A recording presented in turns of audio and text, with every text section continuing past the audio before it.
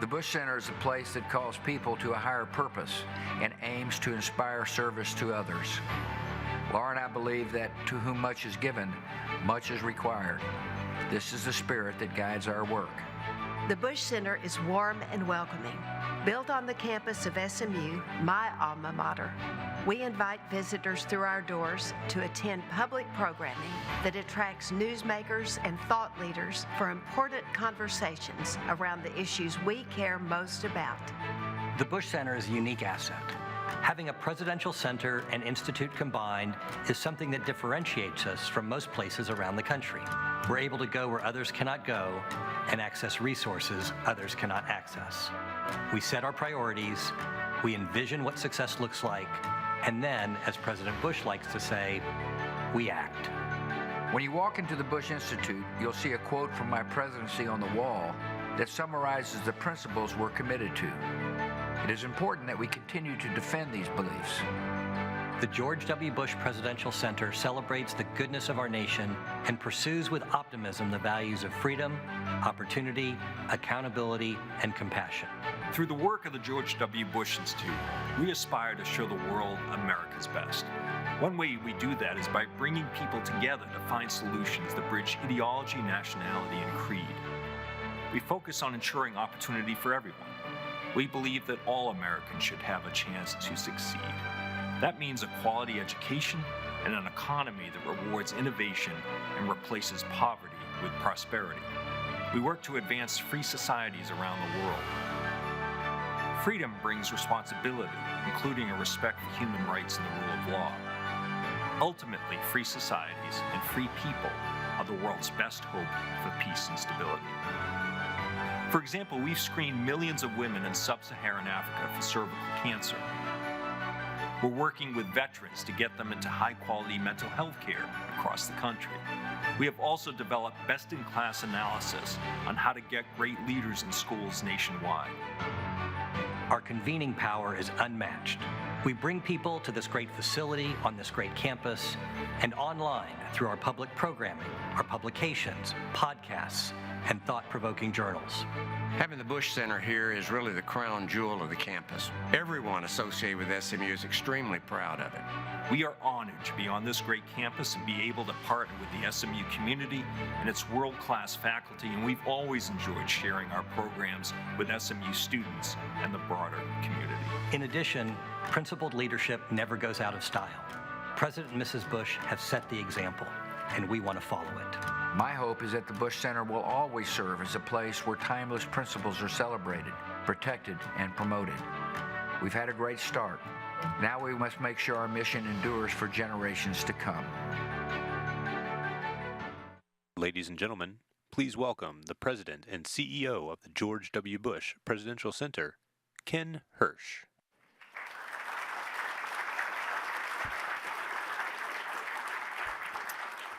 Good morning and welcome. Freedom, opportunity, accountability, and compassion. These are the foundational values that define the public service of President and Mrs. Bush, and these are the values that form the basis of everything we do here at the Bush Center. We execute our mission, that is through policy solutions and public engagement.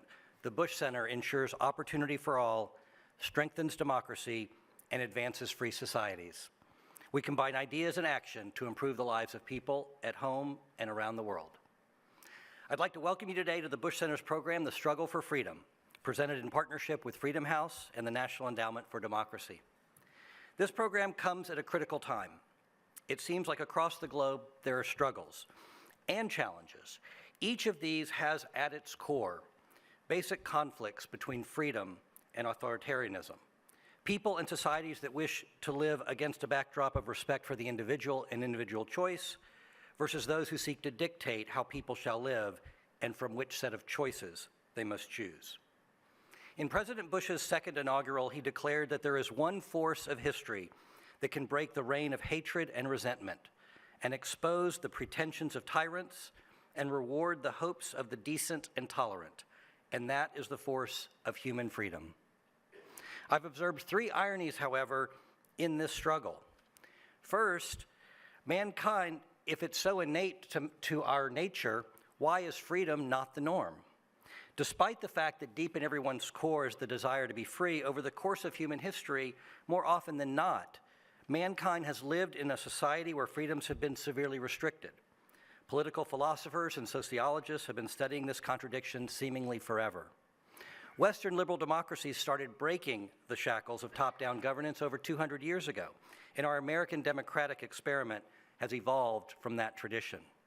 However, over the centuries, countless times such liberal democracies backtracked and succumbed to the rule of those who would restrict freedom. Even once achieved, freedom is not a given. It must be defended. Second, the very definition of freedom continues to evolve. Our institutional frameworks which created a self-governing system were designed by visionary yet flawed individuals. They were brilliant and they loved inefficiency.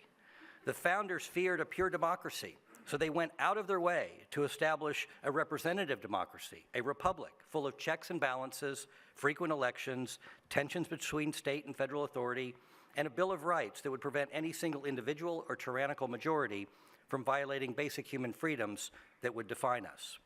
Our Bill of Rights enumerated freedoms, and importantly, the Ninth Amendment makes clear that our rights as citizens are not limited to those specifically outlined in the Constitution.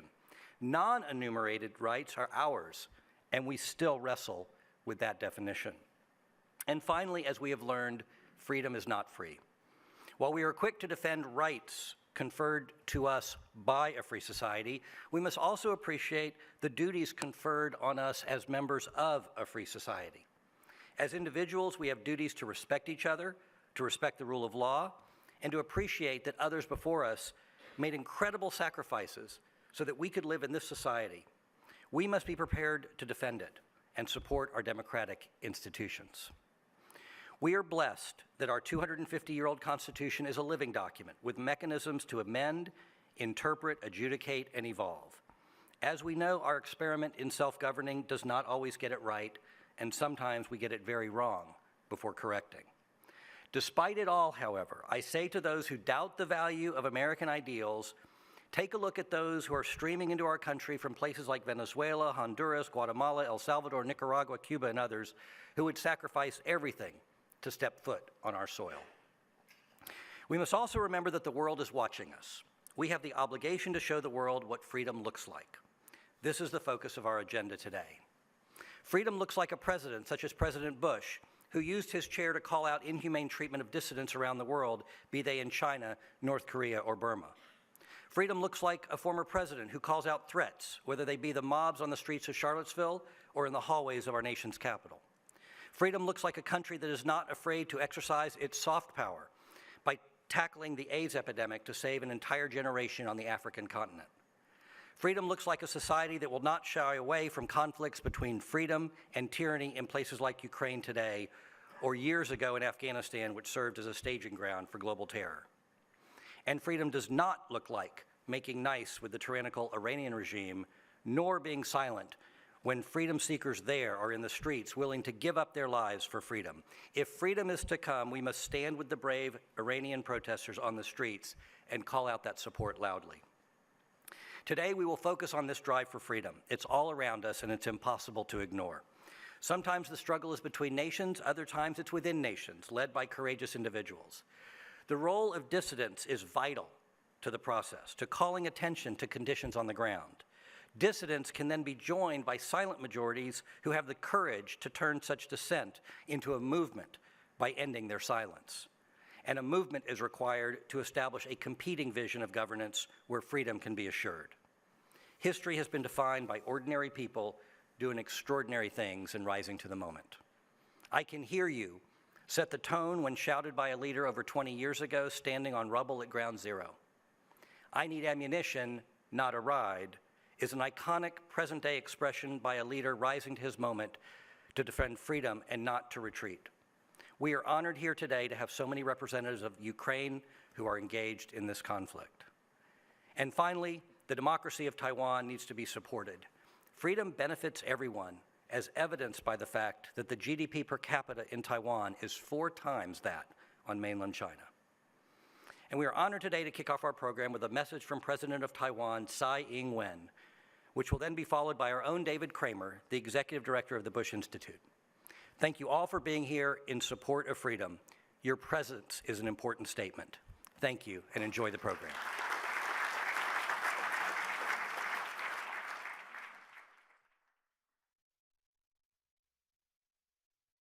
President Bush, Madam First Lady, distinguished speakers and guests, ladies and gentlemen, good morning. I would like to begin my talk by thanking the George W. Bush Institute, the National Endowment for Democracy, and Freedom House for inviting me to speak at this important event on the threats freedom faces and how we can advance liberty worldwide. Just a couple of weeks ago, in recognition of the unprecedented challenge facing democracy and its advocates, Taiwan hosted the 11th Global Assembly of the World Movement for Democracy. With our partner, the National Endowment for Democracy, we welcome more than 200 advocates of democracy, some of whom have devoted their lives to this work, and others who have recently started careers advancing this cause. These supporters of democracy make connections and strategize on how we all can work together better to make democracy stronger and more resilient. At this Global Assembly, we had the special honor of welcoming parliamentarians and members of civil society from Ukraine. I had the pleasure of meeting them and of speaking to them in person. They came not only with stories of courage, but also with warnings.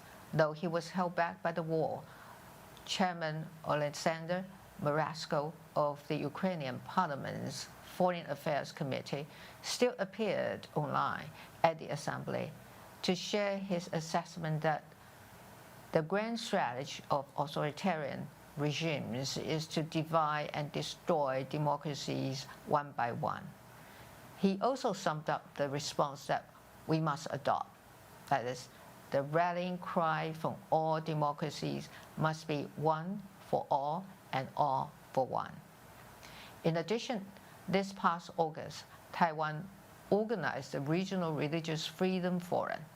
Participants from across the Indo-Pacific shared their stories and advocacy experiences and discussed how to secure the right to practice one's faith at a time when religious freedom around the world is being curtailed by authoritarian powers. These recent events are just part of why I am very pleased to see Mr. Wilson, Dr. Twining, Mr. Abramovich, and Mr. Turkel among the speakers at this important gathering on the global struggle for freedom. Their presence at this conference can serve as an inspiration to our existing collaborations. I hope you all can learn from their experiences in Taiwan while you formulate ways to push back against authoritarian threats and utilize technology to secure the future of freedom. I want to reiterate here that this conference on the world's struggle for freedom could not have convened a more significant time, as democracies and the rules-based international order are being challenged on a daily basis.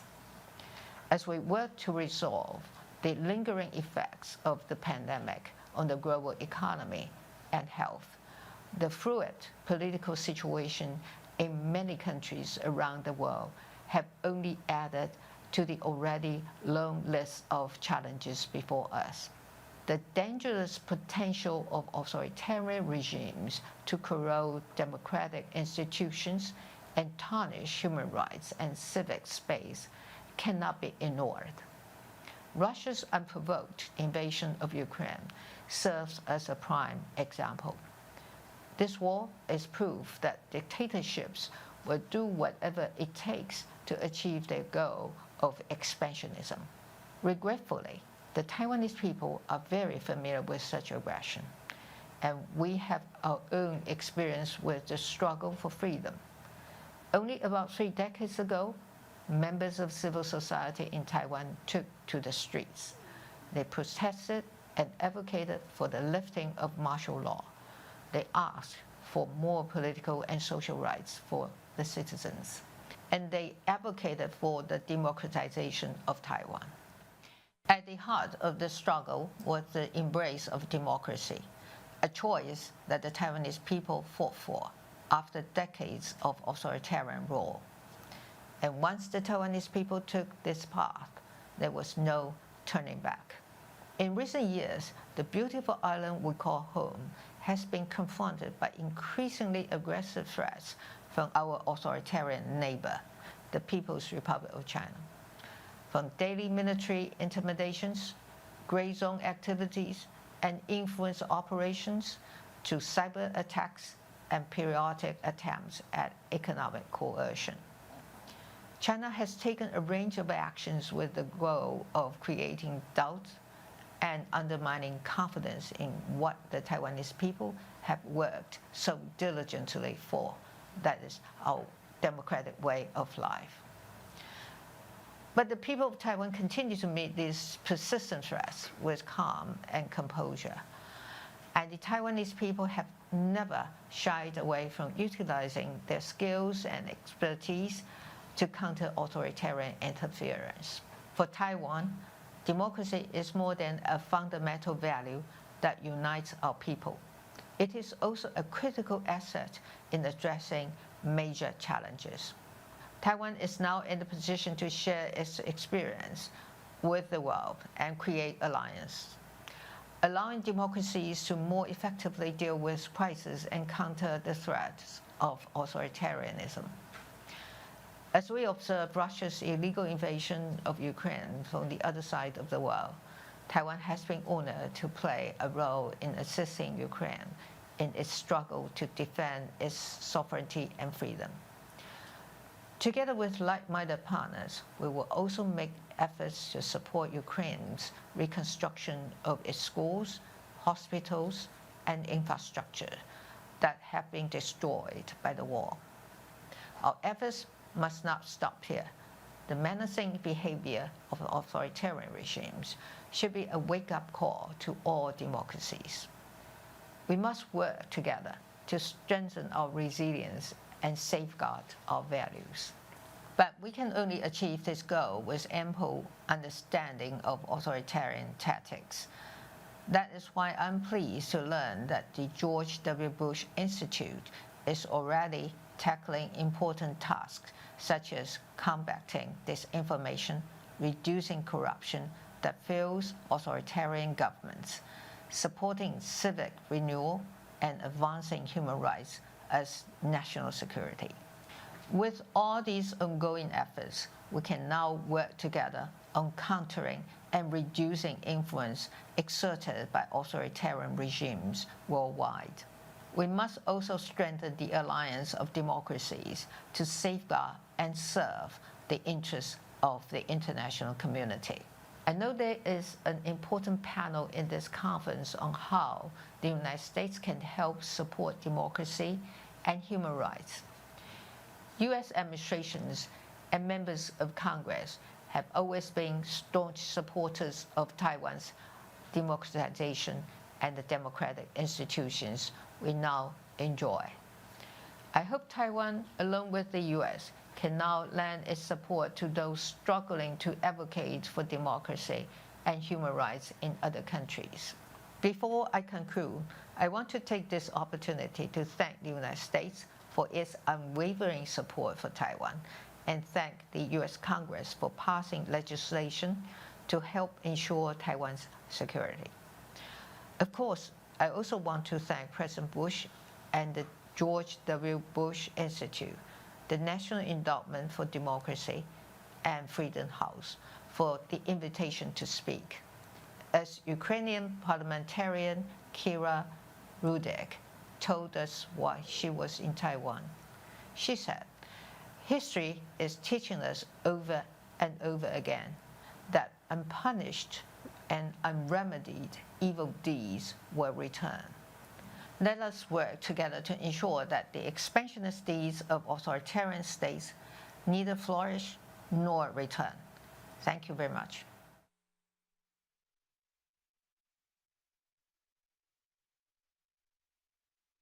Ladies and gentlemen, please welcome the Executive Director of the George W. Bush Institute, David Kramer.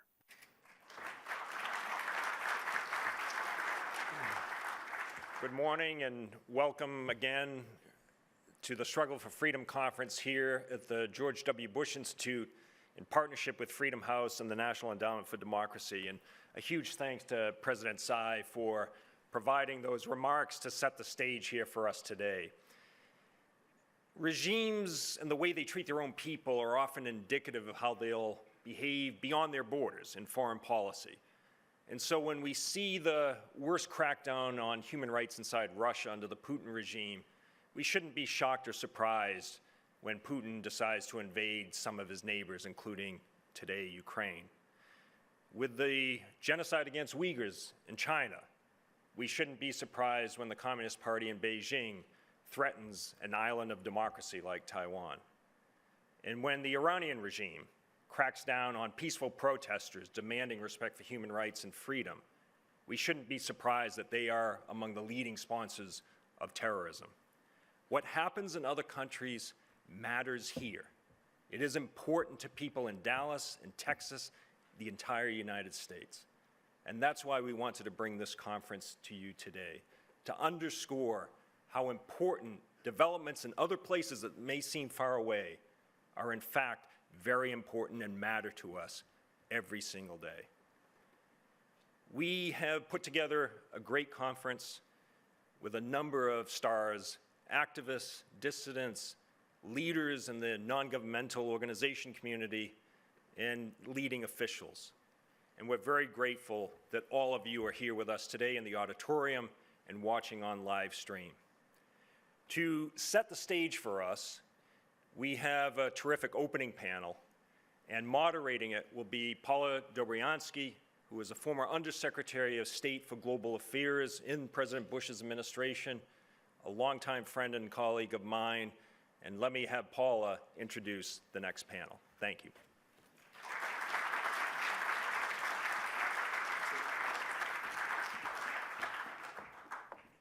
Thank you, David. Thank you, David, and good morning, everyone. I'd like to emphasize the statement made by the President of Taiwan. She mentioned that this forum is being held at a most crucial and critical time, and she's absolutely correct. And for that, I want to thank and recognize the Bush Center, the Bush Institute, Ken Hirsch, David Kramer, and the entire team that's hosted us here today, and all of the supporters of the Center and the Institute who are here with us. We're also very gratified that the National Endowment for Democracy also is a sponsor, as well as Freedom House. So thank you for that. We have a lot to cover and in a really targeted time this morning. And I think that we're going to set, at least I hope, a bit of a framework and tone as we go forward for the day.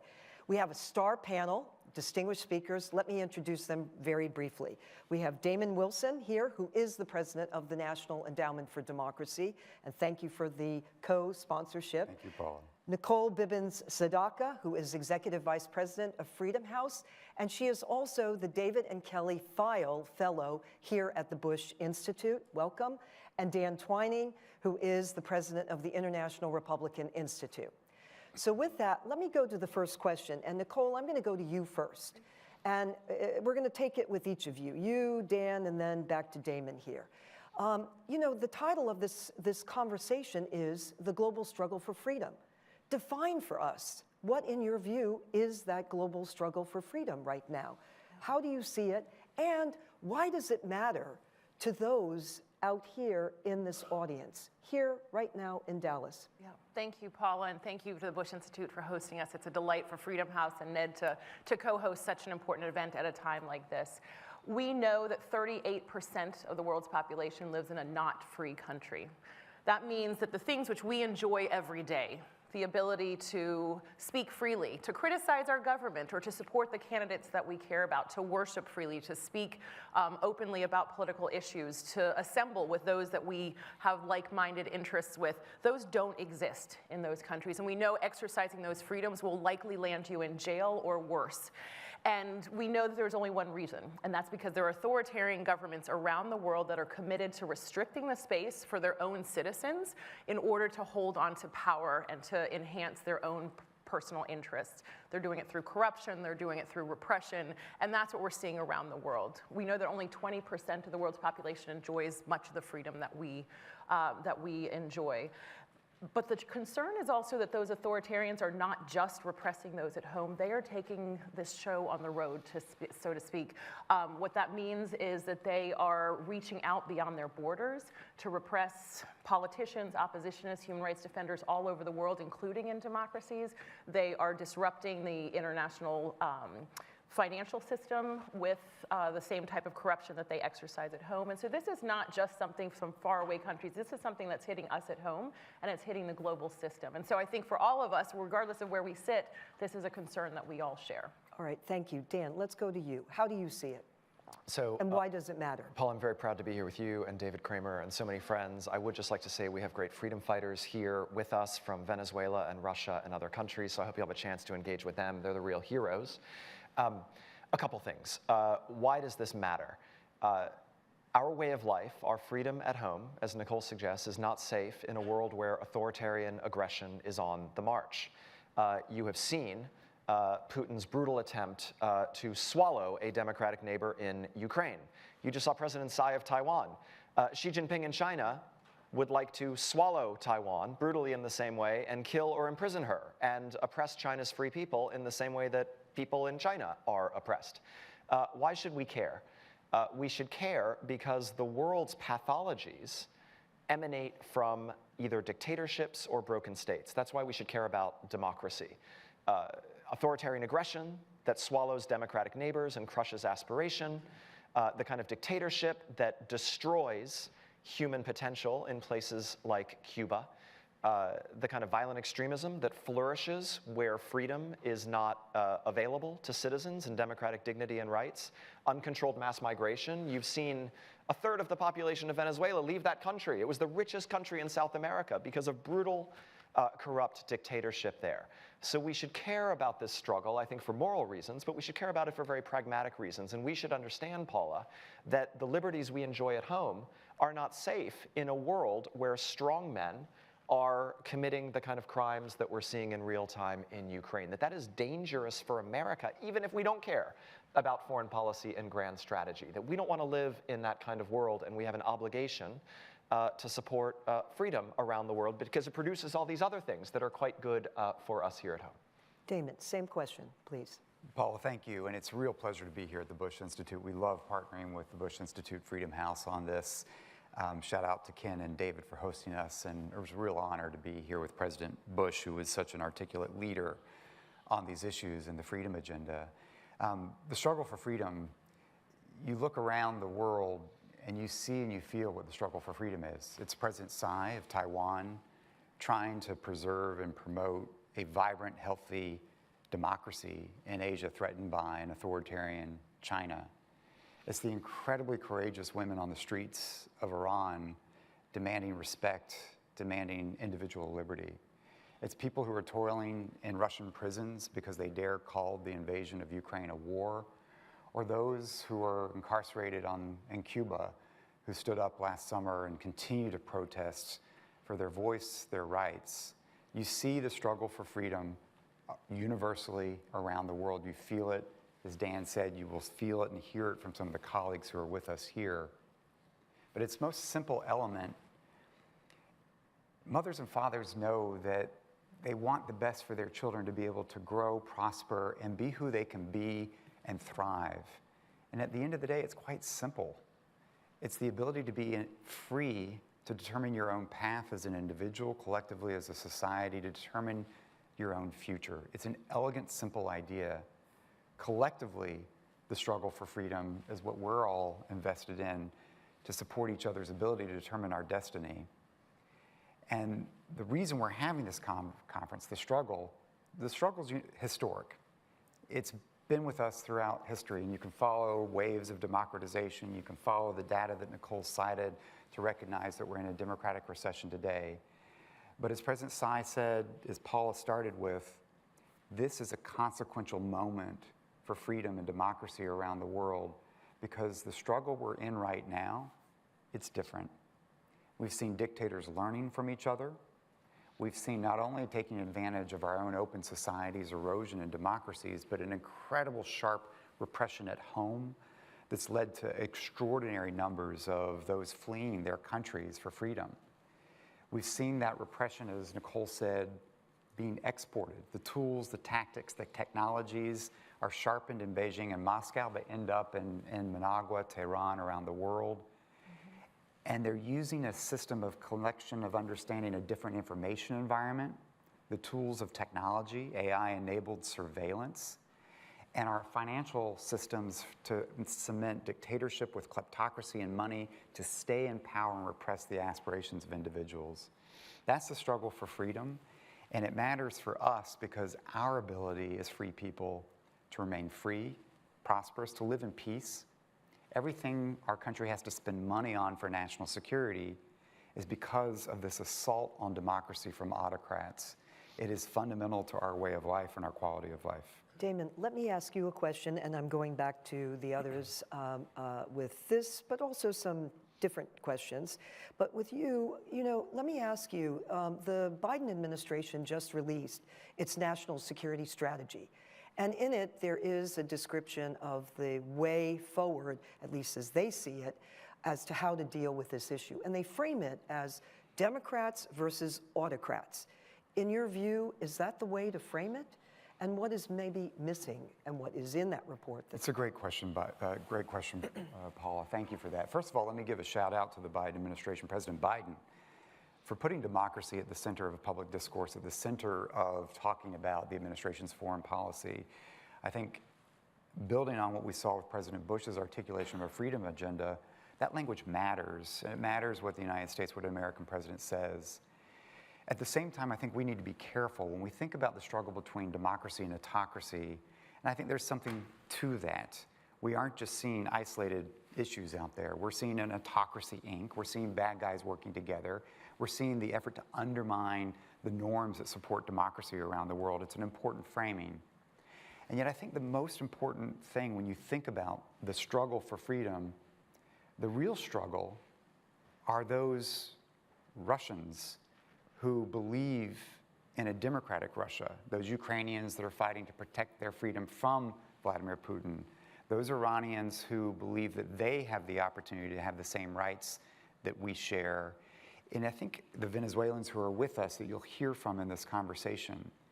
And I think it's very often important that we not fall into an easy binary that understands democracy, autocracy, that the most important part of the struggle for freedom is for those that enjoy freedom, is to be able to simply support the similar aspirations, desires of people themselves. Ultimately, it will be Chinese Democrats, Russian Democrats, Cuban Democrats, Zimbabwean Democrats that fundamentally shape the future of this struggle.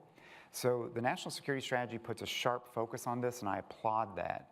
But we can't fall into a binary clash. We need to understand the most important allies we have are those who live in autocratic repressed regimes who know that their children deserve better.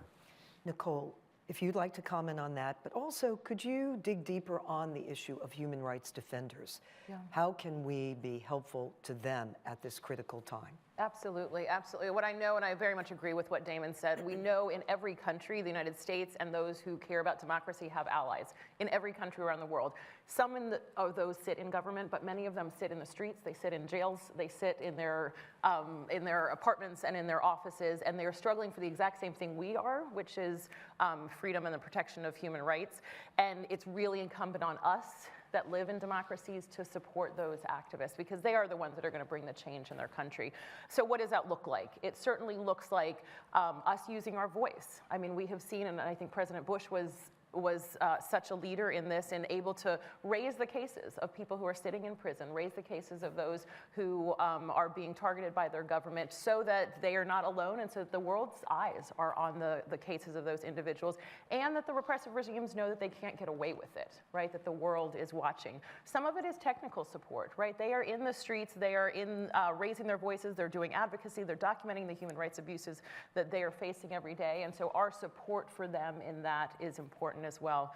We know autocrats are collaborating using technology and using financial transfers. We need to have the exact same support system and the exact same network of supporting human rights defenders with sharper technology, stronger financial capacity, so that they're able to do their work for freedom in the same way that we're able to do it freely here. We're increasingly seeing human rights defenders are also not at home. Many of them have had to flee. Many of them have been forced out of their countries. So they are now sitting in the United States, in Germany, in free countries around the world. And we have a responsibility as well. When those courageous individuals choose to come to our countries where we enjoy freedom, we have a responsibility and an opportunity to welcome them, to support them in their continued work to bring change in their countries. Okay, thank you for that. Dan, if you'd like to comment on the question I posed to Damon about the national security strategy, but also you're a China expert and also Indo-Pacific. You've really spent a lot of time in the region. What is the challenge now from China? It's changed. In fact, your words, it's changed in terms of the struggle overall. What are we confronted with now and what should we be doing? Thank you. So I would like to invoke the late Japanese Prime Minister Shinzo Abe, who was very close with President Bush here, and they did historic things together with the US-Japan alliance. Shinzo Abe coined this idea of a free and open Indo-Pacific. And now a free and open Indo-Pacific is not necessarily full of free and open societies, right? There are countries like Vietnam that are not free. But a free and open Indo-Pacific comprises nations that fundamentally want to prevent a new sphere of influence from China, a new kind of imperial caste to regional order. These are countries that the US can work with. It's very interesting, Paula, you're a great historian.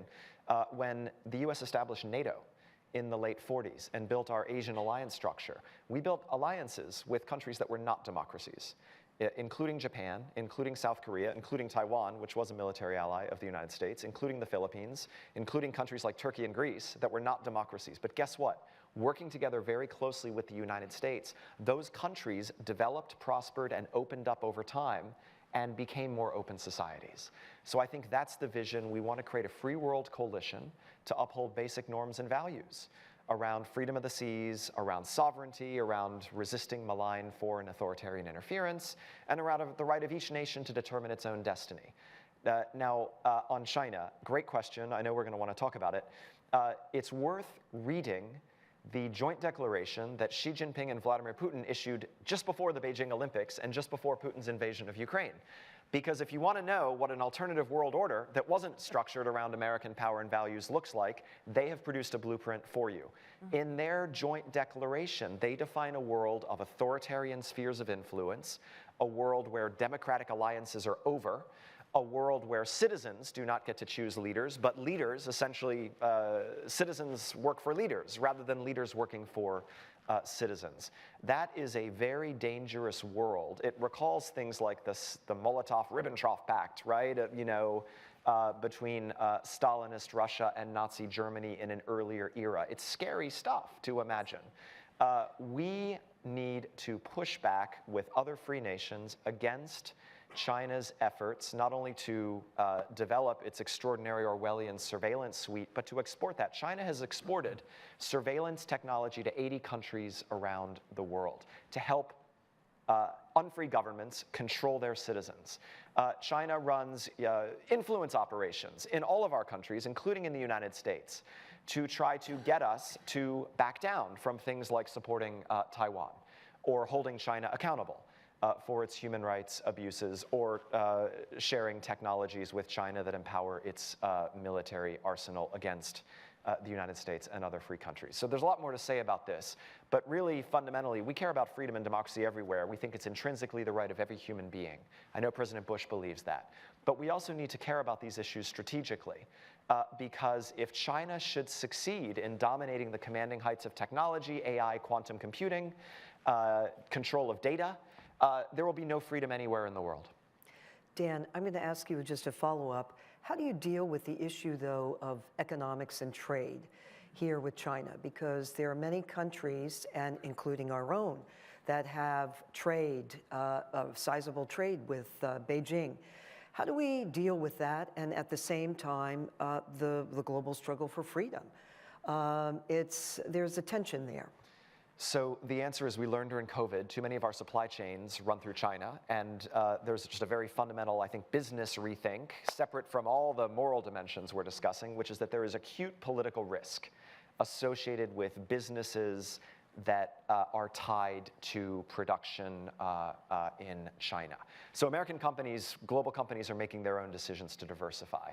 That's one. Two, you just heard from Tsai Ing-wen, 90% of advanced semiconductor manufacturing in the world is on the island of Taiwan, which is a fundamental problem because they took my phone away from me before I came out, but I was going to hold up my phone and say, all of you, your phones will stop working if China invades Taiwan and controls global semiconductor production. Your cars will stop working because guess what? All of our cars now are computers that rely on these advanced chips. I could go on and on, but fundamentally, we have to think about, I think, economic security as part of our national security, and we need to not fall back into blunt protectionism.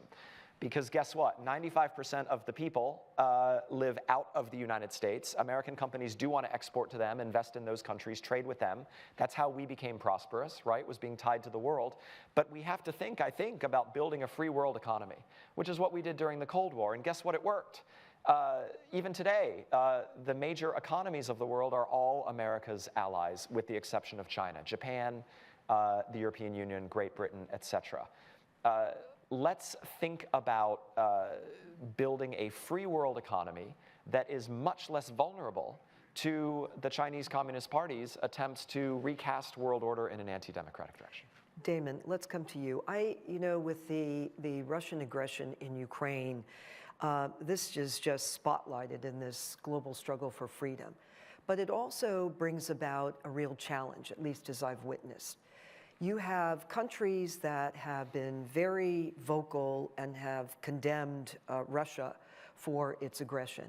But then you have other countries that are just sitting on the sidelines. And some have identified them as sort of the middle. They don't want to, the middle countries, they don't want to align themselves, even though some of them may be democratic, with the United States and with the West, per se. And then you have those that, are the few that are sitting over here and either completely silent or endorsing or having endorsed what Putin has done. How do we, in this struggle for freedom, how do we reach out to those countries that are, as it's been put, in the middle? So part of it is to understand that we are in this together, and free societies better have each other's backs, or individually will be in trouble. As we've seen the autocrats work together, forge coalitions of cooperation, we need to understand that that's central for us. So the Ukraine issue is compelling and challenging, and that it is the most egregious case of a strong neighbor denying the identity, the existence. It is the seeds of what leads to genocide, of extinguishing a people's identity.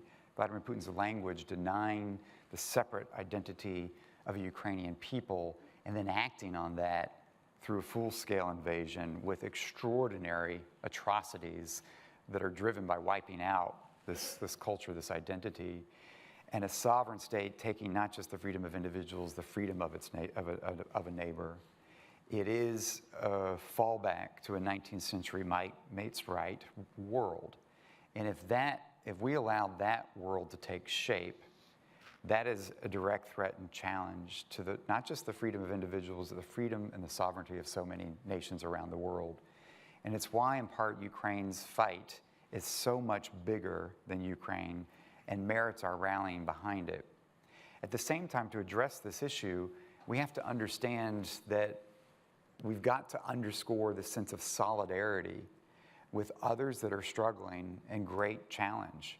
And so part of what is important is that we are attuned to the needs and important challenges that are being faced in the global south from the people who are on the streets of Khartoum in Sudan, the struggles that we've seen with the war that's broken out in Ethiopia, to struggles around the world, and understanding that we have a sense of common cause, a sense of solidarity to support their efforts, and that it's not a value judgment on struggle, it's a sense of understanding that we have to be there. And it's both that moral support, but it's also the real tangible, concrete support. I think the difference we see is the situation for Ukraine, and indeed for Taiwan, I think will have cascading effects for the trajectory of freedom of democracy and impact all democracy movements around the world if Vladimir Putin is able to get away with this invasion, if Xi Jinping thinks he can get away with his invasion, the knock-on consequences throughout the world, I think, will be quite dramatic. Alliances matter, and that matters greatly.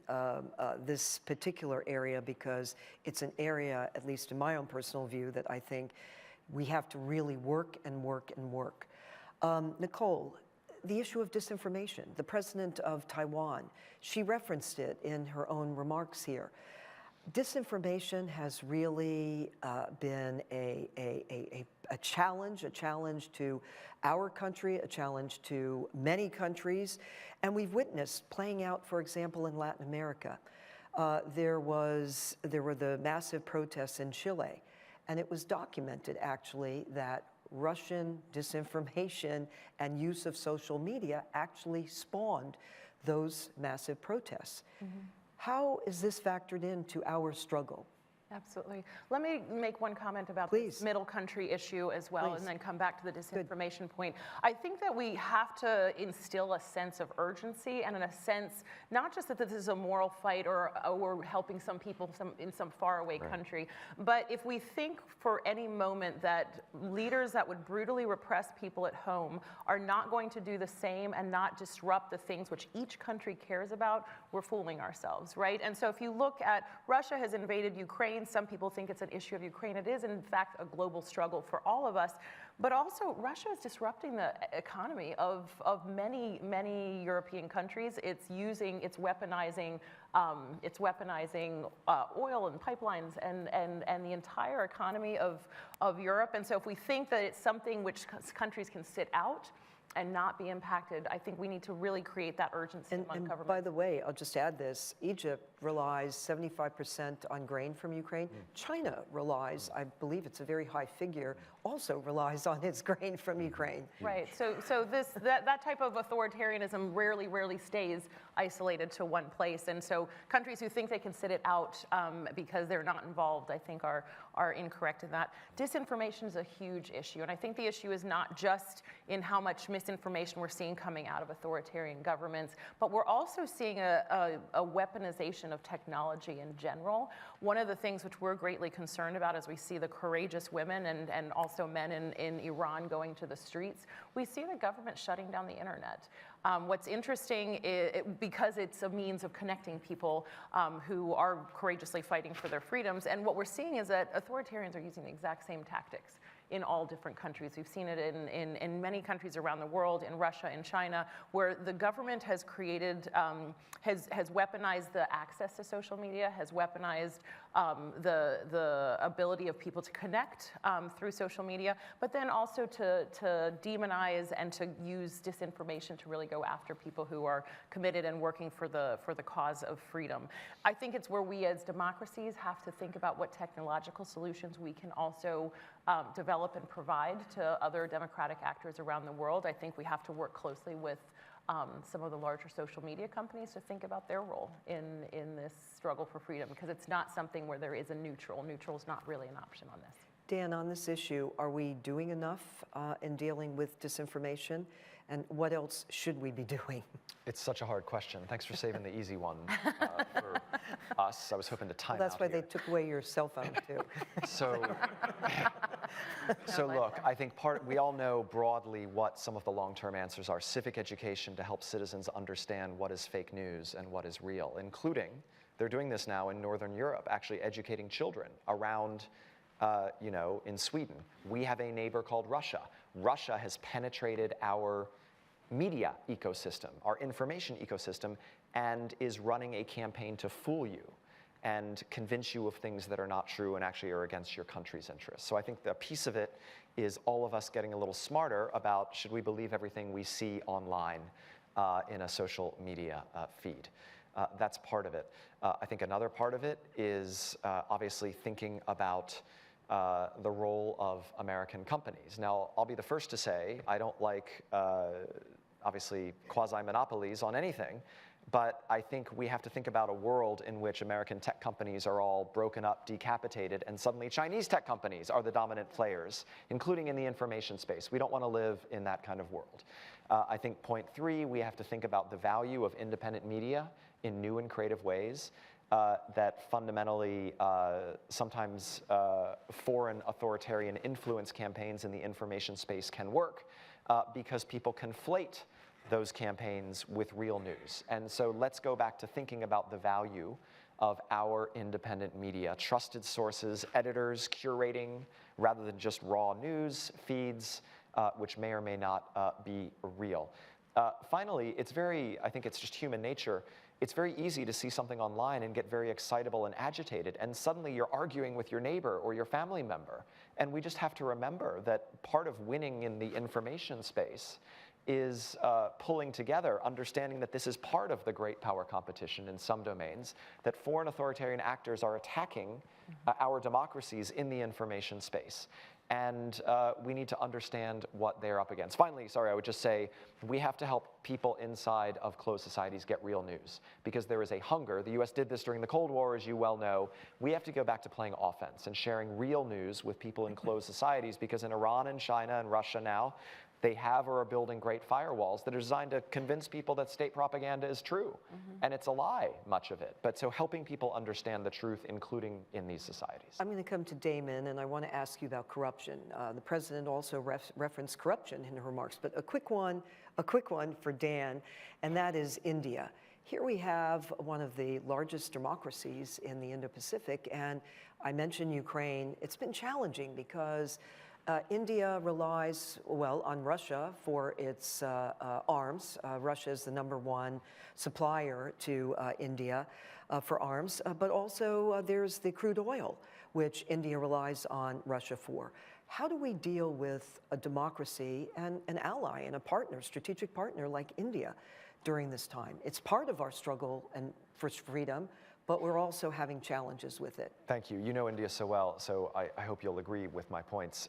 India, we have a huge stake in India's success as a strong, thriving, prosperous democracy that frankly can have another 20 years ahead like China's last 20 years in terms of its own development trajectory, but obviously under free institutions and with free people. A huge stake. There's no other country in the world with the democratic ballast other than the United States of India.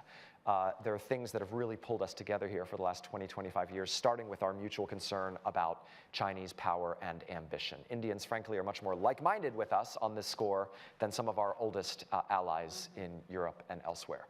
The Indians also have a China problem, which is that they share the world's longest undemarcated border with China. So it's very personal and up close for them. So the answer has to be to work closely with India to encourage its continuing democratic success story and prosperity. But we have very different views on things like trade, on things like data, on things like free media, and we're just going to have to work together despite our differences.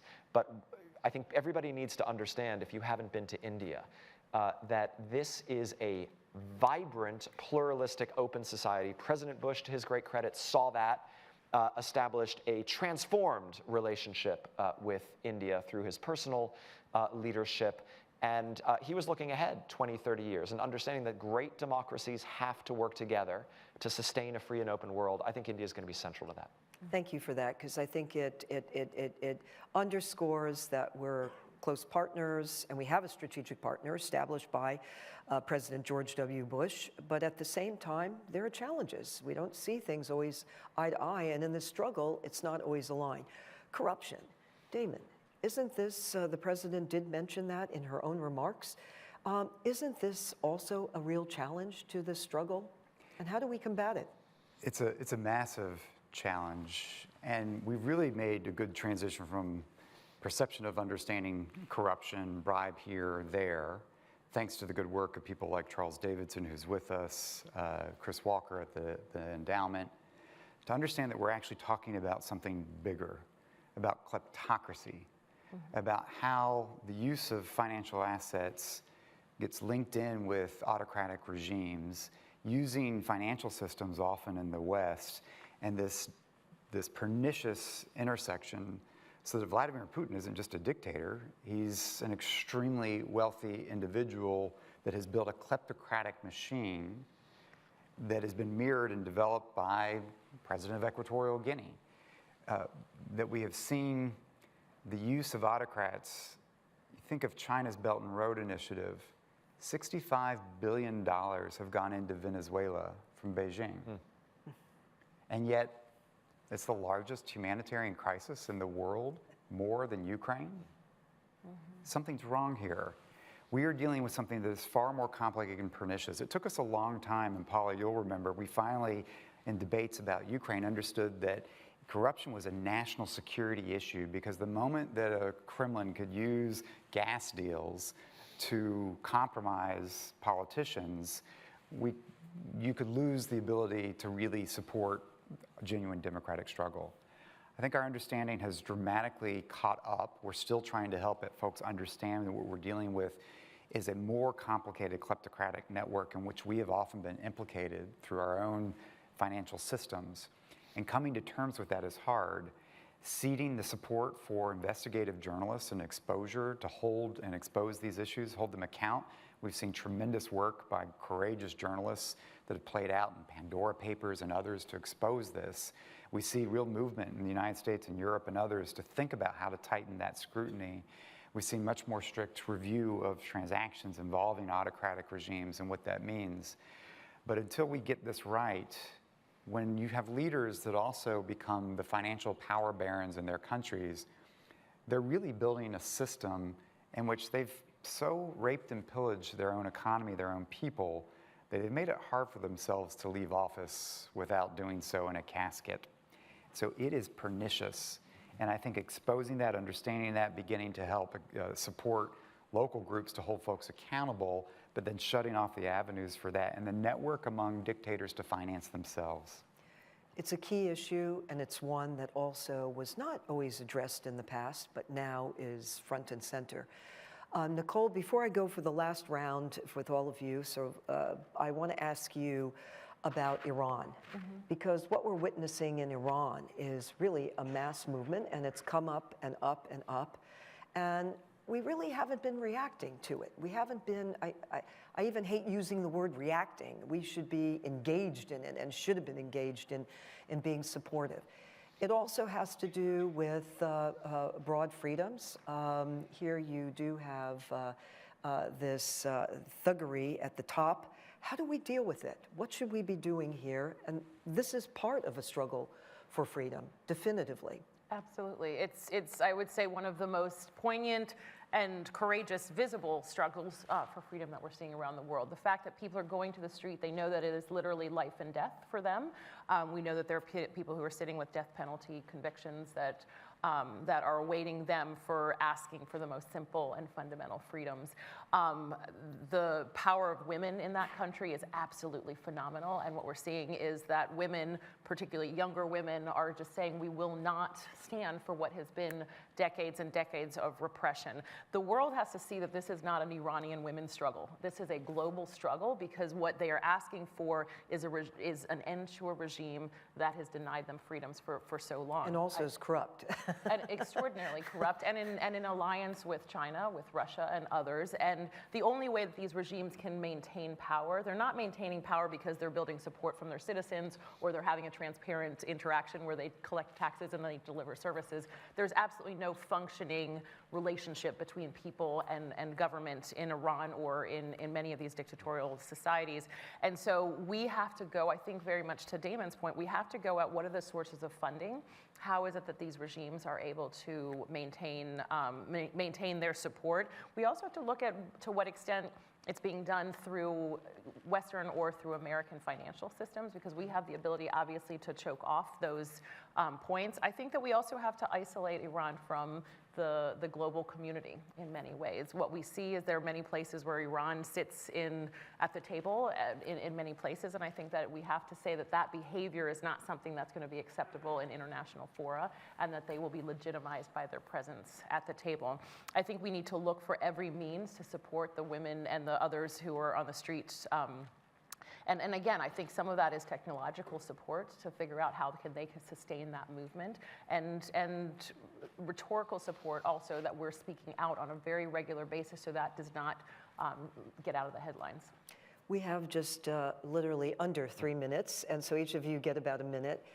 I thought a final question, let's start with you, Dan, and just come down the line, is what are the most effective strategies in this global struggle for freedom and for literally helping, furthering, advancing freedom, and supporting those human rights defenders on the ground? And each of you represent an institution that's on the front lines, working with so many who are also really on, front and center in country and on the front lines.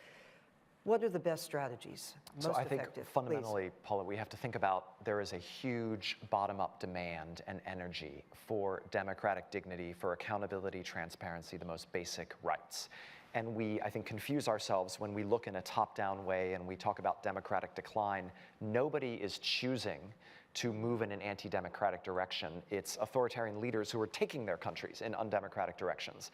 So when we think about our global engagement, well beyond our diplomacy, which often is government to government, we need to think about supporting citizens who are trying to build freer and more open and more prosperous societies. The other thing I would say in 10 seconds is we have to work very closely with our democratic allies. There are very exciting things happening on India. The Quad.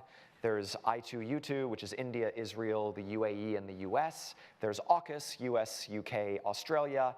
There are exciting things happening in terms of Sweden and Finland have joined NATO. Let's get the democracies together to try to solve some big problems here. Okay, great. Nicole? Excellent.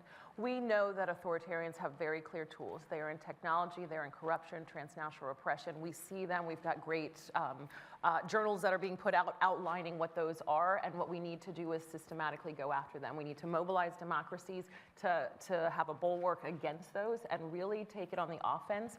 And while we're countering authoritarian power, we also have to know that the people on the ground who are courageously doing things which are much harder than any of us do on a daily basis, that they need every bit of support. So that means that we have to rhetorically recognize and meet with and validate their struggle, keep it in the headlines. We need to provide them with the tools that they need, and we need to make sure that we don't validate the repression that the leaders of many of these countries are enacting on their own people by meeting with and failing to call those out when we see them. It's also great. Freedom House puts out its annual report that everyone looks to, not just in the United States, but globally. Globally, it's a tool and an instrument that provides an important standard and measure and is so helpful to policymakers as well as others. Thank you. Damon. Paula, we like to say at the National Endowment for Democracy that we need to be confident in the values that underpin what we're talking about, the democratic aspirations, these values. We can be proud of our work, but we need to be humble in our approach. At the end of the day, supporting the aspirations of democracy are for people to be able to make their own mistakes, to have a system to resolve differences peacefully, and a system to fix themselves, improve themselves. That's an American story. And that humility, I think, is really important to understand that when we talk about the struggle for freedom, it's not a Washington strategy for the world. It's a recognition of the universal aspirations of freedom, and we're simply being asked to support that. President Bush said that liberty can be delayed, but it cannot be denied. And I'll just close with the simplicity of some things that President Bush did in office. In Belarus, which has been in the news a lot because of the protests, the fraudulent election, long before we saw the democracy movement of today, President Bush welcomed into the Oval Office the widows of the disappeared. Journalists, activists, men who had been murdered, disappeared, quote unquote, by the Lukashenko regime, the same regime in power today. And President Bush just simply welcomed the widows into the Oval Office for a conversation. We see you, we hear you, we respect you, we stand by you.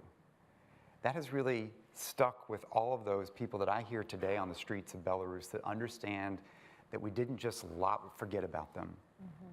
President Bush was in Slovakia and Bratislava to meet President Putin. But before he met President Putin, he met with a group of freedom fighters that spanned generations.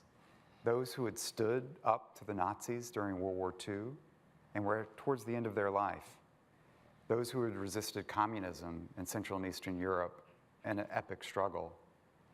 But then brought into that group those who are on the front lines of that struggle today, whether in Moldova, Serbia, elsewhere. And the simplicity of welcoming, we are here in common cause.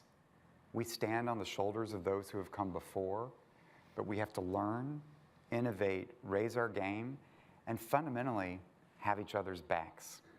And these were some simple lessons that you saw President Bush put into action that remain relevant today in this struggle, which isn't just our struggle, it's Venezuelan struggle, it's Iranian struggle, and we're simply asking, let's give them some support. And if I may add in closing, because you cited President Bush during his tenure, but what is, I think, very significant as well, that has continued on right here at the Bush Center and at the Bush Institute in terms of the support for Afghans, all Afghans, Afghan women, Burma also, I will call it Myanmar, Burma, and also for North Korea, among many others. And that fight continues. So as I promised you, it's a star panel, and it was a star panel, so please join me in thanking them for setting the conversation.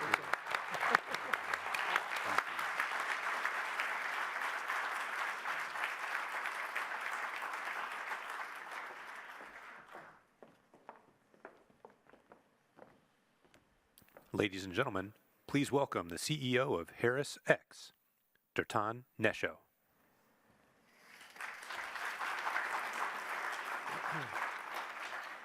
Thanks everyone for being here today.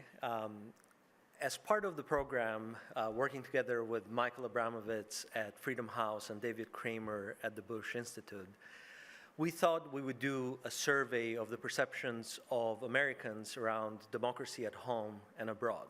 And our core thinking going into this project was that the arsenal of democracy, above and beyond our military might or economic prowess, is really the steadfast commitment of citizens to liberty, freedom, democratic institutions, and actually the ability to make sacrifices or to be willing to make sacrifices to protect those liberties and those democratic institutions.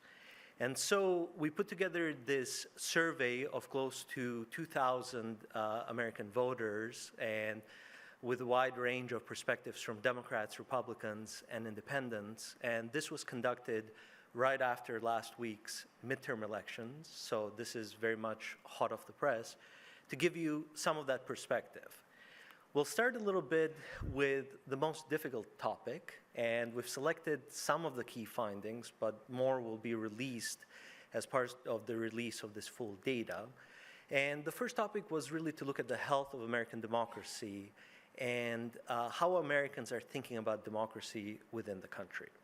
And we start off with some good news that coming out of last week's midterm elections, over three-fourths of American voters believe that the process was held in a fair way and the outcome of the election was fair. This is very important because even in this survey to date, over 1/3 of American voters still believe that there were problems with the 2020 election and that the results of the 2020 elections were illegitimate. So these kinds of findings help reestablish confidence within the electoral process within the country and helps calm down some of the polarization and the politicization that we've been seeing and encountering. Nevertheless, there is frustration in the general workings of American democracy, with 60% of the respondents saying that American democracy is not working as intended. One of the things that we see historically is that when the perceived gap between the ideals of American democracy and the performance of our institution grows in the eyes and minds of the American public and the American voters, there is this general sense of frustration. It has to do with the current economic situation. It has to do with gridlock in Washington, but it's also a story of polarization. If we had asked this question, and I have asked this question in the previous administrations, you would see the responses of Democrats who think that things are going well and Republicans who do not, almost reversed in the same proportions. And that is a story about the polarization within the country, but it's also a story about the lack of a consensus about what does it mean for American democracy to perform in the intended way. And that is why we are all here today, in terms of reestablishing that consensus and being able to move away from partisan frames as to what's going on in the country and into more principle-based frames. So no surprise that 55% think that democracy in the United States is getting worse. There's an old quip that America is a country of unhappy optimists, and that's very much reflected within this data, but it points to many of the themes that I just addressed and as to why there is general frustration. And most importantly, we wanted to assess the confidence in American democracy. And a small majority are still confident in American democracy, and a small majority believe that America will be a democracy. But however, 45% were not sure whether or not America would be a democracy in 20 years. So again, there's some work to be done at home. Things are moving in the right direction with the outcome of the midterm elections, but you see that there's general concern about the state of American democracy amongst voters. Now, voters also think that everything is terrible in America and we are the worst performing democratic system except for all of the others. And one of the things that emerged within the findings is that voters still believe in American exceptionalism. 60% said that America is an example to the world in terms of its democracy, and 55% selected the United States as the best functioning democracy out there, with Canada coming second in the single digits. Now, we also wanted to look at the health of global democracy. It's a lot of data, and I'm going through it quickly, but we'll just address some of the themes. Fundamentally, there's a very strong correlation of whether or not Americans consider countries to be allies and whether or not they consider them to be democracies. And you see that in this list that American voters, and as is perhaps the case for the American government, just gets along much better with other democracies and tend to consider them as allies and also as co-democratic partners. However, overall, voters were split on whether global democracy is expanding or whether it is in retreat, pointing to the current economic environment and the current political environment around the world, which is, again, quite challenged. And they're very much spot on in terms of this perspective.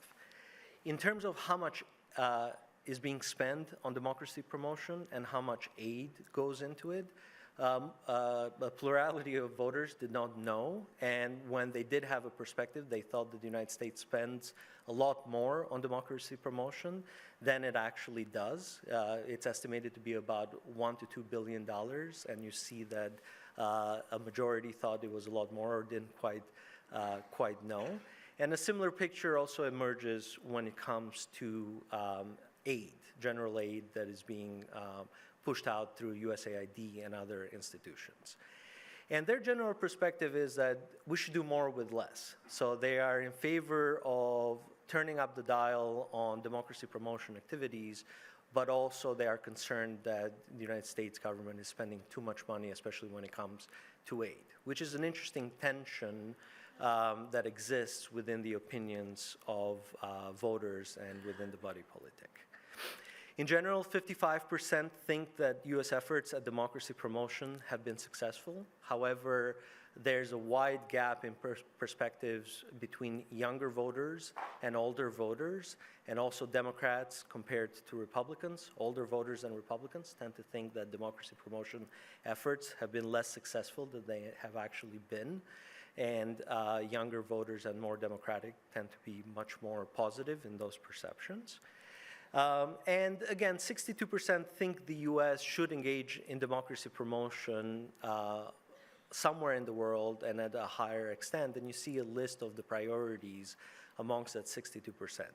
Ukraine, Latin America, Middle East generally, South and Eastern Europe, and then a list of countries, Venezuela, about a third, and so on and so forth. So in general, the perceptions of voters towards democracy promotion are quite strong, although, some qualified opinions in terms of how much we are spending. So over half of voters, and including 2/3 of Democrats and half of independents, said that the US should support activists pushing for human rights and freedom in Iran. This is an issue that's still emerging, so we would expect these perceptions to grow as we go on. Then, when it comes to Ukraine, there's a consensus across the political spectrum that the United States should do more to help Ukraine by providing weapons, by providing different kinds of assistance to the country. And in general, American public opinion has been even stronger than the actions of the administration when it has come to supporting Ukraine.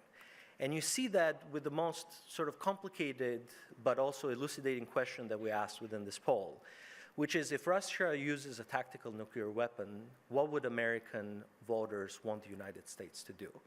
4 in 5 voters would opt in for some kind of an action. 2/3 would bring Ukraine within NATO. And beyond that, you see that a very strong 2/3 of voters would actually want the United States and NATO to neutralize Russian military presence within Ukraine. And then also commenting on Taiwan in the last 15 seconds or so that we have, the United States voter is also very strongly committed to democracy in Taiwan and to being able to do more to defend that democracy within the country. However, they do want a policy of strategic ambiguity. They don't want a red line to be drawn as to what would happen if there was tensions between the People's Republic of China and Taiwan.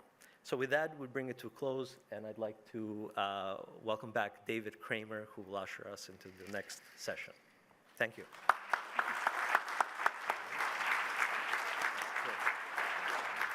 Dritan, thank you so much. It's incredibly important to know what our fellow citizens feel about all these issues, and that's why we're so grateful to Dritan and Harris X for providing this poll for us, specifically tailored for this event. We're very grateful for that.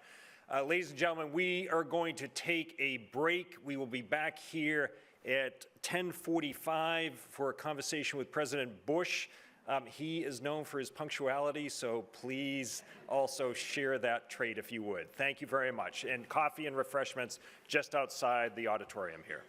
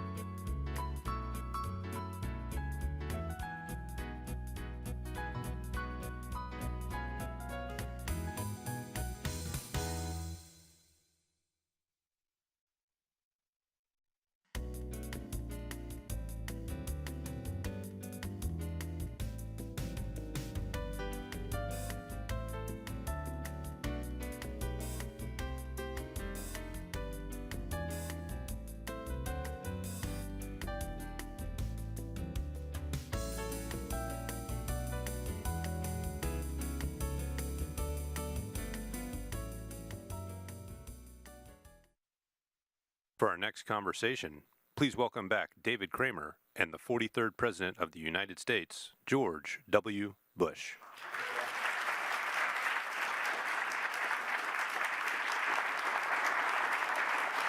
Thank you all.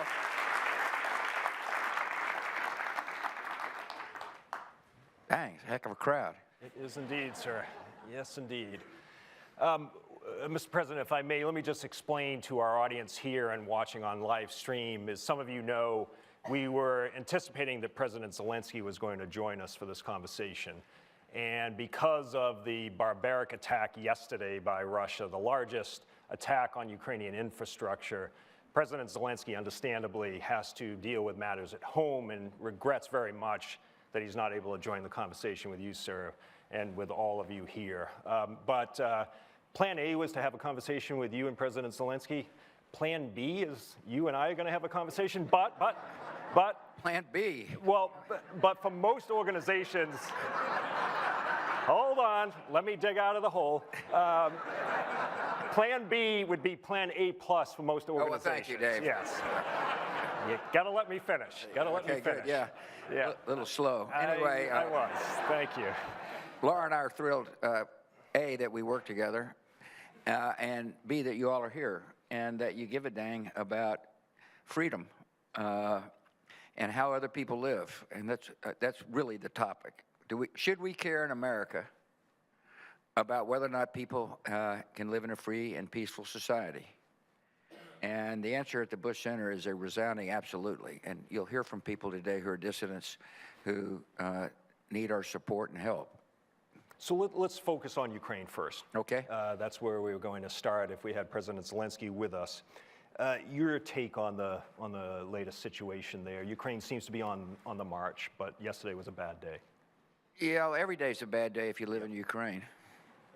I mean, this was a peaceful democracy that was growing its institutions, and its neighbor decides that Russia should own it.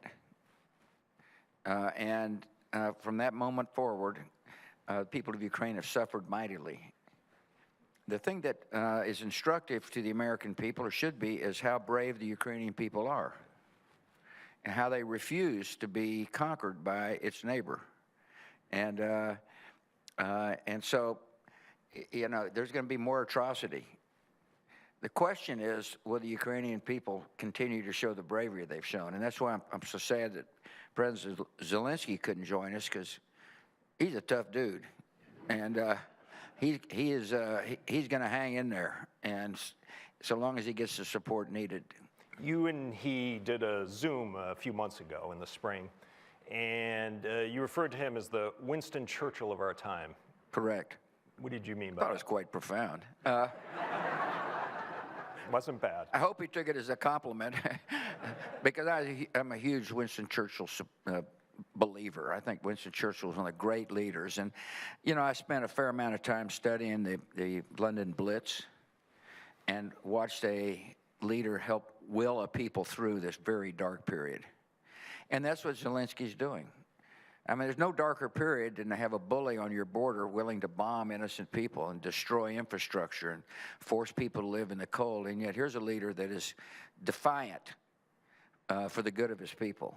And other than the fact that Churchill never wore T-shirts, they had the same. For good reason, I Yeah, say. yeah, sure. Yeah.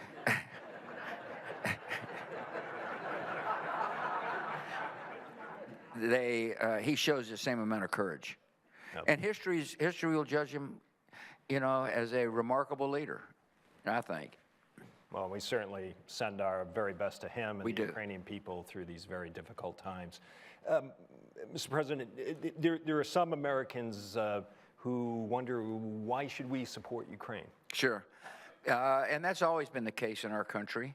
There's kind of an isolationist tendency at times to say, you know, we've got our own problems, let others solve it. It's kind of like the pushback we got on HIV/AIDS, PEPFAR. You know, there's a whole generation of people dying on the continent of Africa, and there were some in our country saying that, why do we want to spend money on total strangers? And one answer is because that's who we are. We're a generous, decent people that care about the human condition elsewhere. We recognize we can't solve all world problems, but we certainly can deal with the big ones. And there's no bigger problem than to have a young democracy bullied by its neighbor, by an autocrat. And we should care about the human condition elsewhere, and we should care about whether or not this young democracy survives, because it's in our national interest. It's not only in the moral interest, in our national interest, because, and here's what the American people have got to think about: what will Europe look like 10 years from now if Putin conquers Ukraine? The whole strategic balance of Europe shifts dramatically. And by the way, next would be the Baltics, with whom we've got an alliance called NATO. And the whole trading regime of the United States and Europe shifts dramatically. So it affects us economically. So not only does it affect us spiritually as a nation that believes in freedom, if Putin prevails, it affects us from a national security perspective and an economic perspective. And this is a very important issue. And, you know, I know there's voices saying, well, we can spend money elsewhere and do this and that. But listen, our government's spending a lot of money, which, by the way, is frankly a big issue as to whether or not we're going to be able to solve our debt. But the amount of money going to Ukraine is small compared to how much money we're spending elsewhere. And yet the consequences for failure are significant, not only for the Ukrainian people, but for our own country. And so, yeah, we're big believers in Ukrainian freedom here at the Bush Center, as are you. Yes, sir. You mentioned PEPFAR, and I'm going to go off the track of freedom, although it's actually related. Next year marks the 20th anniversary of PEPFAR. Correct. You will be recognized December 1st, World AIDS Day, by the U.S. Global Leadership Coalition. We will have an event in Washington next February. It has saved an estimated over 21 million lives. Right. Can you just explain for this audience? Because it is related to freedom. It helps stabilize countries so that they don't become vulnerable to extremist forces. Correct. But your vision behind it. Well, my vision was we're all God's children. Every life is precious, and there was a pandemic destroying an entire generation of people on the continent of Africa, and we're the greatest, most generous nation ever. And if we sat on our behinds... laurels. Huh? Our laurels. Yeah, okay. Well, yeah. Trying to clean it up. It's kind of hard to sit on laurels. Anyway, you didn't say Laura, did you? Okay, it was nice working here. I'm going to leave now. No. Yeah, no, it's, you know, it's very, and you mentioned this award. I don't want any awards. I've had the biggest award there is, being President of the United States, but I'm going for one reason, because I want to remind Congress this is a program that actually worked. We set clear goals, measurable goals, and we continue to measure the goals, and therefore their money being spent is effectively being spent. And that's why we're going, is to help. But the people who deserve the credit are the American people. They funded the program, except they have no idea what we're talking about. And so to the extent that we're going to talk about it in Washington, we'll hopefully remind people about the generous nature of our country and the impact we can have on dealing with big issues. No bigger issue than helping dissidents and people locked in political prisons know that there are people who care about them, and that we hear their voices. And that's what this conference is about today. The Freedom Agenda defined much of your presidency. Your second inaugural speech was devoted to it. Nearly 2 decades later, how do you see things? Well, one reason, so the attacks on 9/11 really were an ideological attack. It was those who have a dark vision of the world versus those of us who believe in light. And I say light, that's the recognizing the universal desire for people to live in freedom. It's not an American gift. I happen to believe it's an Almighty's gift to the world. And so it was, if you're dealing with an ideological conflict, which I felt we were then, and I still feel we are, the ultimate outcome determines how people live. And therefore, I felt in order to extinguish the ideology of extremism that we ought to help others realize the blessings of freedom. And it was controversial, David. I couldn't believe it was controversial, but it was. How dare you impose your values, people would say. all around the world, and kind of in justification for those who squashed people's rights. But I was determined that this country would send out a message that if you live in darkness, we're going to try to help you.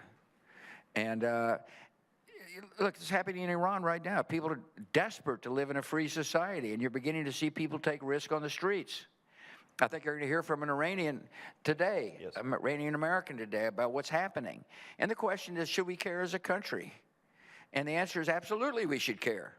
Not only for the sake of peace in the Middle East, but for the sake of the people struggling against autocracy. And and so part of our mission here is to help make sure Americans don't get so comfortable in this free society that they forget about others. In this struggle of democracy versus authoritarianism, you were just touching on this. What is at stake? And is that the right way to look at this? It's between democracy and authoritarianism? I think it's between freedom and human condition and human rights versus authoritarian government that doesn't grant those. Democracy tends to yield human dignity and human rights better than any other system. But I believe it needs to be put in a personal connection. I mean, you're going to hear from a person whose mother's locked in a Uyghur prison camp. You know, we can argue forms of government, but what we ought to be focusing on is whether or not we can help people who are locked aside in one of the largest labor camps, prison camps in the history of mankind. I don't know if Joseph Kim is speaking today, but he works here for a North Korean escapee. And this guy, Kim Jong-un, has got the largest prison camps, even bigger than the Uyghurs in the history of mankind. And so should we, I know we can argue forms of government, but initially it is whether or not, you know, the Joseph Kims of the world should be listened to and heard. And anyway, that's what we're doing. Yeah, it's again, I'm just concerned about isolationism in our country, basically saying who gives a damn. And the Bush Center, our message is we give a damn, loud and clear.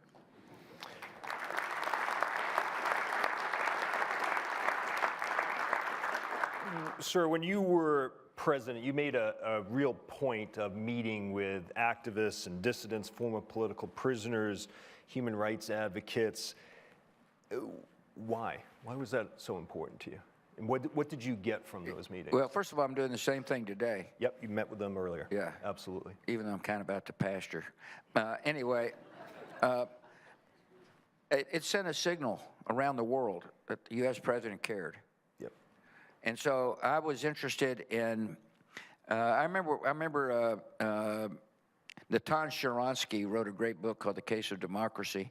He was a political prisoner, and he told me what it was like to hear Ronald Reagan's voice. And I said, wow, you know, I'm going to try to lend my voice. And, you know, you just don't know when you're the U.S. president how far your voice can travel. But I guess pretty far. And so meeting with these dissidents and political prisoners elevated their status. And, you know, hopefully a political prisoner noted that the U.S. president was meeting with a political prisoner who had just gotten out of the same prison. And plus, there are some amazing people. I mean, it invigorated me and Laura to get to know Václav Havel, for example. I mean, this guy was like Mr. Courage. Yep. And the world can be short of courage. But to highlight courage also maybe encourages other people. And the other thing I didn't do was meet with the thugs that were ruining these countries. I wouldn't meet with Putin. I did meet him alone as president. But anyway, he changed. And... but, you know, like Hugo Chavez, you'll hear from a Venezuelan dissident today. I wouldn't meet with him because I didn't want to lend our great status as a beacon of freedom to, you know, honoring an autocrat. And, you know, some people disagree with that position. No. But when I did meet with, like, the Chinese leaders, I always talked about the need to have freedom of religion. And I didn't do it to embarrass them. I just did it to remind them if they had had free religion in their country would be better off, particularly when it came to helping a neighbor in need. We went to church. Laura and I went to church. We were going to go to underground church, but the minute the president shows up, it's not underground anymore. But we went to a church. You know, it might have been kind of a fake church, I guess. But we went sending a signal to religious dissidents within China and around the world that the American president cares. So I spent a lot of time doing that, Dave, and I became a better person from doing it.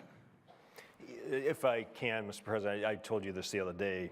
In September 2008, I was working in your State Department, and we were in New York on the margins of the UN General Assembly, and you had just met with a group of activists and former political Right, I remember prisoners. that. Didn't we have a picture about Ellis Island or something? Yes, exactly right. Yeah.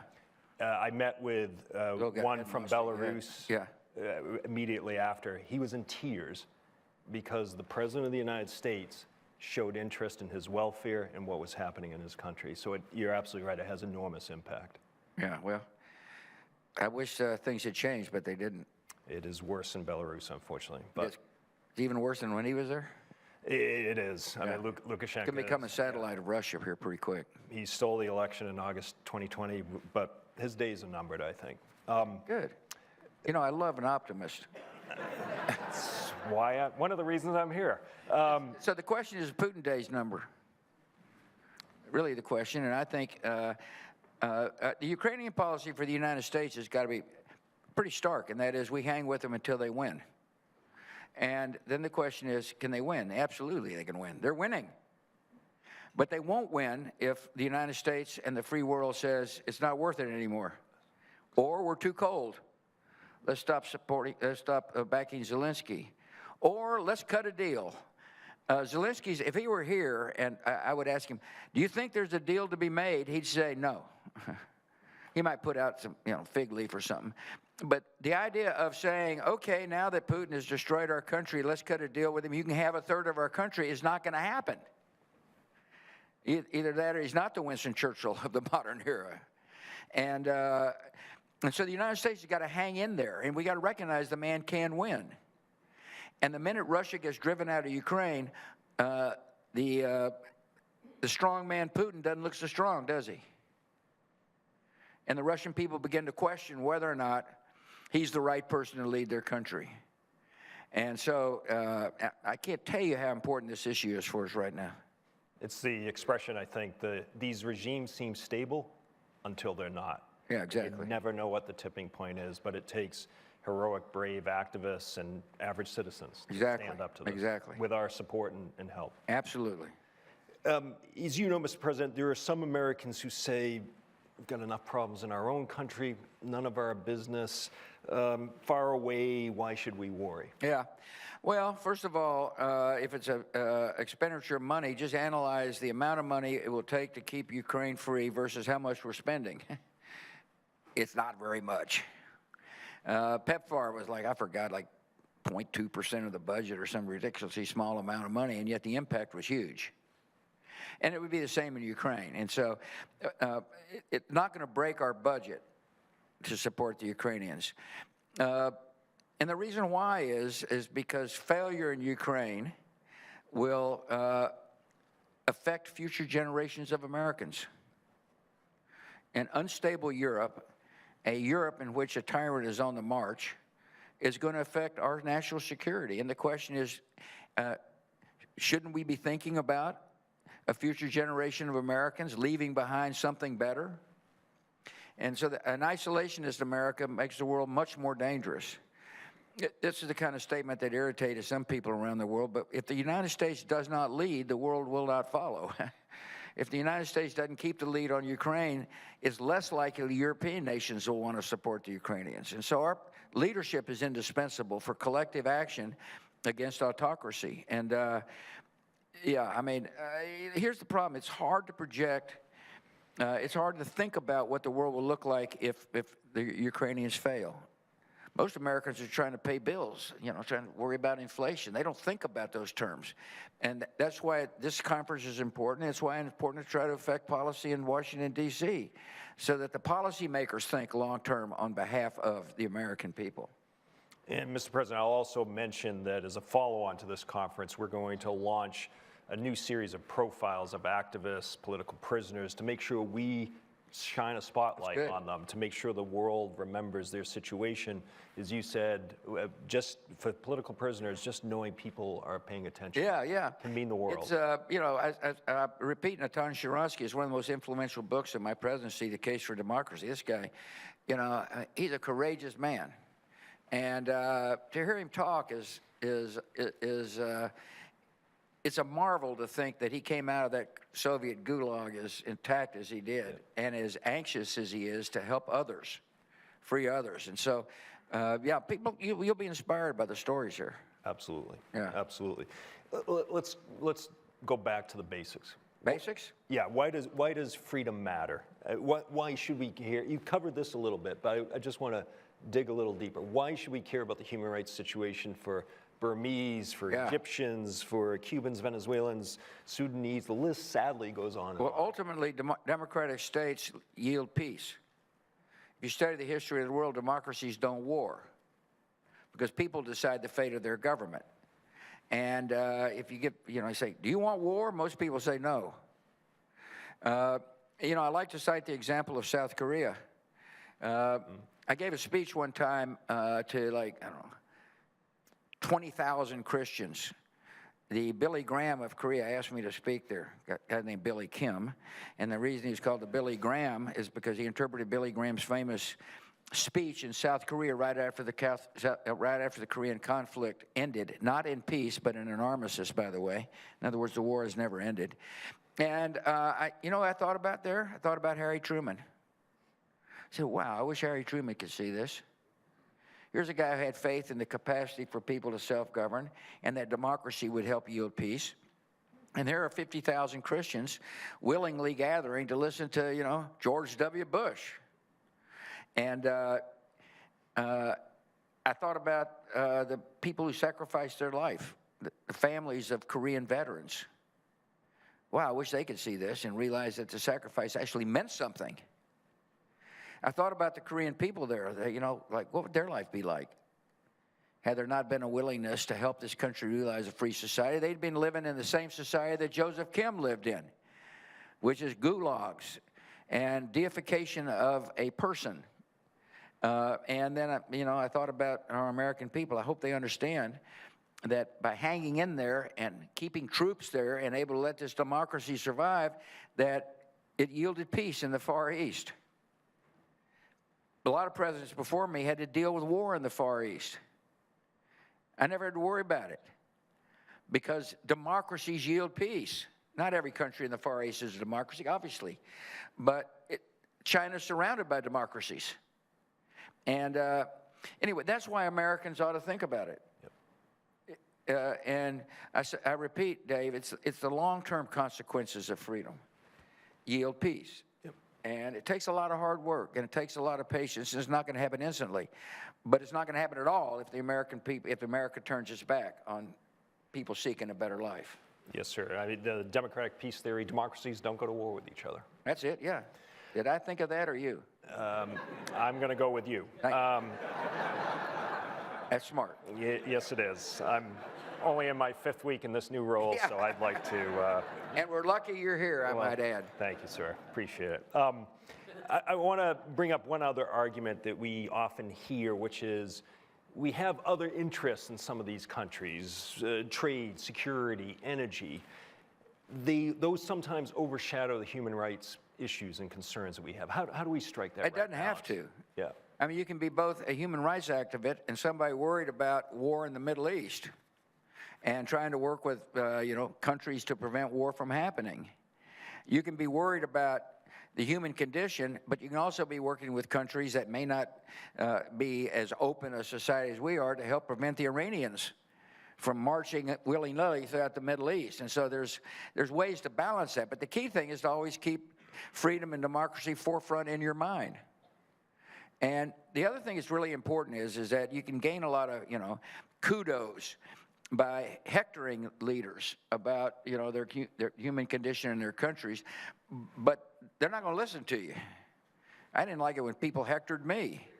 And so I think the best policy is for a U.S. president and the people working with him to keep freedom in the forefront of the strategy but also never embarrass your host and never try to gain, credibility with the newspapers. And, oh, man, isn't this guy marvelous? But all of a sudden, you get shut out from any advancement of the free societies. I was a big Arab Spring guy. I thought it was inevitable. I thought it was a great moment. People rising up and say, we want to live in a free society. And it created turmoil and chaos, no question about that. On the other hand, to me, it verified my belief that people want to live in a free society. And, some in our country say, Muslims don't want to be free. And I say, yeah, that's interesting. We said that about black people in America for too damn long. And so, yeah, there's kind of an arrogance to living in a free society and saying others can't realize the blessings of freedom. We disagree with that here at the Bush Center. Yes, sir. We live in polarized times. Yes, we do. But is this issue supporting freedom? This is an issue, it seems, that Republicans and Democrats can and should agree on. I'd hope so. I suspect at the extremes of both parties, there are people who say, it's not worth it. But I would hope it's the kind of issue that people can come together. It seems like to me members of Congress in both parties are hanging in there with Ukraine. I hope so. I repeat, all they got to do is look how much money they're spending elsewhere and say, well, a little bit of it should go to Ukraine at least for the sake of peace. But it seems like it, Dave. I hope so. I mean, I'm a loyal Republican, and I'm going to keep my voice out there regardless of what other Republicans say.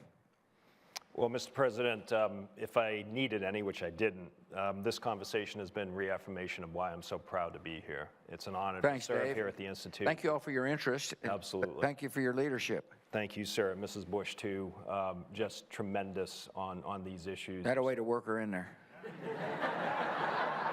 Well, I had to recover from earlier. Yeah, that's right. Very deft. You didn't exactly help me out there before. It's going to be a good conference today. It's a great conference. We still have a lot to cover. The activists, I think, are next, if I remember the schedule. And we will have a panel talking about what the U.S. can do to help. And we're going to end it actually on an interesting note about sports and human rights. We have Joey Cheek here to talk about the brave stance. Yeah, I saw Joey earlier. Took. Exactly. Nobody's ever heard of the guy. But anyway, it's... Joey, don't leave. Don't leave. He's an Olympic athlete. He is indeed. Who got burned because of his support in Darfur. Yep. He took a brave stand. Yeah, he did. And we're proud We need more brave him stands. We do indeed. I'll tell you something you don't know about Joey. He's got a 2-year-old child. I actually knew that, but go ahead. Well, you're supposed to say. Right. I mean, yes. Right. Sorry. I'm glad you. We'll work on this. I'm glad you brought that to my attention. Who else you got? Earn time. We have Alice Albright, Albright, whose mother. Yep. I painted her mother. No, that's right. On my book on immigrants. Yep, exactly. The reason I did is because A, she's a courageous, smart woman, but I also painted Henry Kissinger. Think about this: 2 Jews escaping Nazism and communism, in Madeleine Albright's case, come to our country with basically nothing and end up being secretaries of state. It's an awesome country where people can come and realize those kinds of dreams. And, we're glad she's here. Thank you for inviting her. Gave me a chance to pitch my book. Well, and also MCC happened under your administration. It did, yeah. She'll Millennium talk about Challenge that. Corporation. And the 20th anniversary, Alice, I think is coming up in 2024, so we'll look to bring more attention to that. You look at PEPFAR, you look at Millennium Challenge Corporation, life-saving programs that also insist on accountability, data. It's not just throwing money, it's making sure the money is used effectively and wisely, and it is life-changing. Yeah, thank you. Yeah, well, anyway, you got any other way to burn time, or should we get off the stage? Probably safer if we get off the stage. Have you heard the latest one about... Oh, yeah, no, it's time to go. Thank you. Mrs. Bush, help. Thank you, sir. It's an honor to be up here with you. Thanks for joining the conference. It means a great deal. Again, our thoughts and prayers go out to President Zelenskyy and the Ukrainian people in this incredibly difficult time. But as you said, their heroism is a testament to the amazing people that live there who want to live in freedom.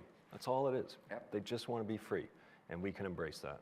Sir, thank you. All right, David. Good job. Thank you. You too, sir. Thank you.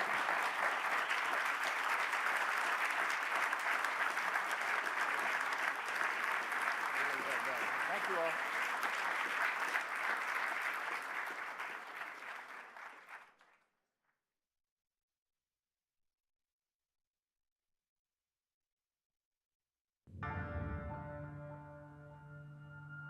Sometimes people talk about freedom as if it's an American value or it's a British value or Western values. The idea of freedom, it's a universal value of the human spirit. And everywhere, anytime, any place, people get the opportunity to choose, they choose to be free. And why wouldn't you? Nosotros, los que no nacimos en libertad, los que no hemos conocido la libertad, yo creo que el solo hecho de quererla, de luchar por ella sin verla y sin conocerla, yo creo que dice mucho lo que significa esa gran palabra. 인간이라면 누구에게나 있는 게 사실 자유라고 생각을 해요. 누구에게나 인간으로서 누릴 수 있는 권리, 행복, 이런 것들이 다 자유라고 생각을 하는데. What freedom means to me is everyone basic rights are granted in equally, respectfully, and with dignity, regardless of differences. Human beings have tried to translate that God-given right into political rights so that we are protected from the tyranny of the state, from the arbitrary power of those who would rule us.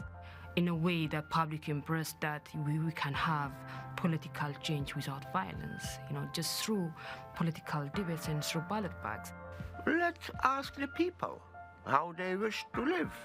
It's not a matter of choosing, the political party from the left or a political party from the right, but go to vote, because hundreds of people died in order for you to go to vote.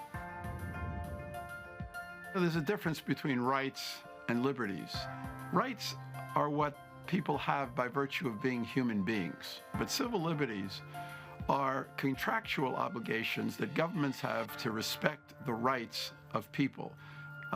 These are embedded in constitutions, embedded in agreements, embedded in an understanding that governments have with their own people, that they're there to serve the people, and that they have to respect the rights of freedom of expression, freedom of assembly, freedom of the press, and so forth. In the case of a nation, laws are quintessential in guiding the powers of the state, the powers of agents of the state, and the powers of the people who are ruled or governed by that government. Buscar donde las personas puedan moverse libremente, donde puedan tener sus propios negocios, donde puedan tener sus intercambios entre países, donde pueda existir un pueblo con valor. In order to sort of carry the responsibility about your own country by the people, then the best system is through election, elected leadership. 인간의 자유를 잘 보장하고 또 충분히 보장하기 위해서 부단히 노력하는 정부의 형태는 민주주의 사회밖에 없다고 생각합니다. Too often, democracy is seen as an event which happens once in 5 years. You go and vote. But it isn't. It's much more than that. It has to be. It's the people who have to take charge of their destiny. If you really believe in democracy, this is how it works. El futuro de la humanidad es la democracia, porque el ser humano únicamente se puede realizar física y espiritualmente con libertad. Y si no hay democracia, no hay libertad. I believe that freedom is a gift from God and the hope of every human heart. Freedom inspired our founders and preserved our union through civil war and secured the promise of civil rights. Freedom sustains dissidents bound by chains, believers huddled in underground churches, and voters who risk their lives to cast their ballots. Freedom unleashes creativity, rewards innovation, and replaces poverty with prosperity. And ultimately, freedom lights the path to peace. Ladies and gentlemen, please welcome an associate of freedom and democracy and expert in residence at the George W. Bush Institute, Joseph Kim.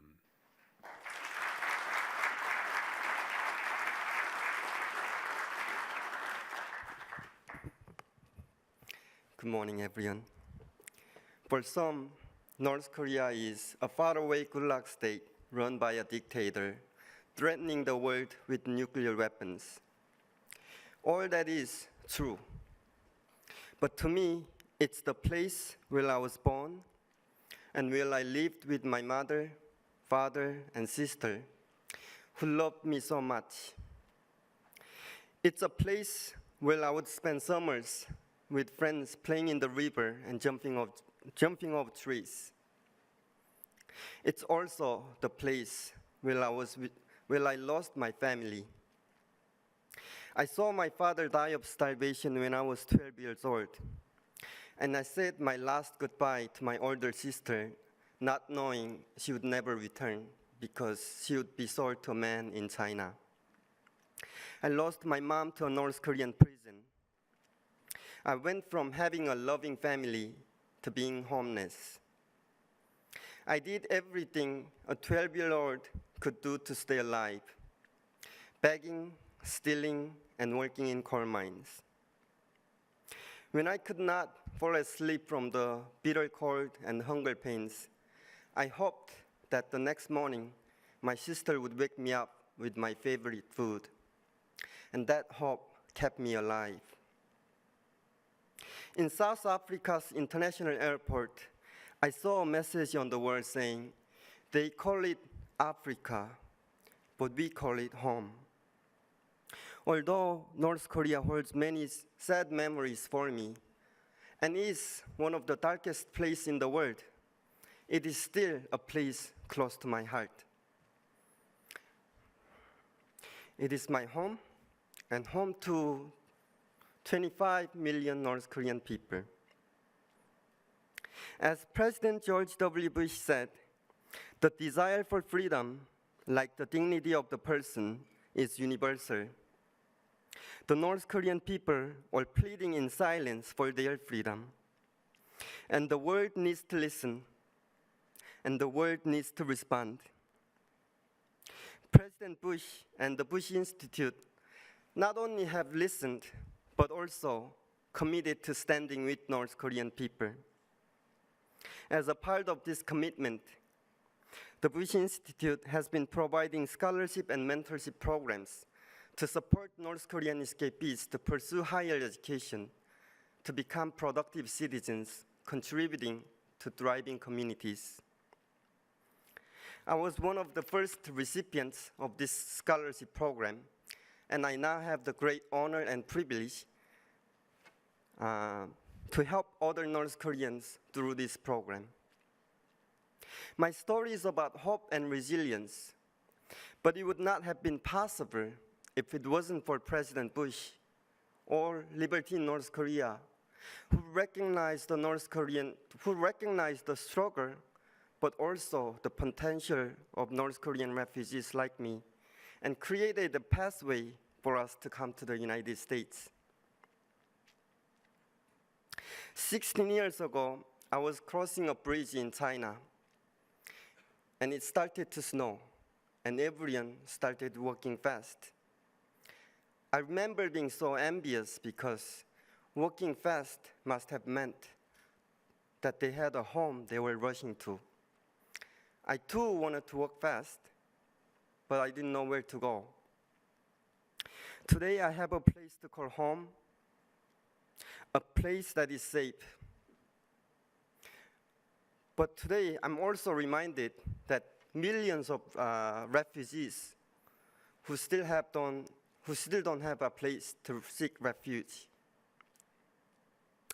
The freedom I enjoy today is hard-earned by so many.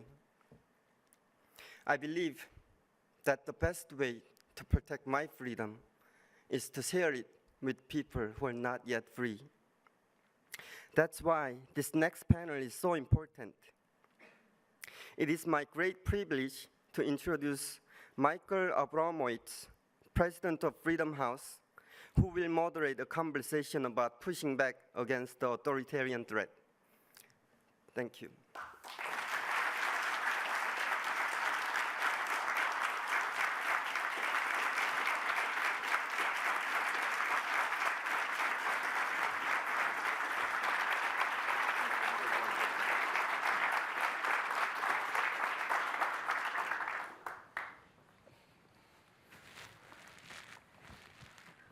welcome. It's great to be here. It's just a complete honor for me and for Freedom House to be partnering with the Bush Institute and with the National Endowment for Democracy. If you allow me a point of personal privilege, I know from personal experience how committed the Bushes are to these issues.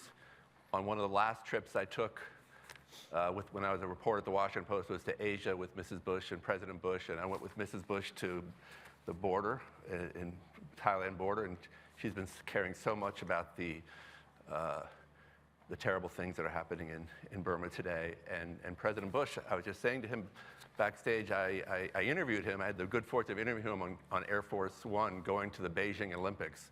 And it was such a hopeful time that maybe things would turn around in China.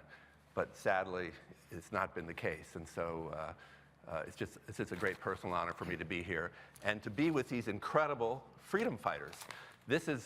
I think this is the best panel of the whole conference because we're going to be talking to people who have devoted their whole lives to working on the front lines of freedom.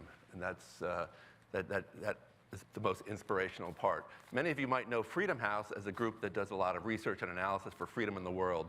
But really, most of our budget is devoted to working on the ground with frontline defenders, journalists, and others who are struggling in authoritarian countries, just doing what the purpose of this conference is about. And I think what you're going to hear today is what gives me hope for the future of freedom. If you look at what's happening today in Iran with hundreds of thousands, millions of people protesting second-class citizenship for one half of the population, ongoing protests in Myanmar, in Hong Kong shortly before the crackdown, you had 3 million people in Hong Kong hitting the streets to protest the denial of their basic freedom. That is what should give us hope because freedom is a natural order of things, not unfreedom. So, we're going to talk today with 4 incredible human rights activists, Ivan from Zimbabwe, Natalia from Russia, Rodrigo from Venezuela, and Nuri from China, Uyghurs. I'm not sure exactly where you're from, but it's great to have you all with us. And I thought, to make this real, I'd like to ask each of you just very briefly to give us a little sense of how you came to this issue and what the issues are in the country where you come from. I'll start with you, Natalia, in Russia. Thank you so much, Mike. It's a huge honor to be here on this panel with such prominent speakers, and it was such a lifetime experience to meet President Bush. My activism actually started during his presidency. And when I was 7, President Reagan called my home country, then Soviet Union, as an evil empire. And almost 30 years later, Russia, the successor of the Soviet Union, is again the evil empire, the country occupier, the country aggressor, the country terrorist. What happened this year with this full-scale invasion on Ukraine is absolutely unacceptable, unforgettable, and unforgivable. And as everybody else, we pro-democracy Russians are outraged by what is happening, but also very ashamed and also understand our huge responsibility and also historic opportunity to change the situation in Russia for better.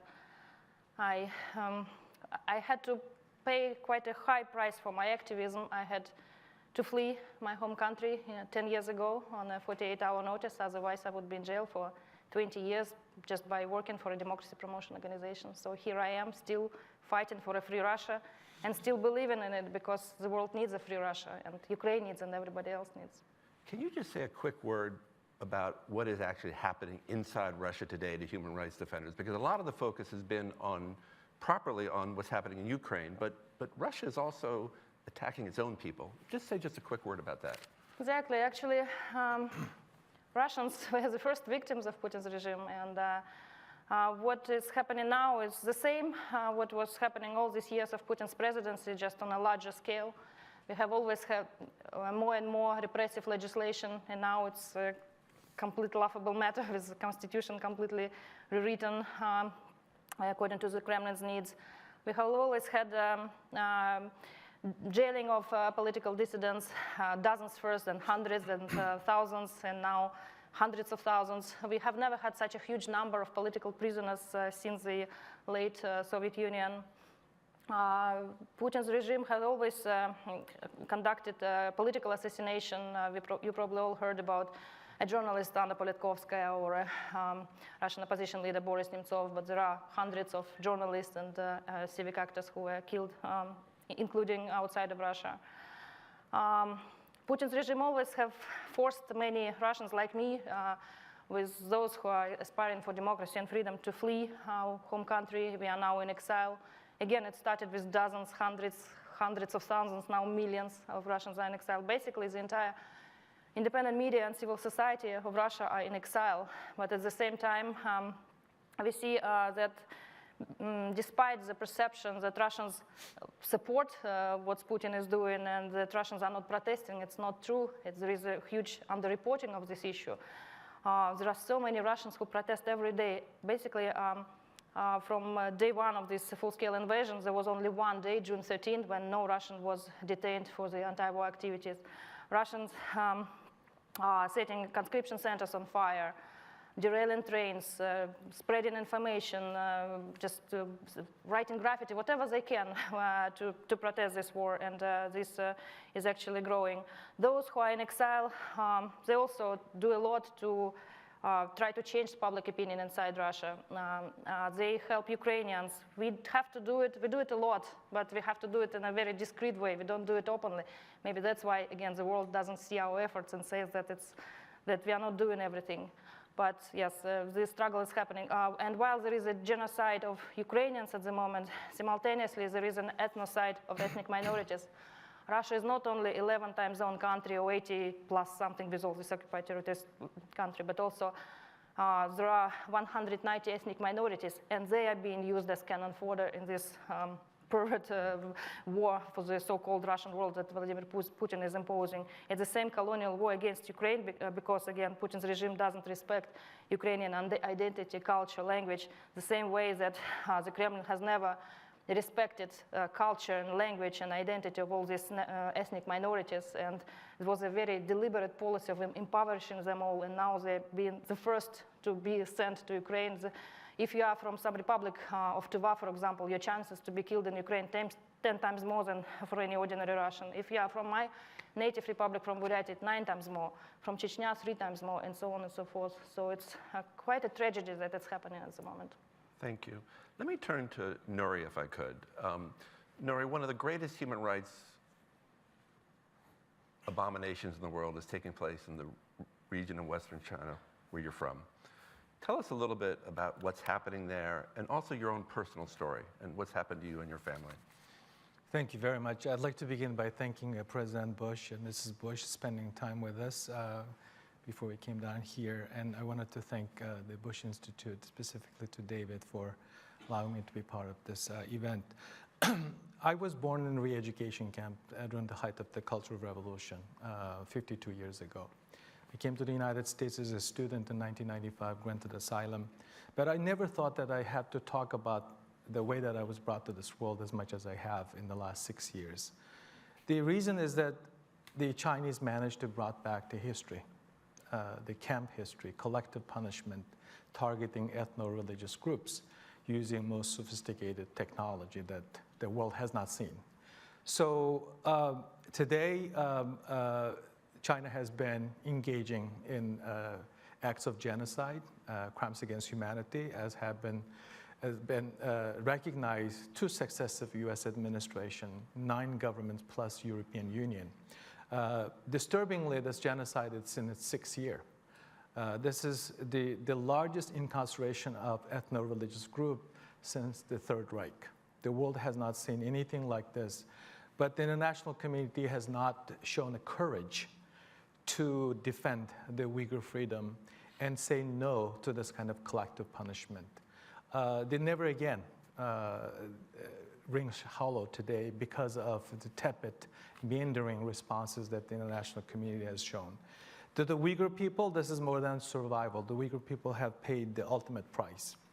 The Uyghur people have been enslaved in a global supply chain based on a report published by Australian Strategic Partnership Institute, 83 global brands have been using Uyghur slave labor. That includes the PPE, the beauty products, the cotton undershirt, solar panel. And also on top of that, the Chinese government separated 800,000 to 1 million Uyghur children, as reported in the New York Times, and sent them to state-run orphanage. They call it boarding school. In essence, China is committing genocide against the Uyghur children. On top of that, they have been waging war on Uyghur women. Based on their own information, in just 1 year, natural growth of Uyghur population declined by 65%. So every legal definition in the book on genocide is right there right in front of our eyes. Because of the business community's influence, not only here in the United States, around the world, particularly in Europe, the governments have not been really took up this historical responsibility, the task that history assigned to us, to say no to the Chinese. Instead, the business community has been lobbying against our government. In the case of the Uyghur Forced Labor Prevention Act, U.S. Chamber of Commerce publicly opposed to it, in addition to several companies lobbying Congress. And in Europe, it's the same situation. So the Uyghur people looking for support, and this is not only happening in China, this is also happening in our country. The transnational repression, for example. In my own case, I just published a book called No Escape. The reason I call it No Escape is that I have not been able to escape that persecution, even though I'm an American citizen and now a US official. And this is a very common problem for the Uyghur communities around the world.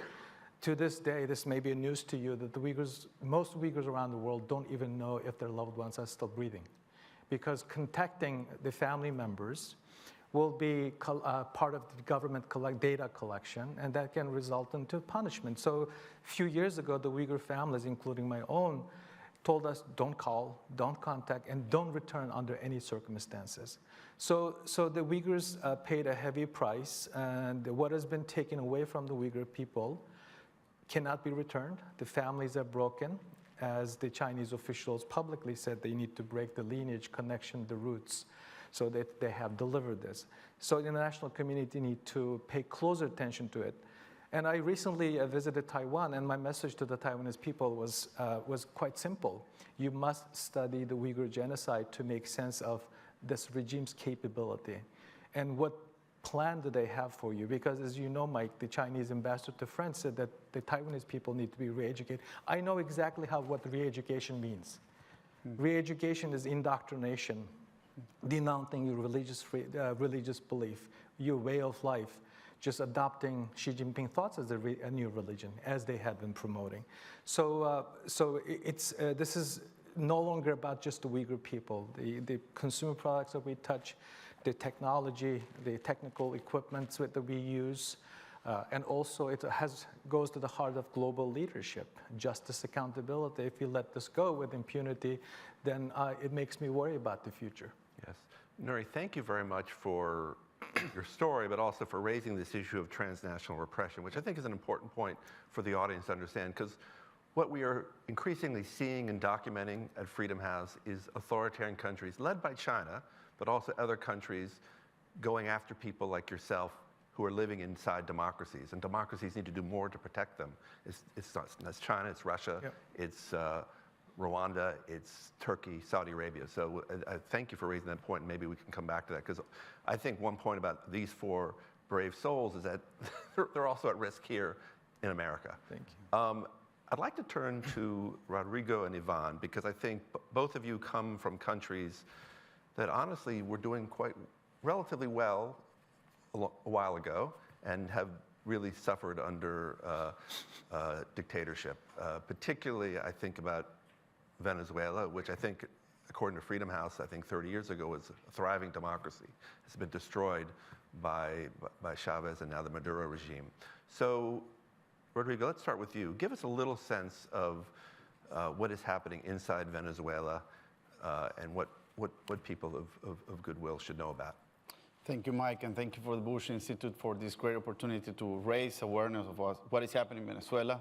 So Venezuela, in a nutshell, We were awarded this year to be the #1 refugee crisis of the world right now, even more than Syria and Ukrainian migration crisis. More than 8 million people have left the country. This is almost a third of our population, and it's an ongoing crisis.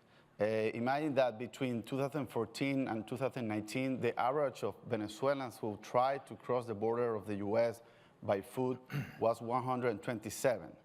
Only in September, more than 33,000 Venezuelans tried to cross the border of the US by foot because they cannot tolerate the hardness and the situation of Venezuela. 3,000 Venezuelans crossed the border, crossed the Darien jungle. The Darien jungle is a jungle that is between Panama, Colombia and Panama. It's one of the most dangerous jungles in the world. And these Venezuelans know that they can be raped, tortured, killed, kidnapped in that jungle and die.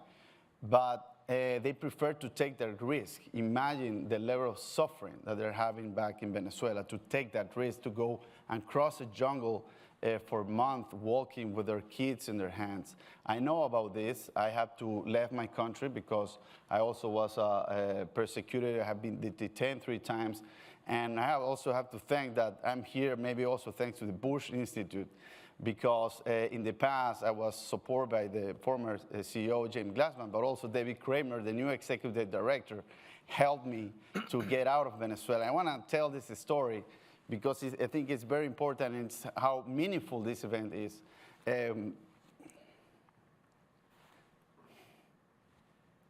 Sorry. When I was in Venezuela, I couldn't get out because I have prohibition to leave the country.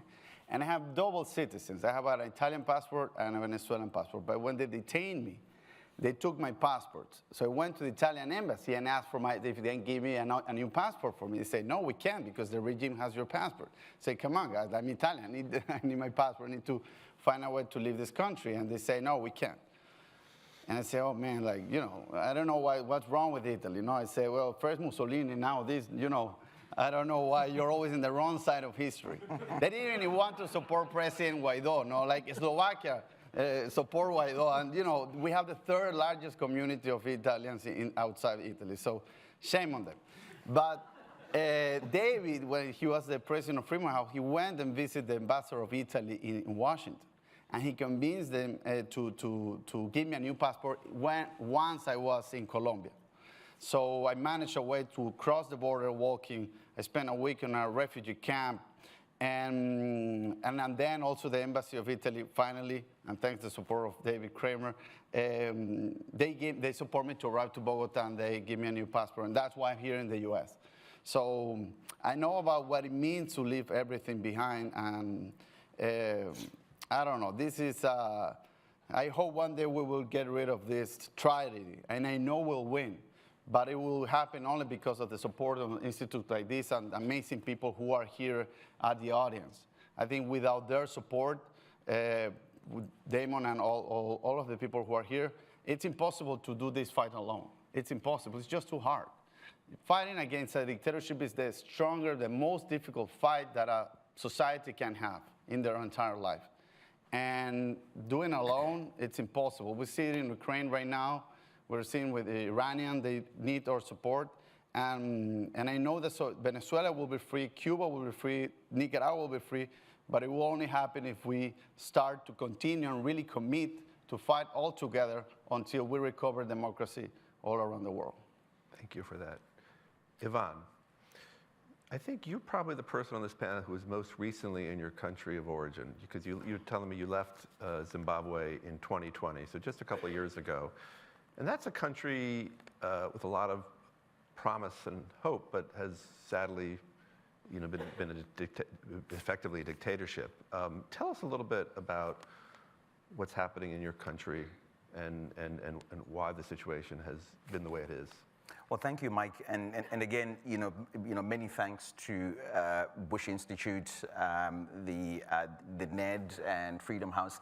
And I've had contact with all 3 organizations at some level with the work that I've done.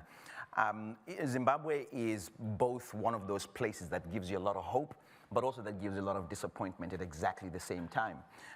And it's hope because you see what ordinary people who have nothing but their lives and voices can do or are prepared to do to stand up to a regime that has oppressed them for many years. I entered this story in 2016 where I sat in my small office as a church pastor and recorded a 4-minute video talking about why our nation had been destroyed the way it had been destroyed and why Zimbabweans needed to come around, the story of what this flag for Zimbabwe promises, Zimbabweans' freedom, prosperity, the opportunity to contribute as a citizen. And we were not getting any of that. And we built a citizens movement that spoke truth to power, that challenged the dictatorship of Robert Mugabe. And from 2016 all the way up until 2020, when I eventually left Zimbabwe, I was jailed a total of 8 times, spent many months in the maximum security prison, beaten and tortured and threatened until, if we didn't stop. But we didn't. And what we saw were people who had been cowed into submission for years, finding their voice and their strength to stand up and speak truth to power. And we're at a place right now where Robert Mugabe's successor has continued the legacy of violence, the legacy of destroying democratic institutions, the legacy of creating poverty. In 2008, actually, Zimbabwe had one of the record inflation figures. We had 280 million% inflation. We ended up with a $100 trillion note as the largest banknote in our nation. And nobody said anything in terms of standing up. I mean, there were politicians opposition that was fighting against it, but ordinary people were afraid. And we have begun that journey again. As we speak, Zimbabwe has in fact, I think we are still #1 with the world's highest inflation rate. And so we're at a place where we are needing, once again, the voices of ordinary people to stand up, because that is the only way, Mike, that you can begin to see some form of focus come back on Zimbabwe in terms of globally. But that's the only way that you can begin to see an opportunity for people to free themselves, is if people are empowered to stand up and speak truth to power. So that's where we're at in Zimbabwe. The struggle and the fight continues, but I'm afraid to say that it is in a place where we have been pushed back and are hard pressed, but the actual fight continues, raising people up and training people and how to stand up and speak for themselves. Let me ask you a follow-up question, if I may, and I'm going to come down the line and ask each of you a similar question. What do activists on the ground in these places want from the United States? There's a debate. We saw the poll today about what Americans think about, but what do activists on the ground want from the United States? I think there are a number of things. One of the most important things that stands out for activists and those of us that find ourselves in a place where we are confronting these regimes is for the United States to be firm in not associating themselves with these regimes. One of my good friends, Ahmadinejad, who really is part of the protests in Iran and has been building the women's movement in Iran for many years, coined a phrase a couple of weeks ago. And what she said was, we are not asking the United States to come and save us, but we're asking them to stop saving those who oppress us. And that's a very important aspect of what we do, is that these moments that seem to provide legitimacy for the oppressors really hurt our efforts, and they give a little bit more confidence to those who oppress us that they are still accepted, that they're still part of the democratic community, when they are not practitioners of democracy, at all. So I want to put that as one of those important things that activists would find valuable from the U.S. as a government. Thank you for that. Natalia, similar version of the same question. Vladimir Putin has been entrenched in power now for about 22 years. And as you said in your opening remarks, there are thousands of people who are being jailed in Russia just for complaining and speaking out about the war in Ukraine. What do you think people who are now in jail in Russia want for the United States? What is your recommendation? When you have an opportunity to talk to a congressperson or someone from the administration, what do you tell them? Well, all these political prisoners and any activists who are in Russia now, inside the country or in exile, they all want the same. They understand that, again, the responsibility is on us to change the situation in our own country. We have always, for years, have been warning the entire world how corrupt, criminal, and murderous this regime is. And the Putin's regime is that strong because it was allowed to be that strong, because there were so many enablers, because our voices were not heard mostly. And it was very, very disappointing. And also, I remember becoming the so-called informal embassy for pro-democracy Russian movement here in the United States, when we were bringing all these activists and politicians and journalists, experts to meet with the US Congress, the State Department, the think tanks. What Russians were saying, help Ukraine, first of all. We need this good, positive example that it's possible to be a good democratic country in our region of Eurasia. So this is very important. Another thing that we are always asking is don't take democracy and freedom for granted. This is something that we all have to fight every day, every second. If left unattended, if there is no attention to it, such forces as Putin's Russia or any other dictatorial regimes can just really very fast break it, or you can break it inside your own country very fast. It didn't happen in Russia overnight. We didn't wake up to dictatorship, but day by day, slowly, it was such a creepy authoritarianism that every day we were losing some freedom. First of all, freedom of speech. This was the first thing that Vladimir Putin did. Being a KGB officer, he knew how important it is to control information. If you control information, you control narratives, and you control the society. The television made him out of a very bored, bureaucrat, such a huge macho fighting wrestling with animals, bears, whatever, flying with birds and so on. So he really made his image very fast, and he understood how it's possible through television and other means to just zombify the population on a 24/7 basis. So again, and then you lose, when you cannot speak, you lose your right to choose how you protest, the format or space and all that. Then you don't have a voice vote to elect some leader. And eventually you lose freedom to live even. So this is a very important lesson from all us that, again, please treasure your values, treasure your institutions. This is very, very important. Thank you.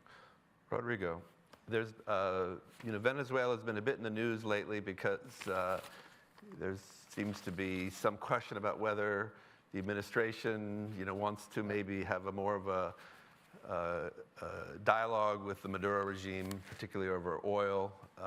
But what is your view of this matter? What do you think the United States ought to do to be supportive of freedom and democracy in Venezuela? So going back, thank you, Mike, and going back to the previous argument, it's impossible to do it alone. And I think we have always been very close to recover democracy, and we will. But it has to be thanks to the leadership of the US. I think that Europe needs to help the US in this type of leadership. They already understood what it means to rely on the energy source on a dictatorship. And now they're paying that price by doing business with Putin for all these years. Now they are also in the middle of a crisis. So that is one of the first lessons of this horrible war. I don't understand why, the next day, the current administration take a plane and send two persons to go and start to rely on Venezuela, another dictatorship, as a source of energy. It just doesn't make any sense. It's actually the opposite of what we're living right now. So, and then also doing it behind the opposition. And that's bad. If you're committed to someone, you cannot start doing business with their enemy on their back. So I believe this will change. I cannot, have more profound admiration for American people and for this country, and I know we will win thanks to the support of the U.S. But these things need to change, and these things need to be addressed and criticized. There have to be more loyalty to your partners. So yeah, I criticize that a lot. I think Venezuelan opposition will win this fight. But right now, the real supporters of the fights are people who are here in the room, who are helping us to, re-strategize and get together and get the strength to find another fight. So, I think we're in good hands thanks to, institute like this, but definitely there have to be some improvement in the actual strategy with Venezuela, with the current administration. Okay. Nuri, you painted a very bleak picture in your opening remarks about the situation for the Uyghur people. And I think it was very distressing, even outrageous, the events with the Human Rights Council a few weeks ago, where China successfully blocked, using coercion and leverage on different countries to prevent the Human Rights Council from even considering this as a human rights problem. So, and by the way, as someone who studied genocide when I was at the Holocaust Museum, this is often the approach of other countries. They turn their eyes. So what is your advice? What can the United States do to bring greater pressure to relieve the suffering of the Uyghur people? I have been working on human rights issues almost for 2 decades now. I never thought that the United States government will be able to do what it has done into both previous and current administration, passing 2 pieces of legislation, Uyghur Human Rights Policy Act, Uyghur Forced Labor Prevention Act, unthinkable. And also over 100 punitive sanctions, including GlobeMag, visa ban, entity list that includes, by the way, a Chinese military medical academy and its 11 affiliates that's developed brain control weaponry to be used against the ethno-religious groups in China. This was last December. There's bipartisan support in the U.S. Congress.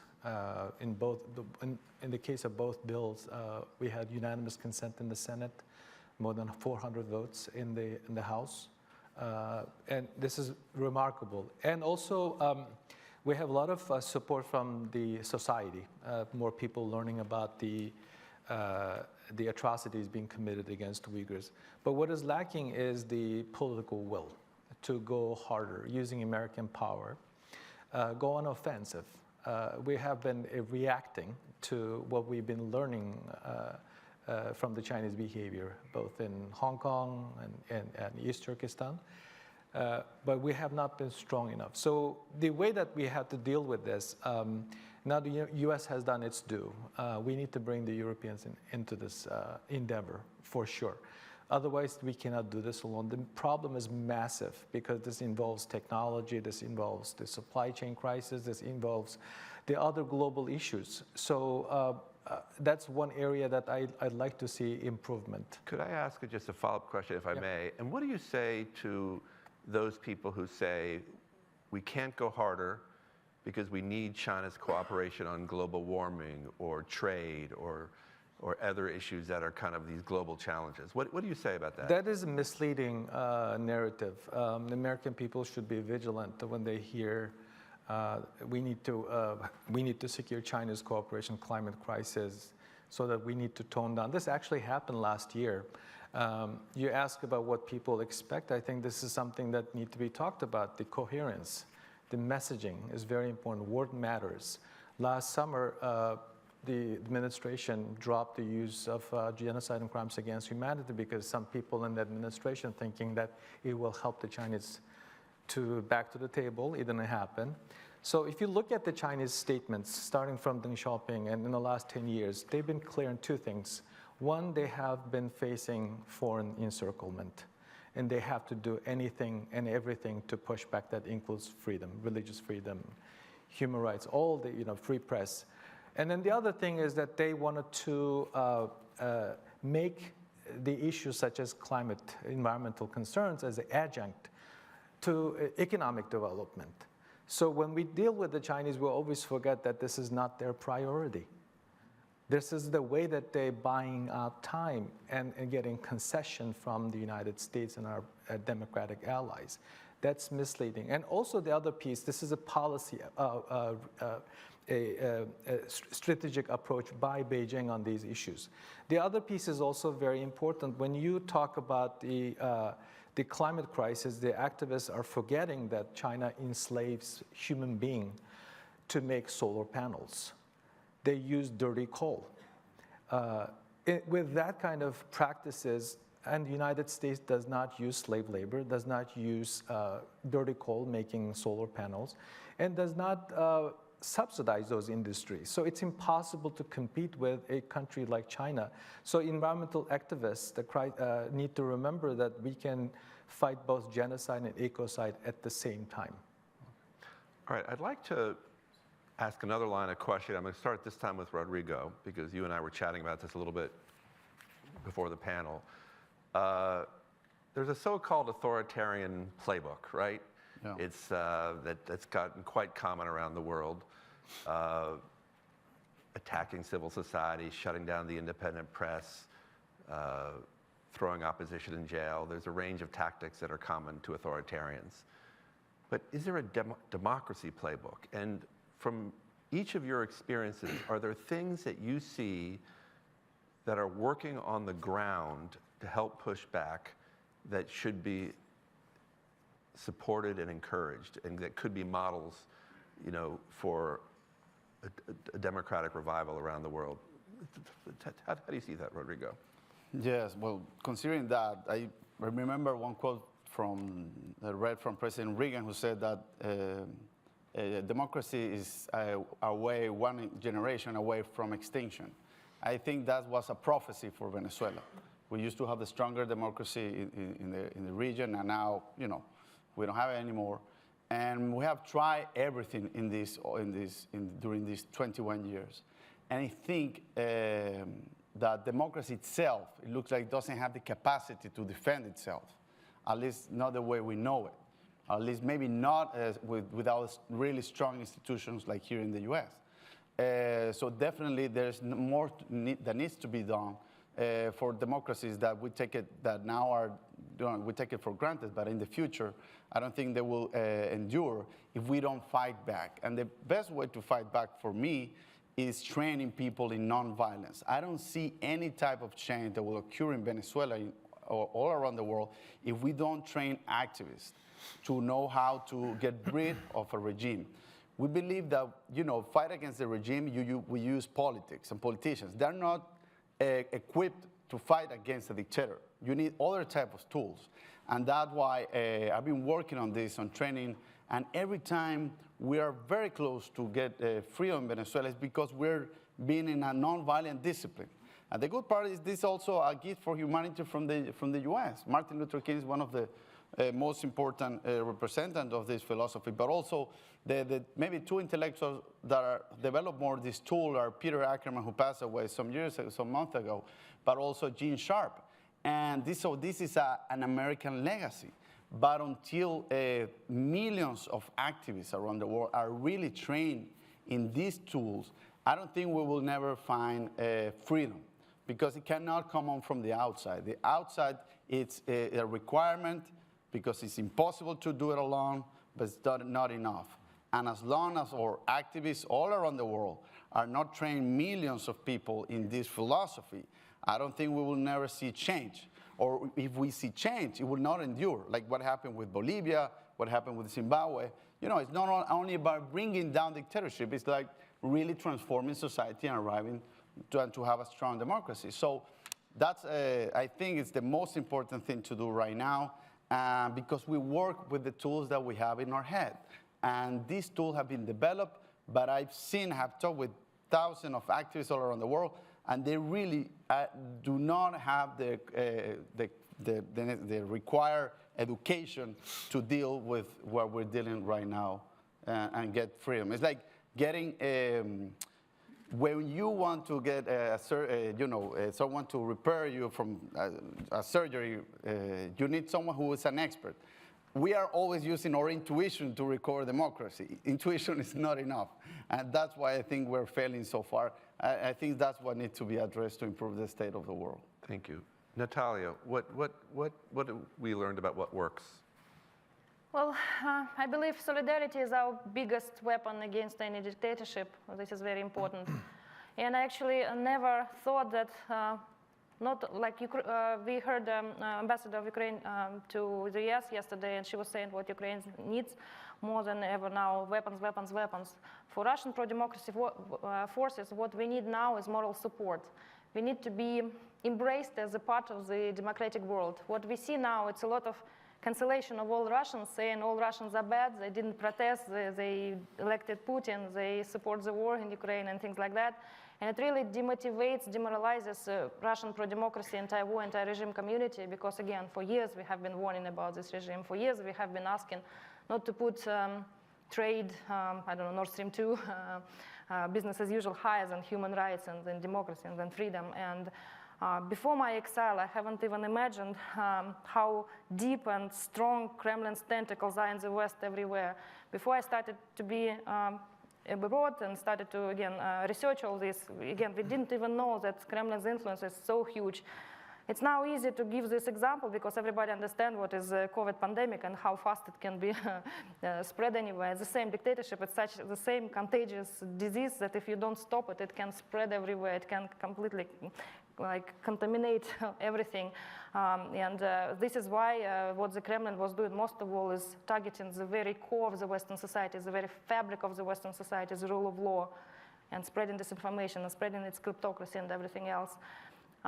So this is a very important ask for us that don't judge people by ethnicity or citizenship, but judge by values. And we want to be a part of the Western society. We have always been, we have the same values. And we're agents of change. I'm just, well, keeping an eye on the clock. Yes. I want to make sure Ivan and Nuri have a chance to answer this question. Ivan, what are you, what are the lessons you've learned from your long experience in activism about what works and what doesn't work in terms of fighting against authoritarianism?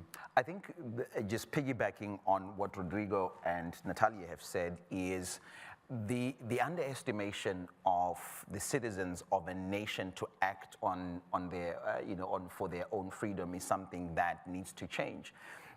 People, when they have the right tools and the right connections, are willing to act. They're willing to get involved to fight for their democracy and for their freedom. And I think you were talking about the playbook. So what is the playbook? It begins with a solidarity or a network of democracy actors working together in the same way that autocrats are working together, where we share information, where we share tactics, where we teach each other, because you will find that some things that happen in one part of the world will begin to happen in another part of the world. For example, in Zimbabwe, we're starting to see the introduction of what they call the PVO bill, the Private Voluntary Organization bill, that seeks to shut down civic society. So how do we revive that? Who else has done this? What can we learn from that? So that's number one. We've got to get that right. And I believe that that's beginning to happen now, in terms of the connectedness globally. In fact, it's part of the work I do now at Renew Democracy Initiative, connecting dissidents, democracy dissidents and democracy advocates to support each other, but also to move the agenda of their different struggles into the places that matter globally. Thank you. Okay, Nuri, I'm going to give you the last word, and I would like to know, in general, what you think we've learned from the struggle for Uyghur rights in your experience. But specifically, I'd like to press you on what you think the potential for the targeted sanctions that you referenced earlier. Because that's one of the new things that Freedom House and others have been involved with, trying to use these so-called Magnitsky sanctions to go after individual human rights violators, not just countries in general. So to talk about what you think the lessons learned are. What worked for the Uyghur people and Uyghur cause, specific in the last 4 or 5 years, one is storytelling, the courage. We have a courageous group of camp survivors, both here in the United States and in Europe, have been traveling, speaking with senior leadership, sharing their stories, putting a human face on this tragedy. And it has been very powerful. And during the process of legislating those 2 bills, we had camp survivors, the Uyghur American community knocking doors in bipartisan spirit, not making it, that's also one accomplishment. The human rights and freedom is nonpartisan, let alone being bipartisan. So that message really resonated in the US Congress, in the executive branch as well. As for what works, I think I'm going to be a little bit provocative here. We need to go after Chinese financial institutions, the banks. The sanctions that have been imposed on the Chinese entities have showing some results. In some of their public filings, Chinese suppliers are complaining that they're losing money as a result of US sanctions. And also, this is the way that you can put pressure on the people. In the past, Xi Jinping, much like Putin, made people happier through materialistic satisfaction. And once that becomes a pocketbook issue for the Chinese, they're not happy. Look at their faces in the last 3-4 months. Even in my own mother's situation, her building has been under COVID lockdown more than 100 days now. People are not happy. People even trying to find a food to eat. So that will be one area to put pressure on the regime. They care about how they portrayed in public. They also care about their health of their economy. The other piece that we need to look at is to go after the network. We have been able to sanction the top people, but we need to look into their network. That's how you get their attention. And also, we should also make it impossible for businesses to continue business as usual. We need to create a reputational risk, investment risk, and legal risk. The legal risk is already there, but we need to use consumer activism to put pressure on the businesses so that the individuals in the boardroom or in the investors' meetings get a message that the consumers are not going to be or won't be continue to be complicit. In the end, we are complicit. American investors are investing in the Chinese high tech to this day. American consumers are still buying slave labor produced products. The United States still remains to be the largest export destination for Xinjiang products. So it's the same thing in Europe. So we have to identify where. Also, we should go after their technological monopoly. Dominance in the international community. Why don't we create alliance with the countries that are investing a lot of money on R&D? We share our engineering invention results. Why don't we also establish alliance on the countries that are specifically focusing on AI, artificial intelligence? We need to identify. It does not have to be kind of a formal organization, kind of a loose issue-specific alliance will get a really, really positive outcome. And then it will be a powerful message to the Chinese, showing that America still is a powerful country. Well, thank you, Nuri. I want to thank all the panelists for an amazing discussion. I could go on for another 45 minutes, but I don't think the Bush Institute wants us to. But thank you very much, and let's give it a round of applause.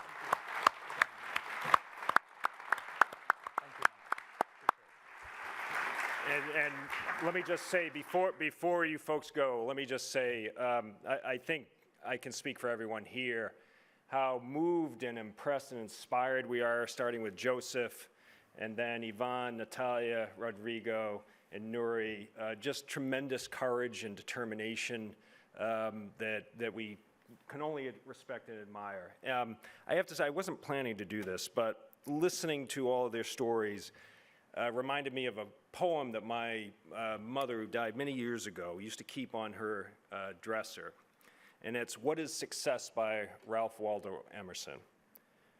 To laugh often and much, to win the respect of intelligent people and the affection of children, to earn the approbation of honest critics and endure the betrayal of false friends, to appreciate beauty, to find the best in others, to give of oneself, to leave the world a bit better, whether by a healthy child, a garden patch, or a redeemed social condition, to have played and laughed with enthusiasm and sung with exultation, to know even one life has breathed easier because you have lived. This is to have succeeded. So thank you for breathing life into all of us here and around the world.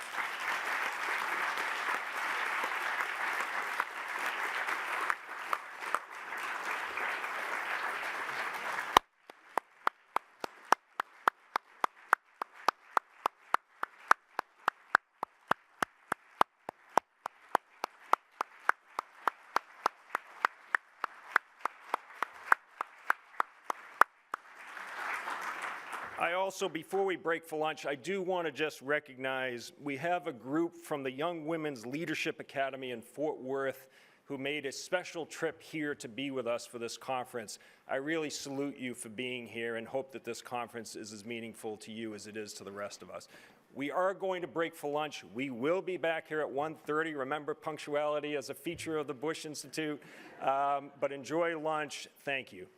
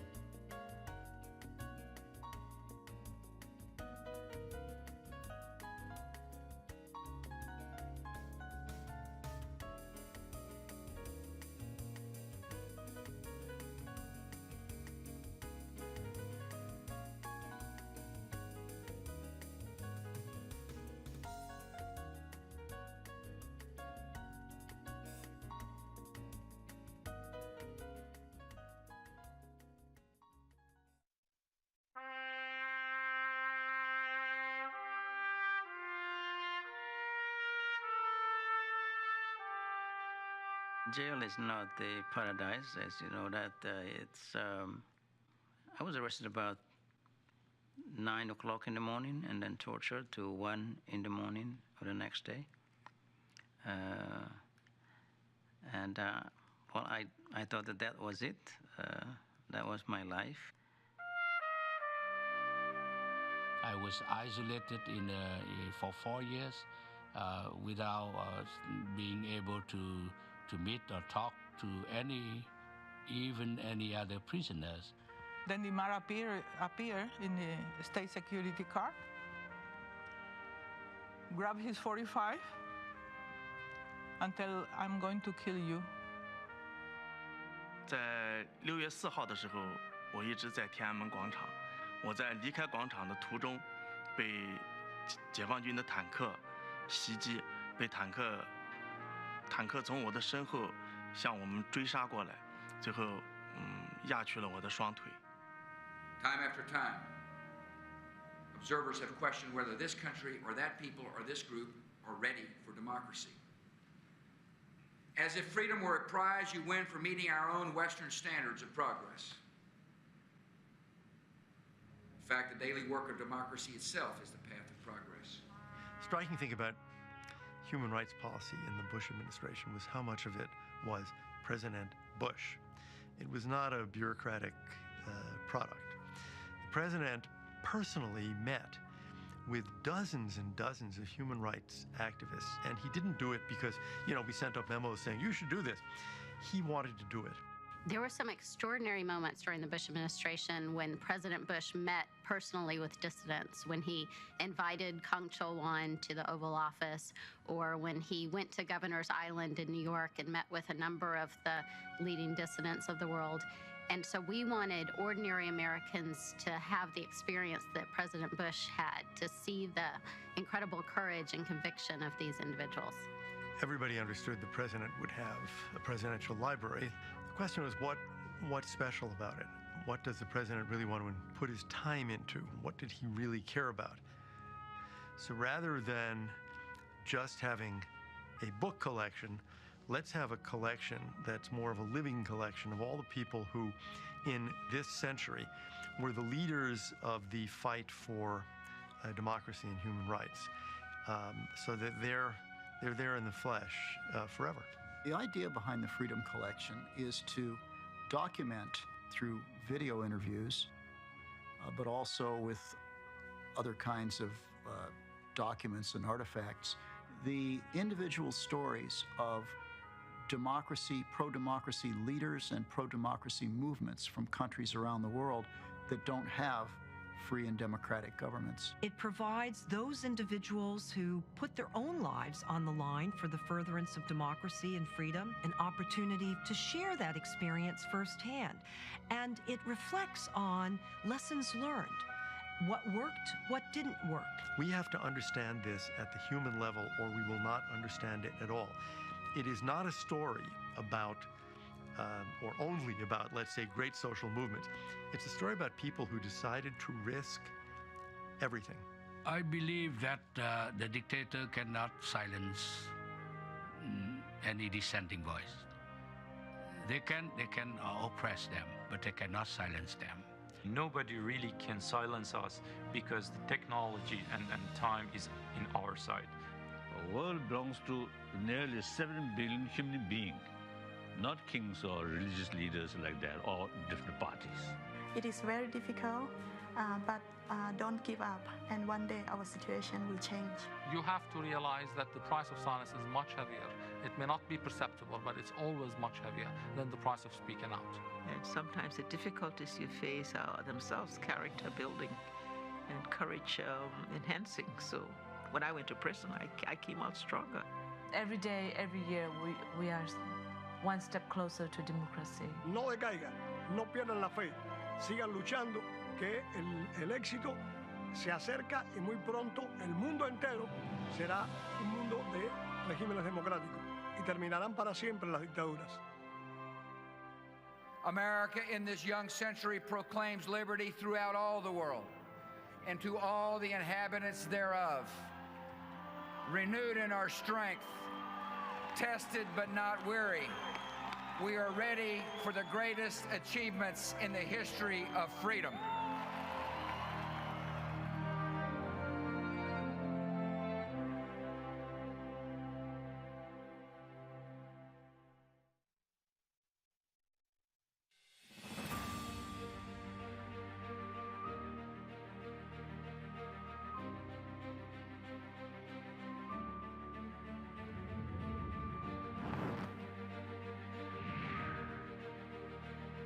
Freedom House came together in 1941 to essentially urge America into the war against fascism.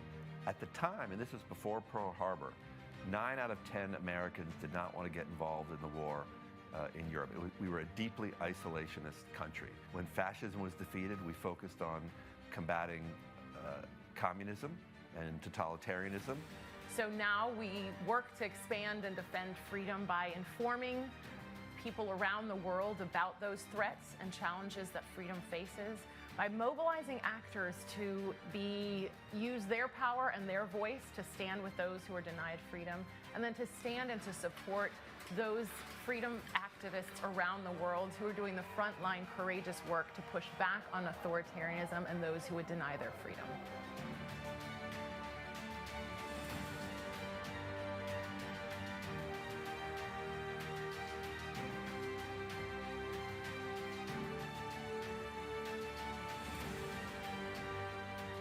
The greatest threat to democracy today is probably apathy.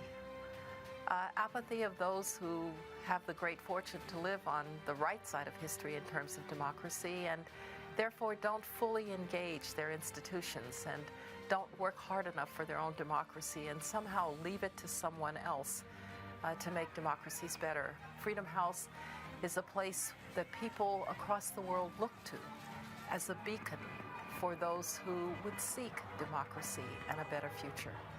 What we're seeing with Putin's invasion of Ukraine is the exact thing which we're seeing around the world, which are those authoritarians who know that if they had to put themselves up to the will of their people, their power would quickly crumble, and their only way to hold on is through violence. The situation of human rights in Venezuela is nothing different than the situation of human rights under any dictatorship.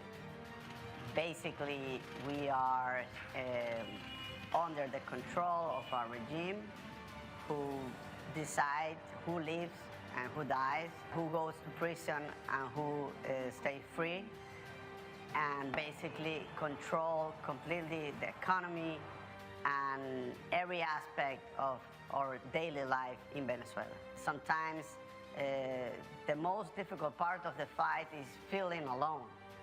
And having organizations like Freedom House outside, being a bridge toward the world and supporting our work has been the best way to make us feel good when we fight for freedom.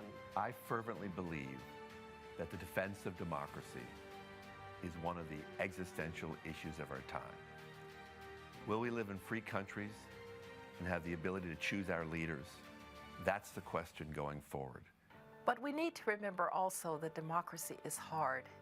Democracy is not a straight line, and I'm encouraged that there are so many more democracies today than many, many years ago, just a few decades ago. When we remember that, and remember how far we've come, it gives us the energy and the strength to keep going. The most important thing we can do is raise our voice and use our nonpartisan, bipartisan credentials to sound the alarm bell. One of the things that I've been gratified about over the last several years is that there's still a demand for freedom in the world. It says to me that in the human heart, people want freedom. And that gives me hope that we want to use that demand for freedom, and we need to put the tools in the hands of people fighting for freedom so they can seize freedom for themselves.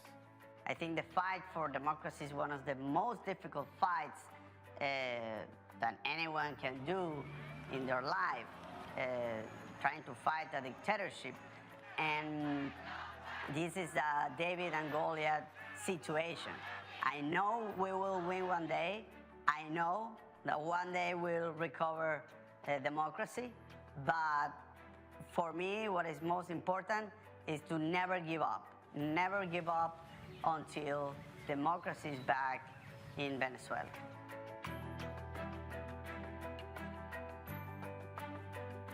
The end game is a world where all are free, and we will continue to do our work until we know that people are living freely around the world and we no longer have a world where people are denied their freedoms on a daily basis.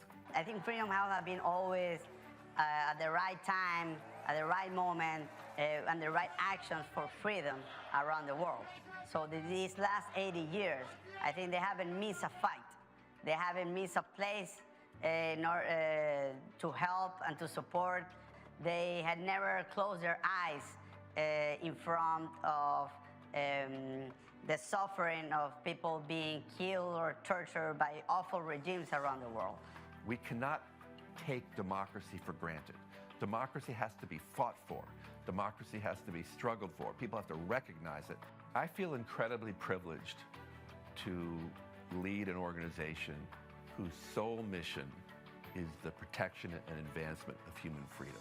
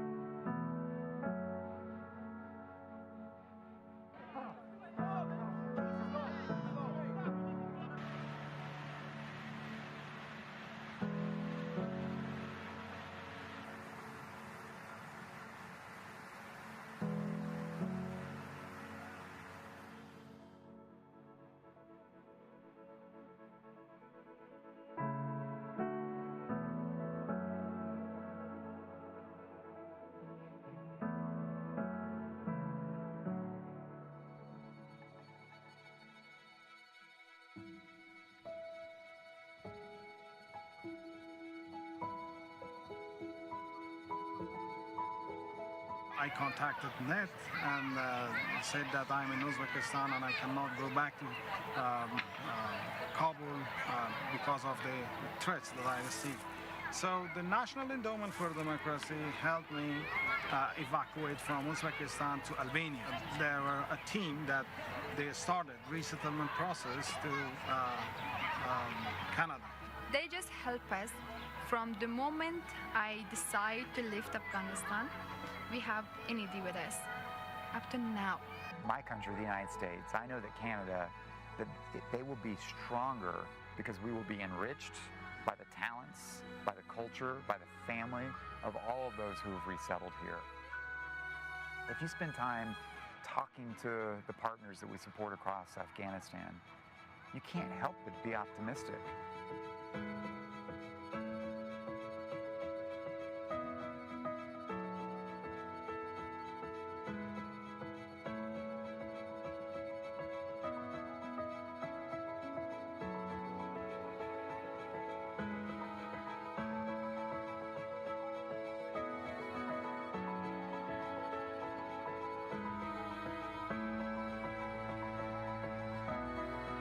The immigration of talented people from every corner of the globe to this Commonwealth and this country has been and continues to be the transfusion into our bloodstream that helps a nation that's, nearly 250 years old to remain youthful and dynamic and vigorous. And I'm completely confident that you're going to be that transfusion that will give this nation wonderful new energy as we go forward.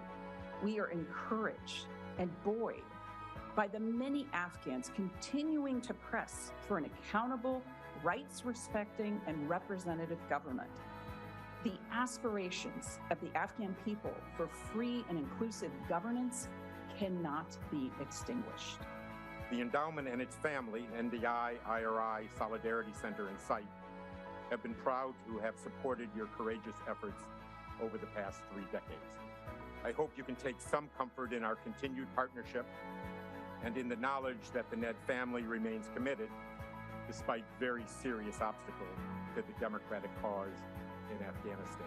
Yes, We lost, the status collapsed, but the media is still existing. We are resisting against Taliban. We can do this. Let's try our best. How ironic is this? That I consider myself so lucky that among thousands of Afghans, I got the chance to flee from where I once called home. This is not a sub story, but a story of lingering hope, a story of rebuilding and a fresh start. As a Pashto saying goes, after every darkness, there will be a light.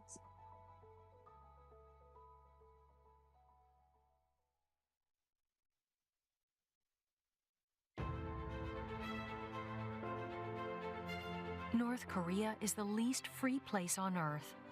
The Kim regime controls every aspect of society, forcing its people to live under tyranny and in desperate poverty. Survival is a struggle, so some risk everything to escape in search of a better life. They begin a perilous journey, usually through China, where human traffickers prey on escapees, especially women. And if caught, the police send them back to North Korea to face possible imprisonment or execution. Some make their way to freedom via Southeast Asia. From there, most find sanctuary in South Korea, but some come to the United States as refugees, where they face challenges adjusting to their new lives. They want to integrate into the culture, get an education, and be productive citizens. Supporting refugees helps them build new lives, enables them to help those they left behind, and brings all North Koreans closer to freedom.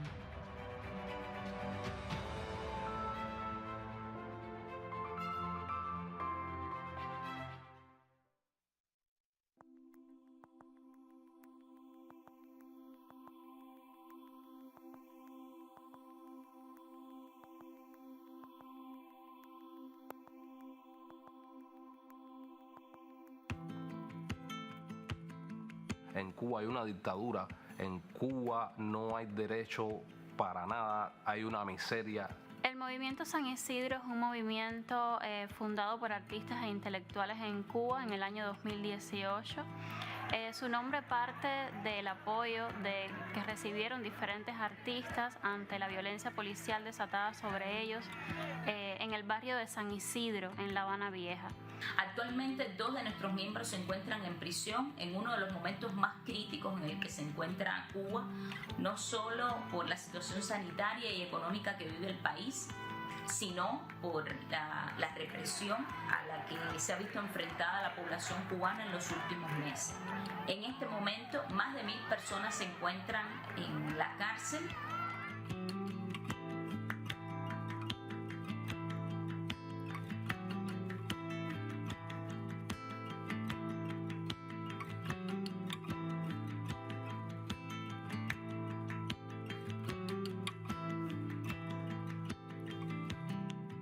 Manuel Otero Alcántara y Márquez Castillo Pérez, el Osorbo, están presos en Cuba por querer una Cuba independiente, una Cuba libre, con libertad de expresión y derechos.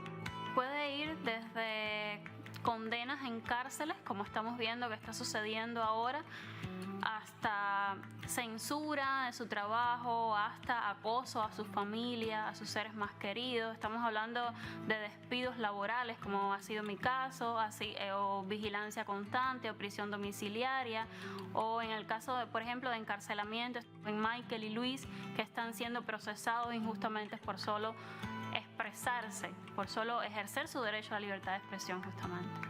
Mira, más que todo ellos están presos porque el Estado, la dictadura cubana, teme por las reacciones de la gente hacia ellos. Son personas que tienen el poder de convocar y ellos temen a eso.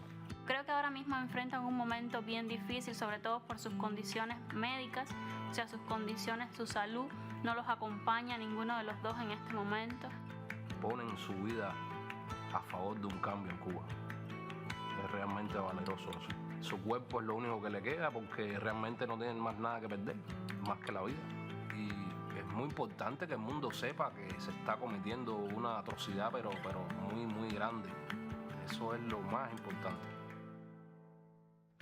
Esperanza. El movimiento San Isidro significa para la gente de Cuba esperanza. Significa un sí cuando todo parece ser un no. es la posibilidad, es como una luz cuando no hay luz por ningún lado.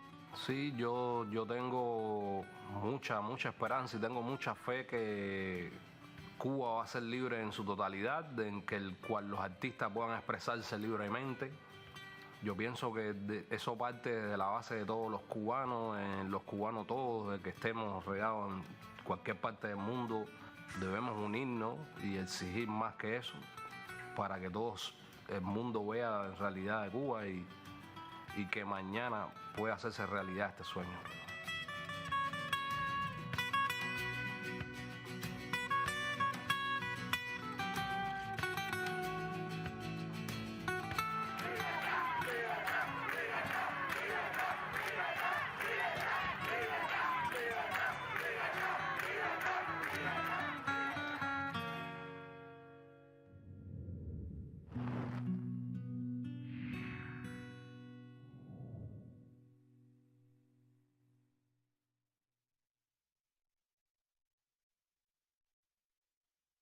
My name is Alexandra Matvichuk. I'm a human rights defender, head of Center for Civil Liberties.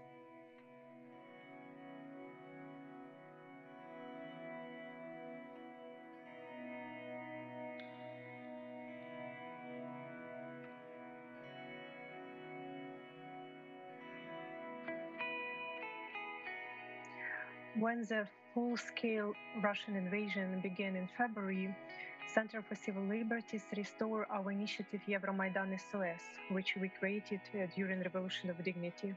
We brought up several hundreds of volunteers who work on different directions. One of them is documenting war crimes. I think that it's very hard to understand what's going on when you are not in the ground. It's very hard to be prepared for the war and for the whole atrocities. We faced with enormous number of crimes, and it's very exhausting and difficult on as emotional as on professional level. And we do it only because a lot of people joined to this initiative and help us to document all this evidence, because we are in a hot stage of war, and this war crimes, unfortunately, is every day committed by Russian troops.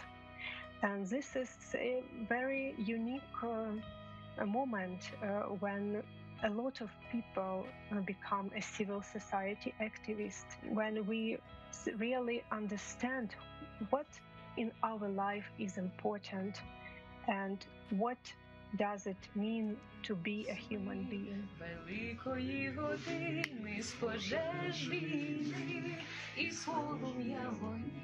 I have never wished any nation to go through the war and have our experience, but this dramatic time provides opportunity for Ukrainian people to express their best features and to be better than we are. And Ukrainian civil society needs support from ordinary people from other countries. I know that ordinary people have much more power than they even expected to have. And massive mobilization of ordinary people in different countries can change this world for better.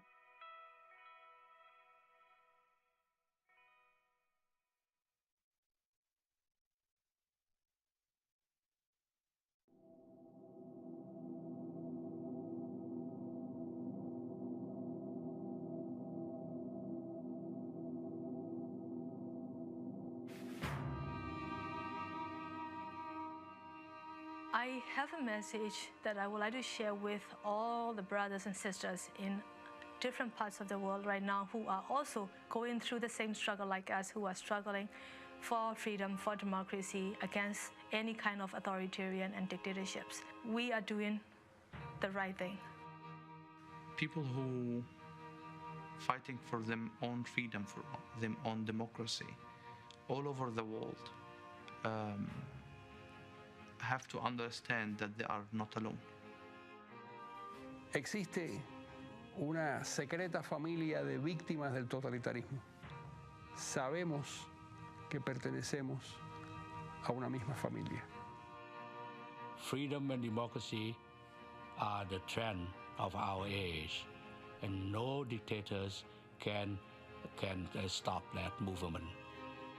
Truth is so powerful, and freedom is so powerful that even though if you are born in a country without that, and you want to be free, you will be free.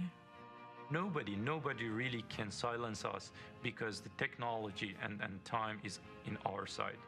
It's better for us and it's better for every movement if we use the internet and mail and Facebook to fight together. We can help each other and we can be stronger in our fight. When you're in the streets, demonstrating for your rights, fighting for your rights, our job will be to support you and to get your voice to all corners of the world. 其实从我的这个个人经历来说，想告诉大家就是，不管在哪个国家，要想推动民主人权事业，免不了会付出自己的代价，会付出很大的牺牲。I think people, I think have to carry their spirit and their struggle, and I think possibly non-violent way. Long run, that's more effective. Do not lose hope, persevere, but never surrender to hatred, to violence. Because the moment you surrender to hatred, to violence, you are losing. It is important to continue to look forward. You cannot allow yourself to be hostage of the past. They should know that they will have a lot of setbacks, but ultimately they will be victorious. I will ask people, do not give up. Take courage, never give up. Please do not give up, and also please keep your hope. You should continue. That's the only way how you can finally win. Every day, every year, we are one step closer to democracy. We can do it. We have a future. La libertad siempre va a estar al doblar de la esquina, porque eso es lo que realmente queremos.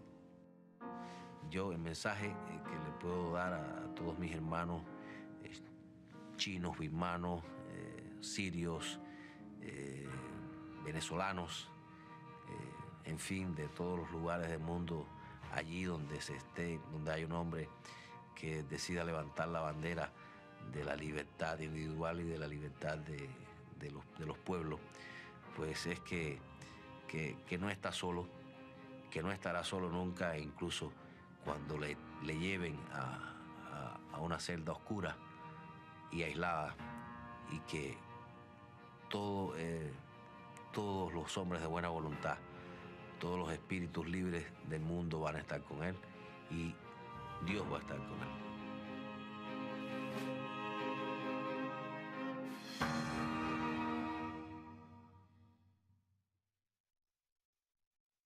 In 2007, I awarded the Medal of Freedom to Dr. Oscar Elias Bisset. I did so because of his courage and his devotion to freedom.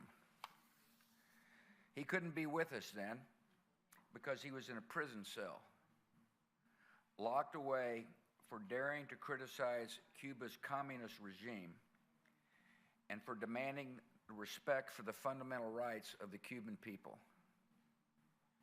For the past several years, Oscar has entrusted his Medal of Freedom to the Bush Institute's Freedom Collection. He did so until Cuba was free, or at least until he was free to travel here. There's still a long road ahead before Cuba's freedom is realized. But at long last, Oscar has finally been released from prison and allowed to leave the island. And so we welcome you, Oscar. We've been waiting for you, and we are thrilled you're here. I want to read a few words from my speech in the East Room when we announced your Medal of Freedom. Here's part of what I said. Oscar Bisset is a healer, known to 11 million Cubans as a physician, a community organizer, and an advocate for human rights.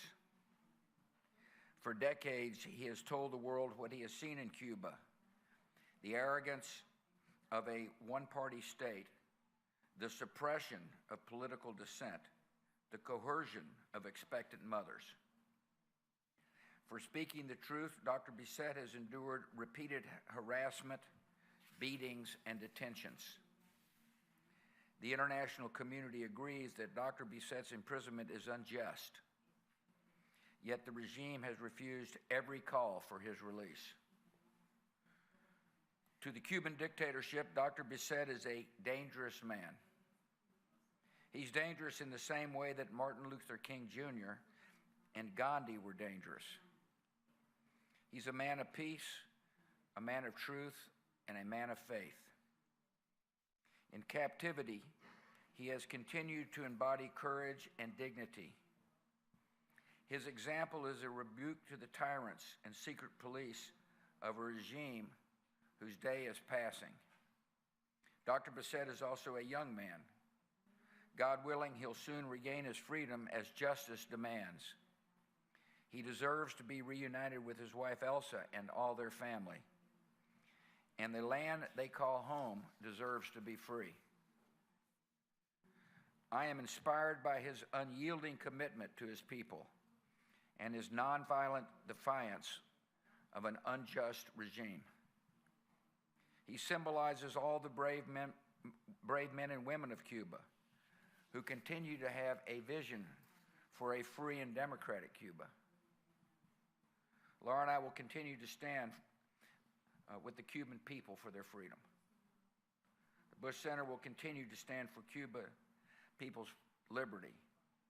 We will continue to stand with a great man with a mighty heart, Oscar Bissett. I'm now honored to finally present Dr. Bissett with the Medal of Freedom. The United States stands with Oscar Elias Bissett in his heroic struggle against tyranny, salutes him for his courage, and honors him for his devotion to freedom and human rights.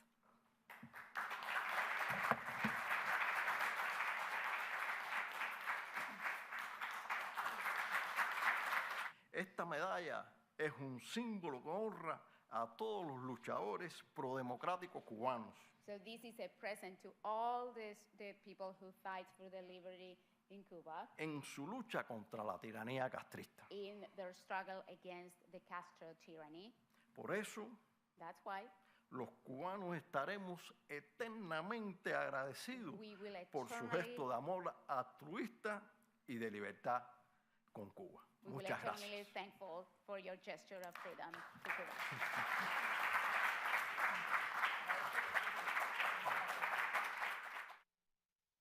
As your own university's president of the student union in 2017, you found yourself involved in what became student-led protests and that grew against the Maduro regime, and you yourself were ultimately arrested and then have found yourself now living in exile. Could you speak to what that experience has been like, having to live abroad and live in exile, and how have you been able to continue your own activism from abroad? Being an activism limits a lot your capacity to develop a professional career in the international sphere. And when why I say this, because the reality of being outside is that, for example, in my case, I applied to many international NGO positions or UN position, even in entry position as a staff support, administration support. But the information that I got is that because of my high activism profile and my political involvement, I am not a candidate, so I can't continue with the process. Of course, it's really hard, and this makes me really sad. But from one side, it's a reality. But from other side, it didn't stop me to continue help me and finding ways to raising my voice against what is happening in my country. So I had to make my own way, and I have worked as a babysitter, cook helper, a dishwasher, cleaning a restaurant, taking care of an old woman, but also I had the opportunity to constitute and to create and to lead a committee of people that have been victims of brutal human rights violations and crimes against humanity. So there where I am helping from the distance the victims. So also I am trying to connect big generation of young Venezuelan professionals that are outside of the country. So one day when we have the opportunity to go back to Venezuela, we are ready and to help where is gonna be needed.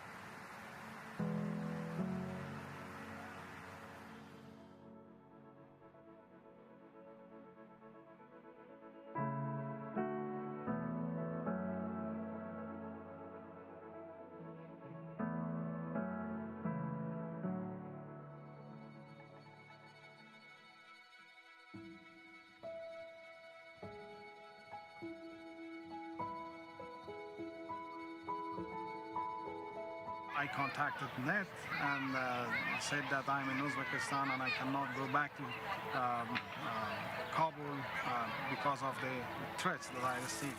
So the National Endowment for Democracy helped me evacuate from Uzbekistan to Albania. There were a team that they started resettlement process to Canada. They just help us from the moment I decide to leave Afghanistan. We have unity with us up to now. My country, the United States, I know that Canada, that they will be stronger because we will be enriched by the talents, by the culture, by the family of all of those who have resettled here. If you spend time talking to the partners that we support across Afghanistan, you can't help but be optimistic.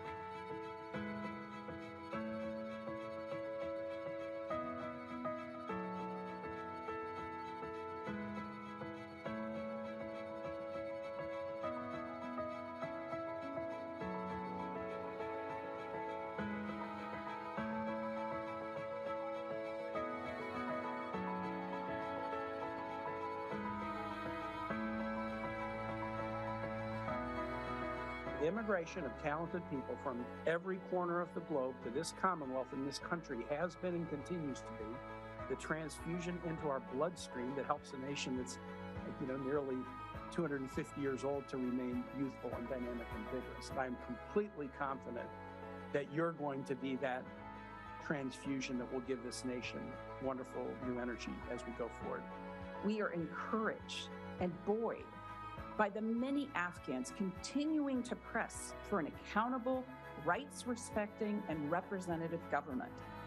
The aspirations of the Afghan people for free and inclusive governance cannot be extinguished. The endowment and its family, NDI, IRI, Solidarity Center, and SITE, have been proud to have supported your courageous efforts over the past 3 decades. I hope you can take some comfort in our continued partnership and in the knowledge that the Ned family remains committed, despite very serious obstacles, to the democratic cause in Afghanistan. Yes, we lost. The state has collapsed, but the media is still existing. We are resisting against Taliban. We can do this. Let's try our best. How ironic is this? That I consider myself so lucky that among thousands of Afghans, I got the chance to flee from where I once called home. This is not a sub story, but a story of lingering hope, a story of rebuilding and a fresh start. As a Pashto saying goes, after every darkness, there will be a light.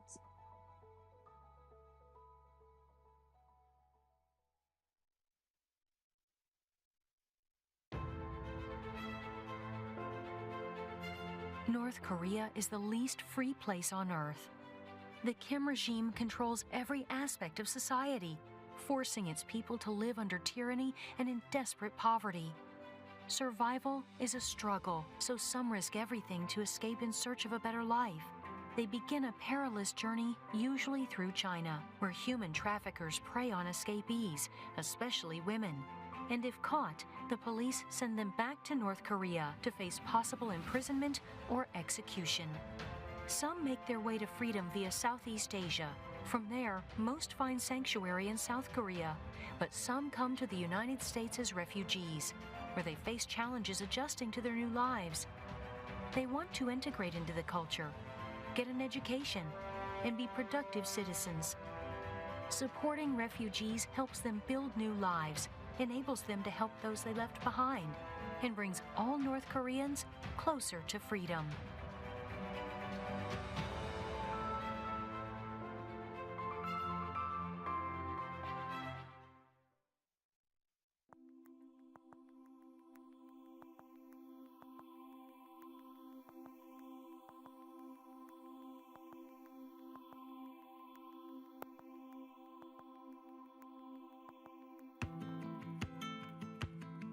En Cuba hay una dictadura, en Cuba no hay derecho para nada, hay una miseria.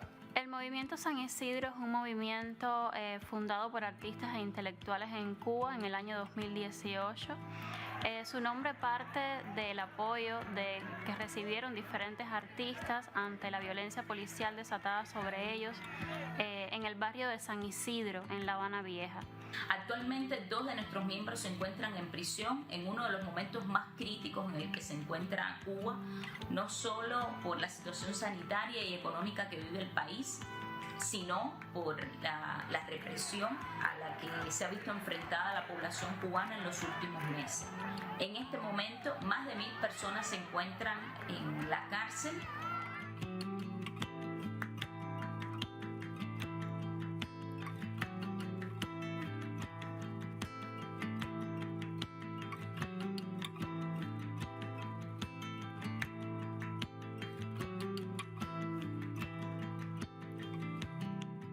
Manuel Otero Alcántara y Márquez Castillo Pérez, el Osorbo, están presos en Cuba por querer una Cuba independiente, una Cuba libre, con libertad de expresión y derechos.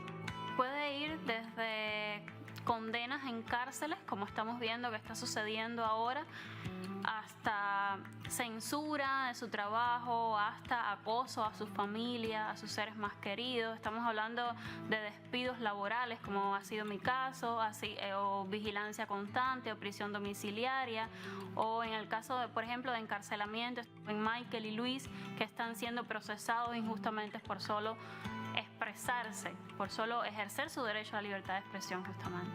Mira, más que todo ellos están presos porque el Estado, la dictadura cubana, teme por las reacciones de la gente hacia ellos. Son personas que tienen el poder de convocar y ellos temen a eso.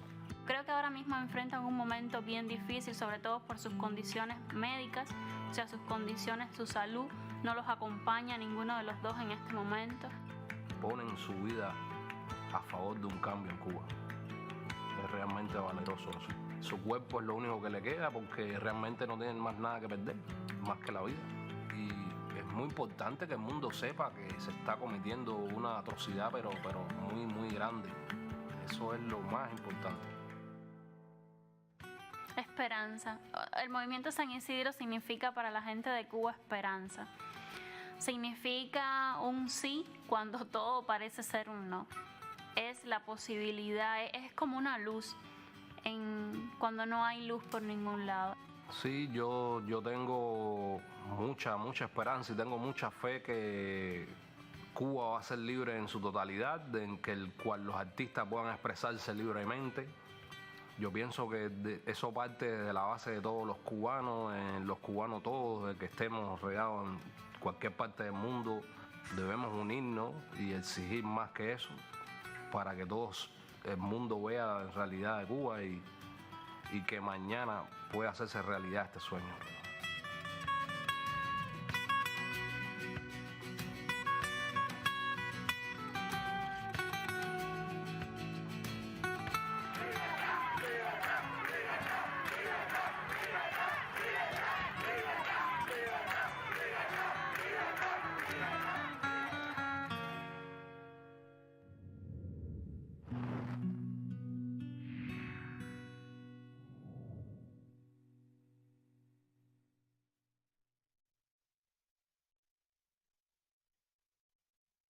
My name is Alexandra Matvichuk. I'm a human rights defender, head of Center for Civil Liberties.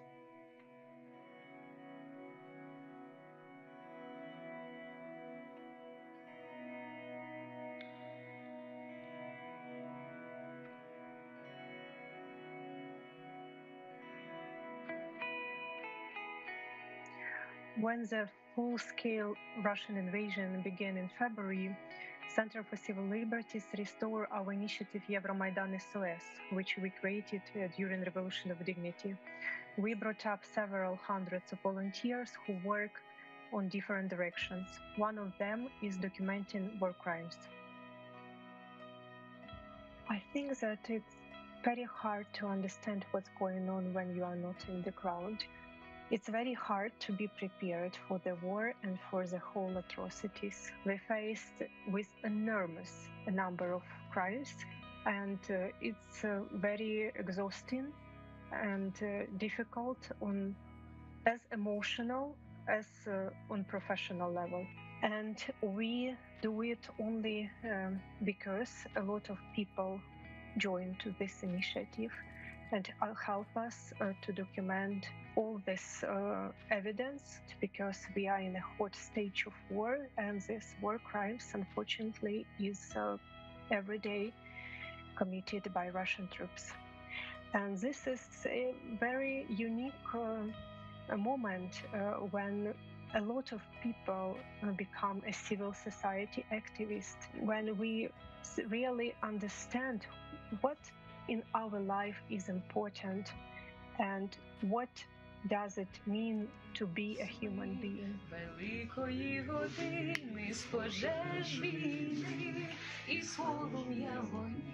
I have never wished any nation to go through the war and have our experience, but this dramatic time provides opportunity for Ukrainian people to express their best features and to be better than we are. And Ukrainian civil society needs support from ordinary people from other countries. I know that ordinary people have much more power than they even expected to have. And massive mobilization of ordinary people in different countries can change this world for better.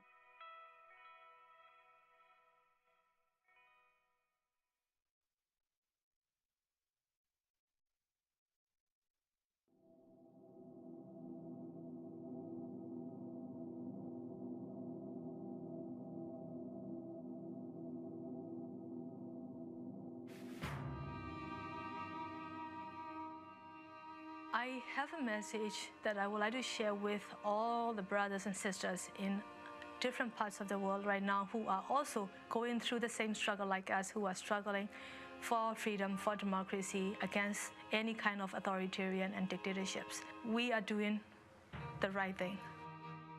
People who fighting for their own freedom, for their own democracy, all over the world, have to understand that they are not alone. Existe una secreta familia de víctimas del totalitarismo. Sabemos que pertenecemos a una misma familia.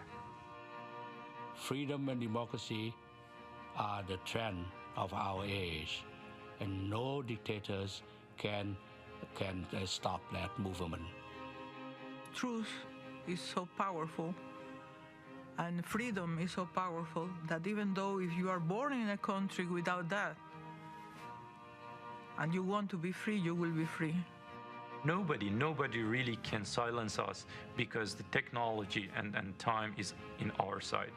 It's better for us and it's better for every movement if we use the internet and mail and Facebook to fight together.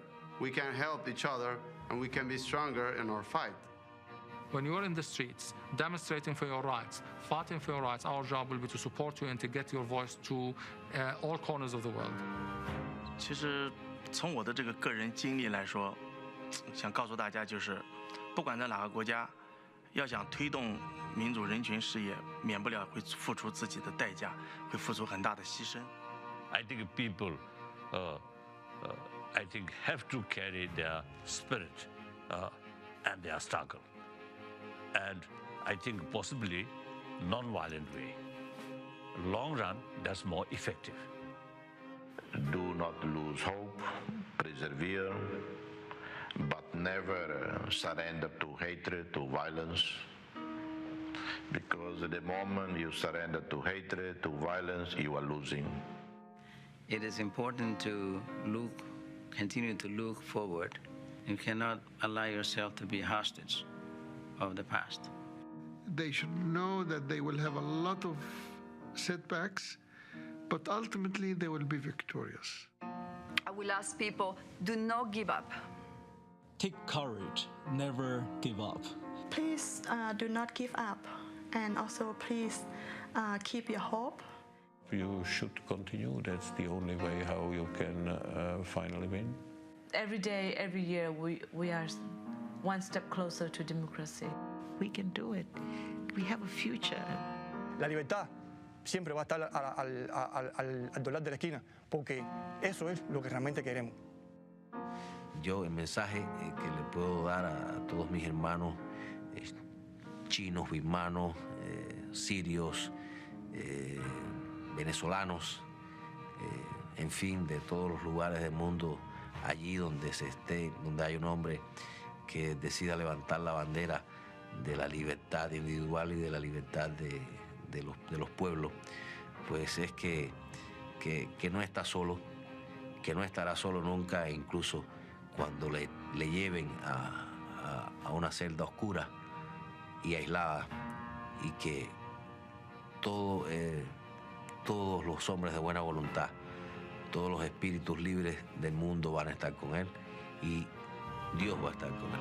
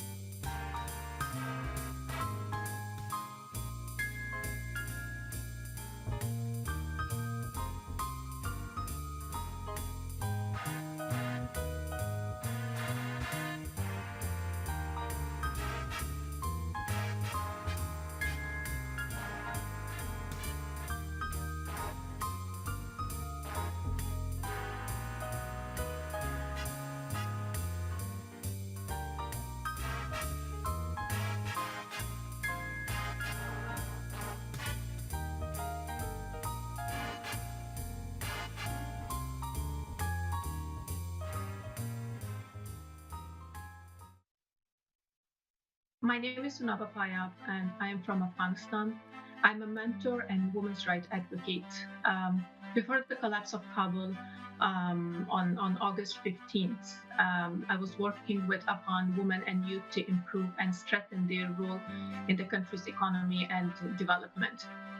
The key priority for every one of us was to secure a dignified and sustainable peace that would not only benefit Afghans, but the whole region and the wider international community. But unfortunately, we did not succeed. But we are still hopeful. Personally, growing up as a refugee and now being forced to leave my country again, my only dream, my only wish is to go back to a free and democratic Afghanistan again. Freedom is the essence of human nature. It is important that we value freedom because freedom of thoughts, freedom of opinion, and freedom of faith are fundamental for human rights. Freedom is important because it increases productivity and overall high quality of life. For instance, if you look at the history, the democratic post-World order enabled the West to build the foundation for economic prosperity, and millions, if not billions, were able to escape poverty. Technological innovation happened, it flourished, and the world became more interconnected. All of this advancement, all of this prosperity happened when people were given a sense of security, when they were allowed to compete freely, when they were allowed to fulfill their potentials. And now, given all the challenges, all the conflict that I see all around the world, I feel like we need freedom now more than ever. Well, US leadership and support is not only crucial to the security, prosperity, and the freedom of American people, but also to its international engagement. American diplomacy, foreign assistance, economic assistance, public-private partnership, and people-to-people program has waged peace and removed conflict all around the world. And we have seen it firsthand that American-led effort to create economic institutions around the world has enabled millions of people to climb the ladder of opportunities. It is so unfortunate that in this 21st century, less than 20% of the world population live in free countries. And most of them who are suffering, most of the people who are struggling are the young people. Young people all around the world are paying the price. Unfortunately, our political parties, our political leaders are so much focused to benefit their parties, or simply saying what they would need is to win the next election. But I want to give this message to all the young people who are struggling that please do not lose hope. You have the energy, you have the power to change the fate of this world. Look at all the protests that's happening in Iran, in Afghanistan, in India, all over the world. Young men and women are standing up for their rights. They are demanding freedom and justice. You can do this. Please make sure that you utilize all the platforms, all the resources available, including technology, to demand justice and freedom and allow democracy to thrive. Ladies and gentlemen, our next panel covers emerging technology and the future of freedom. Please welcome our panelists and their moderator, the Director of Freedom and Democracy at the George W. Bush Institute, Jessica Ludwig.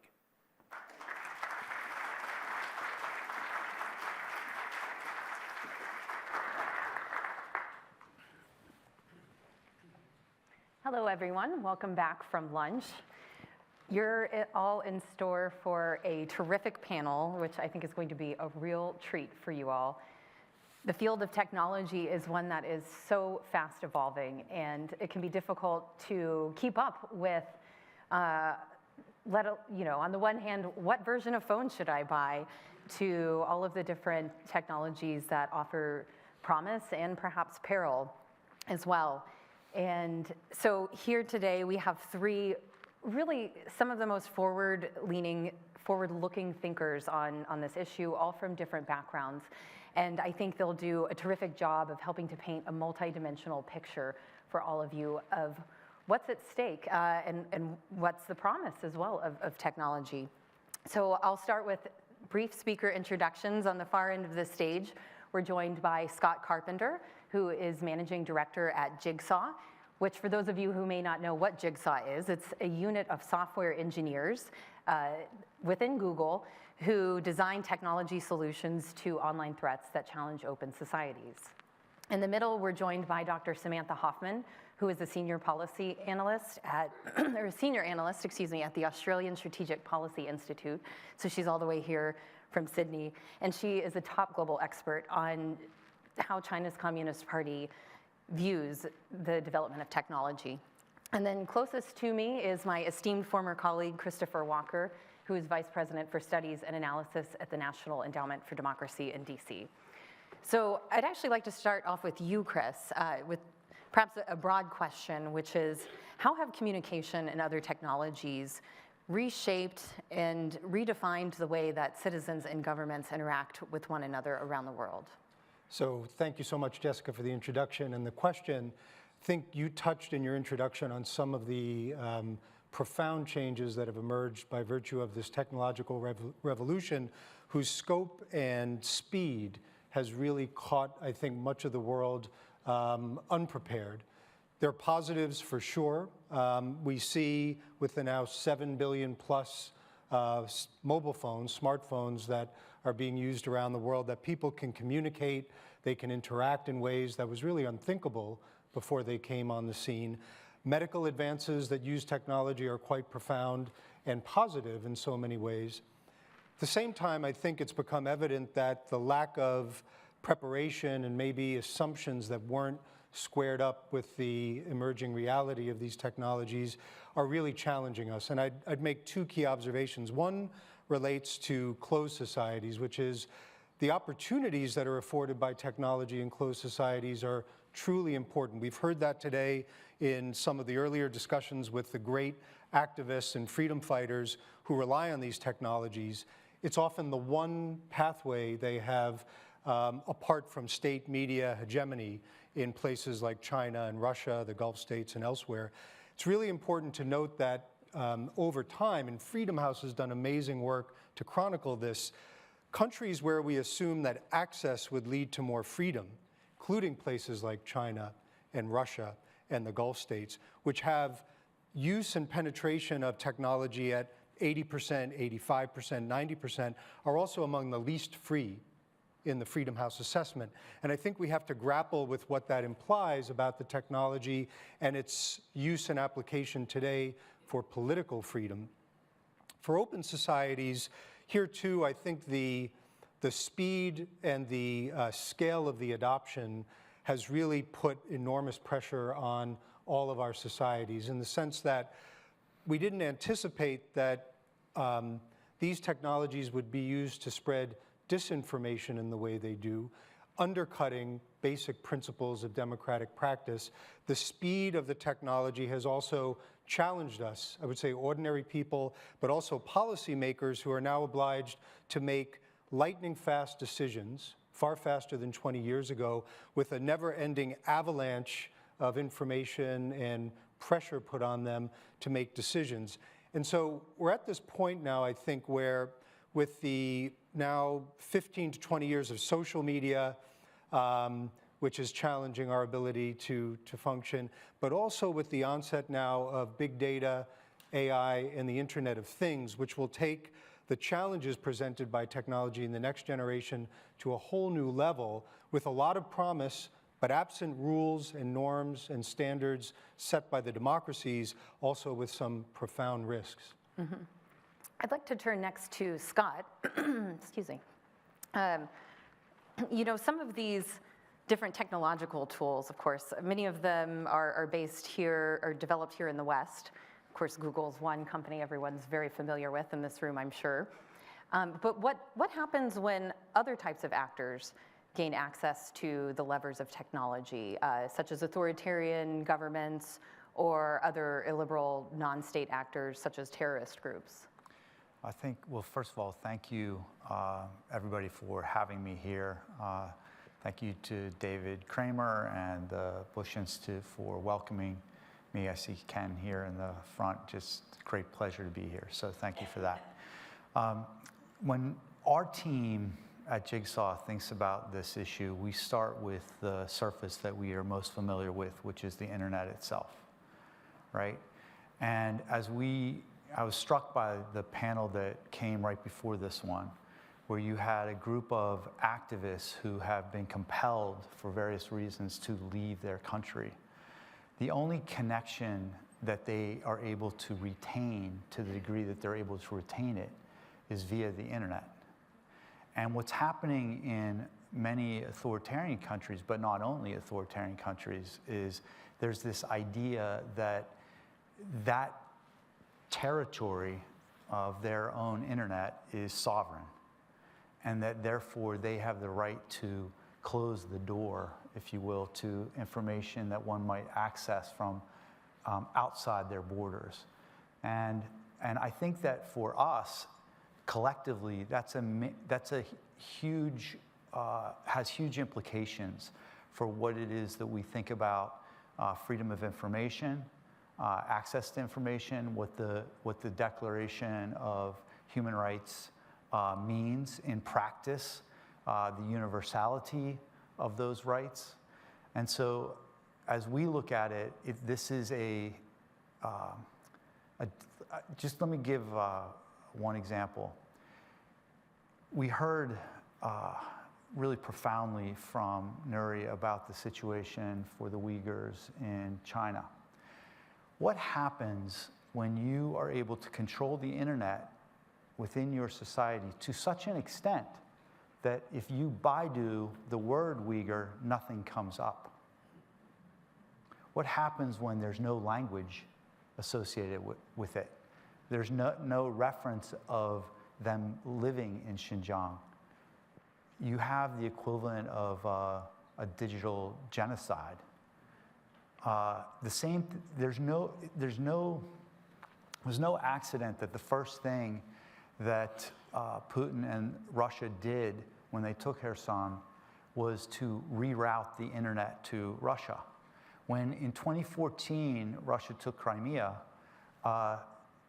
there was the people known as the Tatars no longer existed online. So the implications for all of us to finding ways to not let authoritarians be able to 100% control access to information, I think is a critical challenge going forward. Because when the internet was built, it was built with the assumption that people wanted openness. The first country to shut down the internet was Egypt, and it closed off 3,600 border gateway protocols in order to do that. Those are border gateways on the internet. We just assumed everybody wanted them open when the founders, Vint Cerf and others, were building the internet. So for me, it's the cognitive hacking that can be done by reducing people's access to the internet and then reshaping the information found on that internet in a way that leaves people in Plato's cave. So that's a fundamental challenge that we are dealing with as we think about tools, ways to mitigate it, how to prevent it, what technical standards to develop that may have implications for what the future of the internet looks like. Thank you, Scott. I think it's terrifying when you think about the authoritarian curation of information and how that can be extended into the global arena, not only limited to within the borders of the particular countries that are overseen by authoritarian regimes. Since you also brought up China, I think that's a great segue to ask Samantha a question about how China's political leadership views the use of technology. I think this is especially pertinent when we think about how fast China's tech giants, and they truly are tech giants, have emerged on the global scene, and the ways that we've seen China and Chinese technology firms marketing their surveillance equipment for supposed smart solutions to improve public security or help monitor public health during the pandemic. So Sam, it'd be great to hear from you. Thank you. It's a fantastic question, and it's an important question. We always need to go back to what the Chinese leadership is actually saying about its own intent when it comes to technology. When you see most conversation on China and tech, most of it is about the surveillance state and the visibly coercive uses of technology, surveillance cameras, facial recognition systems, and so on. And then there's another side of the conversation that is a little bit more focused on, well, wait a minute, Chinese authorities are also using technology to solve problems, the kinds of problems that any government around the world would seek to solve. And somehow that conversation takes place, they take place sort of separately of each other. But the important point, and if you take away one point about China today, it is that actually the coercive technologies and the problem-solving technologies aren't mutually exclusive. They are the same. The same, for one, the idea of problem solving is subjective, and problem solving from the Chinese Party state's perspective includes coercive control, right? But the other thing is that when we think about technology, we often tend to think about its end use, the smart device that we're using and the service that it provides. What we miss and what the Chinese state understands is that it's not just the end use of that technology, it's also all of the information that the data that it creates provides and what that can do and what downstream access to that data means in the long run. So for the Chinese Party state, I tend to see that technology is firstly a layer that helps to improve existing methods of social control and political control in China. But they also see technology as something that streamlines and creates efficiencies. Efficiency not always being positive often not positive from a democratic perspective. I think it would help if I gave an example, and an example would be a report I did in 2019 on a Chinese propaganda department-controlled company.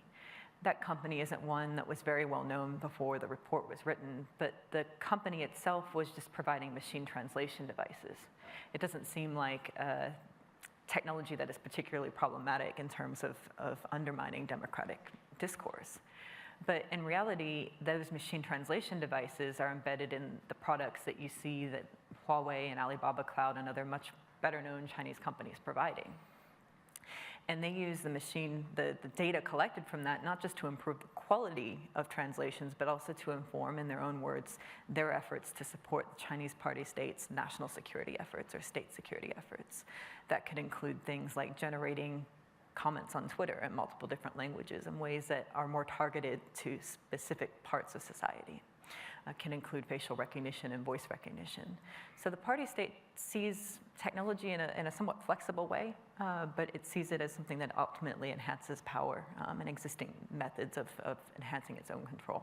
Mm-hmm. And one follow-up question I'd like to pose is that we do see Chinese tech firms marketing quite heavily and aggressively sometimes their technology to other countries. What happens when those technologies are exported abroad?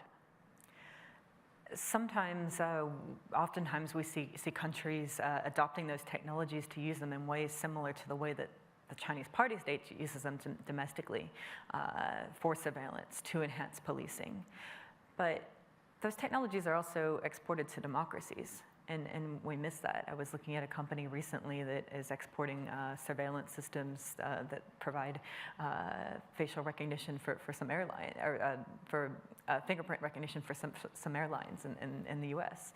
And so these companies, they're global. And the thing is that the data collected from the technologies is valuable once it reaches the downstream actor who has access. It's not just the end user who has control over that product. So when those products are in a democracy and we think that we're controlling its use in ways that we're comfortable with, we aren't necessarily completely in control. So that also brings up a pretty interesting question about how technologies are developed, who's setting the standards for these. Scott, could you perhaps explain, because this is actually quite a complicated process, and I'm sure our audience would love some insight here on who and what effectively sets the standards for how many of these new fast emerging technologies are developed. It is a great question, and it is a complex one. I'll just share a little history. When a number of the tech companies began to explode, like a company like Google, it needed all kinds of different technologies to interact with one another. So the protocols that were underlying the internet, they needed to be upgraded. So to give you an example that all of you may be familiar with, is sometimes you'll go to a site now, like you'll type in a web address, and you'll get this little, it'll say not safe, and it will have a little line across the HTTP at the top. And you'll say not safe, and it won't let you go there, and you can go back, and you might be a little bit puzzled. But when the internet was first formed, this protocol, HTTP, allowed you to connect from one IP address to another IP address. But it was something that was visible to the ISP provider. So when it would cross, they could look at your traffic and they could see where you were going. And an ISP provider is an internet service provider. Sorry, internet service provider. And so a standard, a technical standard was developed within a technical standards body. So this one's called the Internet Engineering Task Force. That has no politicians. There's no government representatives in there unless they just happen to be really good software engineers. This is just software engineers coming together to develop technical standards, and through acclamation and persuasion, people say, wow, this is a really good standard. And then it's up to somebody to implement that standard. If a Google implements that standard, then most other entities are going to implement that standard. So in the case of HTTPS, which was secure, now that standard is across all of the internet. And if what they did over a period of like 5 years, I think it was, they would alert the website that unless you move to this standard, you will not be surfaced on Google. And so as a result, it drove adoption. So HTTPS became the standard for secure internet traffic. And as I say, that happens because there are software engineers who are thinking about this problem within a specific body that is not a multilateral. It's not the International Telecommunications Union, which is where governments sit and they vote and think about these issues. This is where technologists reside and begin to think about standards that will make the internet faster, better, more secure. Now, just a very quick anecdote about that. So about 2 or 3 years ago, maybe a little bit longer, the Chinese Communist Party said, look, we need to be at the Internet Engineering Task Force. So go there. And so all of a sudden, all these Chinese software engineers were there, and they were generating all these new standards, just like.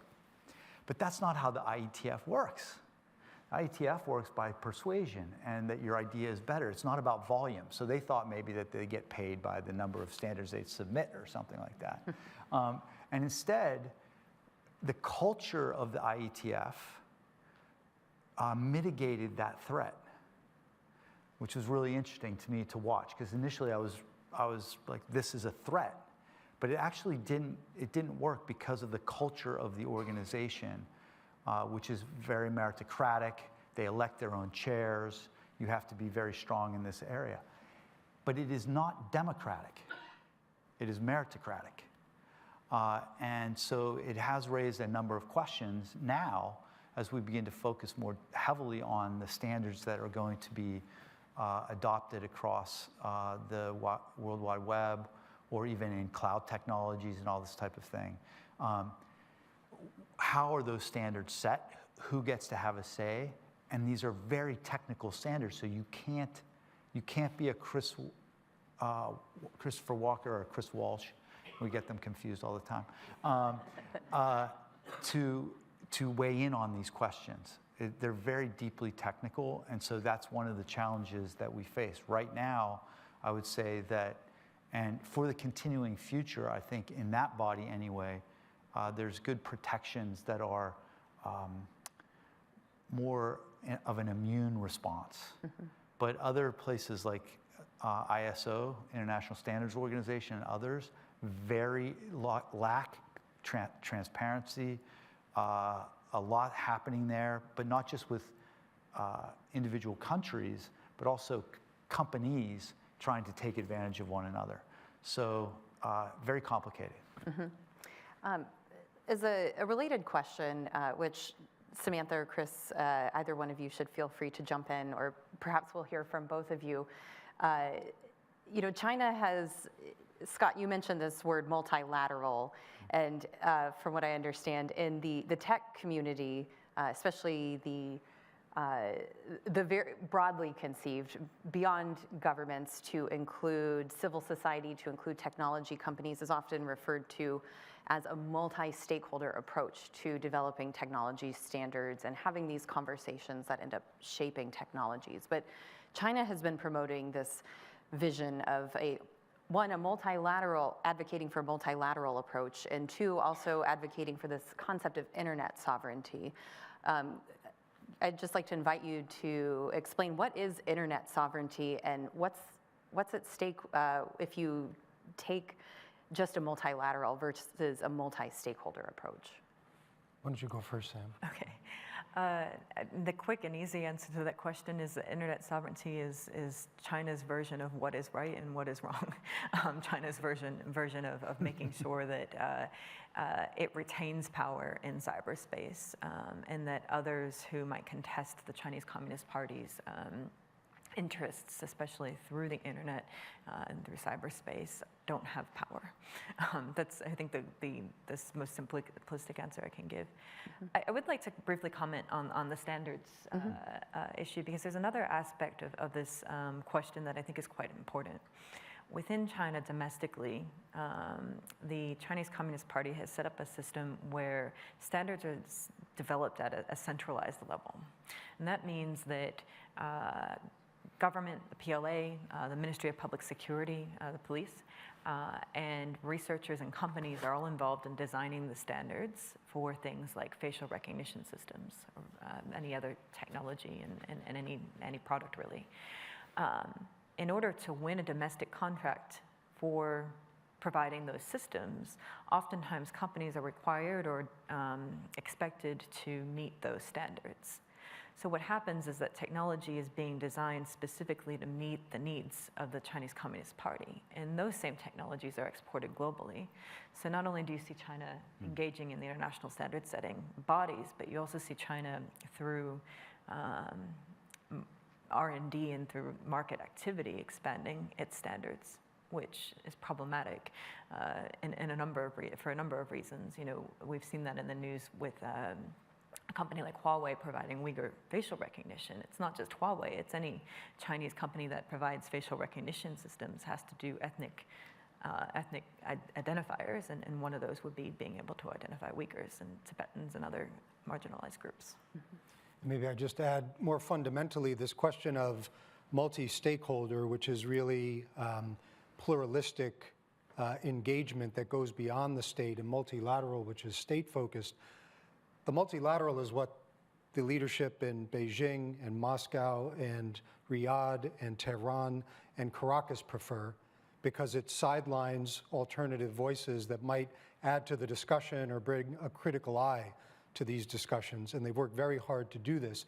So I think fundamentally in these kinds of bodies, when you have Chinese officials, for example, in the leadership positions of the International Telecommunications Union, the ICANN and others, these kind of alphabet soup of institutions that actually shape the way technology is used and applied, and I would argue shape the future of freedom or not, is really important. And democracies should push hard to make sure that it's not just states making these decisions. It's been observed over time that while countries like, I should say the governments of Saudi Arabia and Iran don't get along on much, they're rivals, when it comes down to decisions on how the internet should be shaped, they lock arms. They're very aligned. They love the idea of control. They love the idea of baking in censorship. They love the idea of not having those kind of thorny, nuisance-like NGOs and civil society voices in the discussion, but it's exactly what over time will lead to a less free, less open internet. And this is where the competition has really kicked in earnest. Just one last point on China. So 10, 15 years ago, China really didn't participate, its officials, in a meaningful and competitive way in the bodies that Sam and Scott have alluded to.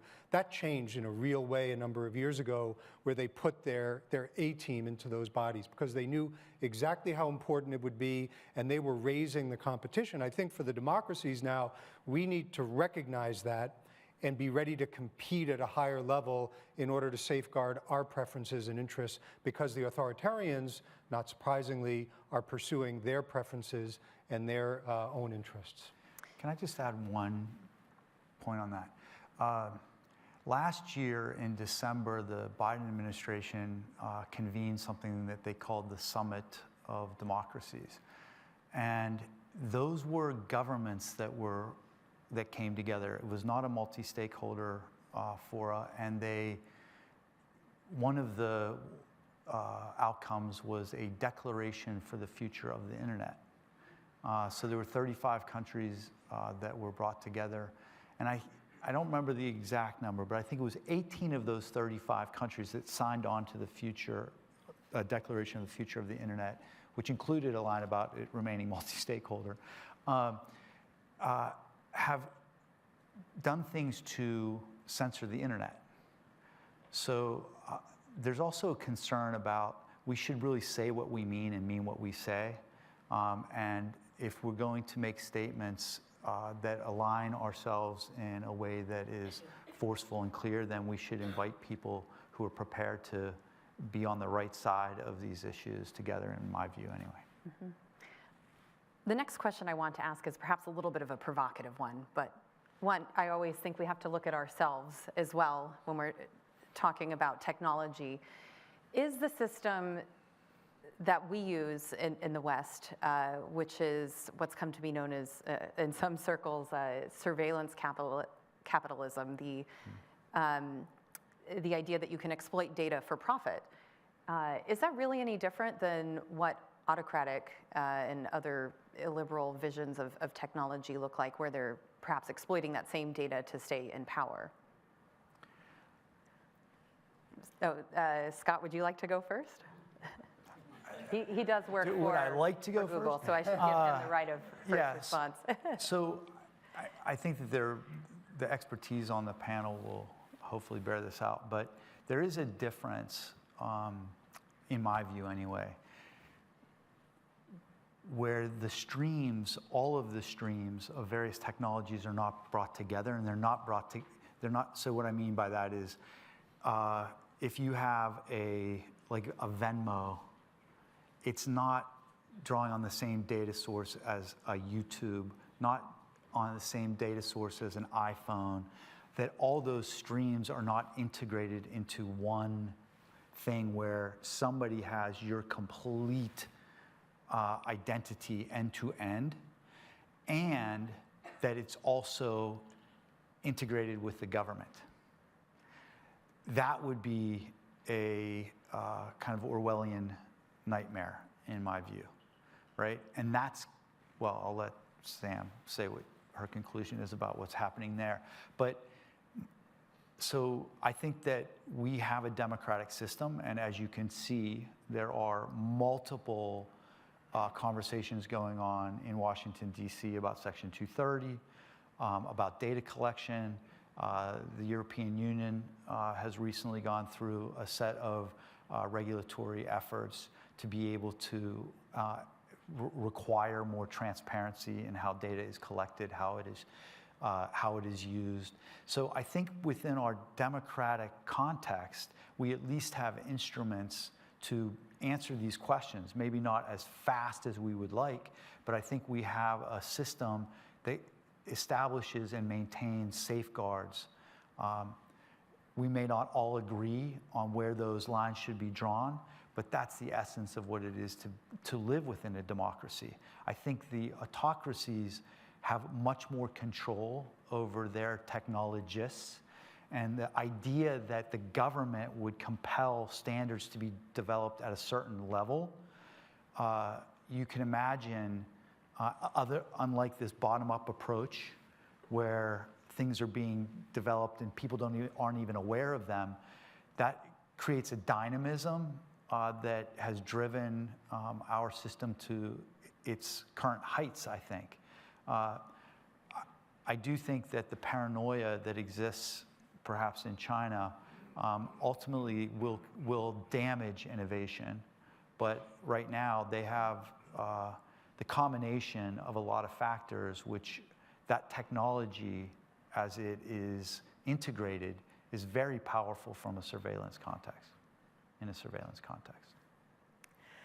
So as Scott highlighted, I think the difference in intent is an important point to make, that authoritarian regimes like China have a very clear intent to use technology in ways that undermine civil liberties. But and China isn't able to necessarily fully integrate all data perfectly, but it's on the trajectory, and things like standard setting certainly help it to do that more effectively over time.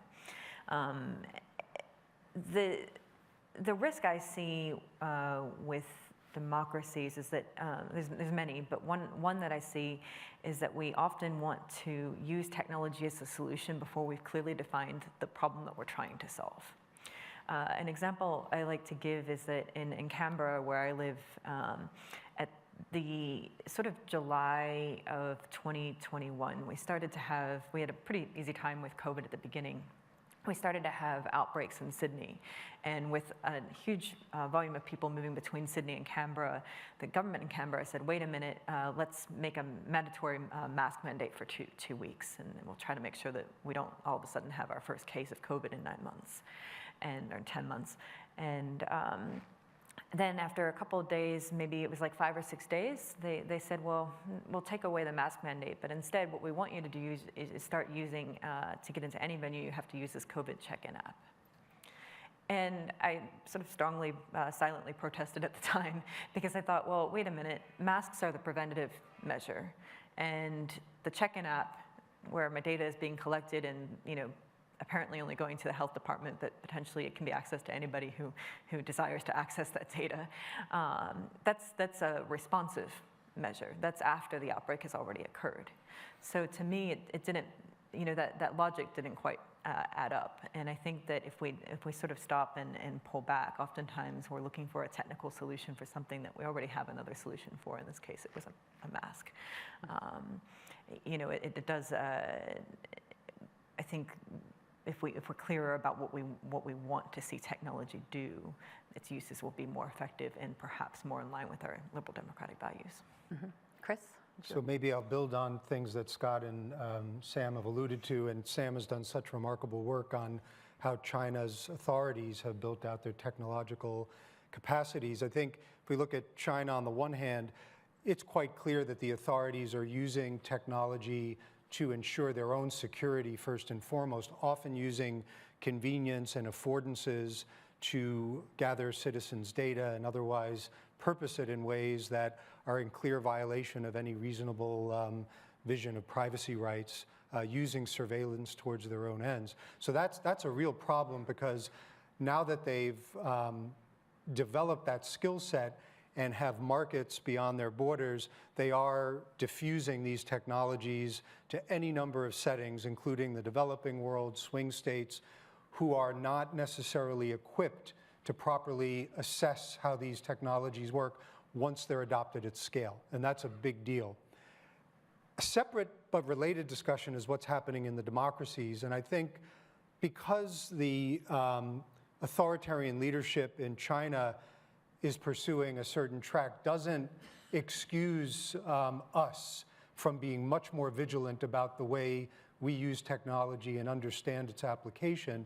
And I would say, maybe to be provocative in my response to your provocative question, that there are profound misalignments between the way in which technology has evolved in our societies with democratic and human rights practice. And that's in part because of the speed with which it's been adopted and the speed with which it's used. It's hard for an ordinary person, let alone a policymaker, to adapt to these circumstances, to make decisions on an ongoing basis. Today, there are no ends to the news cycle. That's different from a generation ago. There was a time at the end of the day where the lights would go off in the editorial room, the trucks would come and take the papers, they'd be delivered the next day. That's gone. Now it's 24/7. There is no end to the news cycle. A lot of really thorny incentives in that context for how decisions are made, what gets into the news, what doesn't, how you assess the quality of news at the end of a cycle for which there's no end. I think there's a lot for us to grapple with on the privacy surveillance side, apropos of what we've been discussing, in terms of how ordinary citizens understand how their own data is being used, how they are or not surveilled by private companies and by the government alike. And while there may not be a fusion between the corporate sector and the government in a free society, including in the US, it still means that we should be vigilant and have very high standards as citizens to make sure that we're all comfortable with what's under the hood of this technology. And my friend and colleague Ron Deibert has always said, he's at the University of Toronto, he's a brilliant political scientist and technologist, said most people don't understand what's under the hood of the technology that we all use every day. And that's a problem. And I think the only way to get at that is to have more accountability, transparency, and vigilance for basic human rights standards in the way we ourselves use the technology. And in turn, I suspect that will create immunities and inoculations to deal with the diffusing, admittedly far more dangerous technologies coming from authoritarian settings, including the PRC. So in just the couple minutes we have left, in sort of picking up on the point you were coming to, Chris, I'd like to ask all three of you, this is an open question for you all, what does a democratic vision for the future of technology look like, and how do we get there? I can start this time. Sure, go for it, Chris. I think it starts at the outset with a theme we've heard throughout this entire conference, and that is there needs fundamentally to be alignment among like-minded democracies on this. It's not to say they have to be lockstep on every issue. It's very difficult to have countries with different home-run industries, different freedom of expression standards, and the like. We can stipulate that, but at some basic level, like-minded democracies need to agree that it's in their shared interest to have a digital world that is accountable, transparent, and adheres to basic human rights norms, because it's in their interest. But I would suggest in turn that this will also have a very positive, salutary impact to rebuff, rebut, and over time repel the authoritarian challenge that's already really, really serious. It will be very challenging to do this. I mean, that we shouldn't kid ourselves, but if we don't do this from the democracies, it's not going to happen. And in fact, if we don't act with a resolute sense of purpose from the democracies, we can almost count on the Chinese and the Russians and others taking the lead and kind of moving ahead of us. And so it's really up to us to take the lead and make sure that we're adhering to our own standards and values. Scott? So again, I think that this is the way in which I've been at the company now for, I mean, it's shocking to me, but almost 12 years. And when I joined the company, it was 2011, it was the Arab Spring, right? So you can see in a decade how the tech optimism of that period of time to today has shifted. When I first came to Google, I was the only type of person like me there, right? There were not robust, what they call today, trust and safety teams. There weren't the requirements to work with the privacy working groups, to like all of these systems that have now been put in place that are part of any requirements doc. Right? So before, the technologists would get together and they would say, hey, this is what we want to do. What do we need to make this happen? Right? Well, in order to make it happen now, there are all these other layers of things that must happen before you can begin to build. I think that it's friction in an industry that is not known for its friction. It can be painful, but I think, as always, it's driven by a recognition that in free societies, we need to be much more thoughtful and protective, understanding that that's what society is demanding of the companies. And I have seen that response over the past 10 years. We are no longer in a world where the internet is this place driven by primary colors and it's just a wonderful place to be all the time. There are real problems, but none of us, I don't think, can live or would want to live right now without the ability to use a Google Maps to find out where we're going, or to be notified about our upcoming flight and whether it's canceled or not, or whatever it is, the billions of ways in which we use the internet. We should go on a fast once in a while, perhaps, but we recognize it as a very powerful tool that enables us to do extraordinary things. So I do think that this is a continuing conversation amongst democracies, the tech companies, society at large. But I do think that authoritarians move very, very, very fast. They can move very, very fast. It doesn't mean they always do so in a way that's better, but it has huge implications, especially if they're looking to push this out into places where they have an integrated model where we don't. We don't. Yeah, I think just to wrap up, Samantha, earlier you said that you had this great observation that authoritarians sometimes view technology, especially China, as being more efficient, but maybe efficiency isn't what we always want. And I think, Scott, as you were just alluding to, describing the friction that is sometimes in the process of setting in the West and in the democratic world, it's good, it's useful, it helps slow us down so we're not just moving fast and breaking things and then going, what do we do now? But I'd like to invite everyone to please join me in thanking our fantastic panelists. This has been such a great conversation. Thank you. Thank you, Jessica.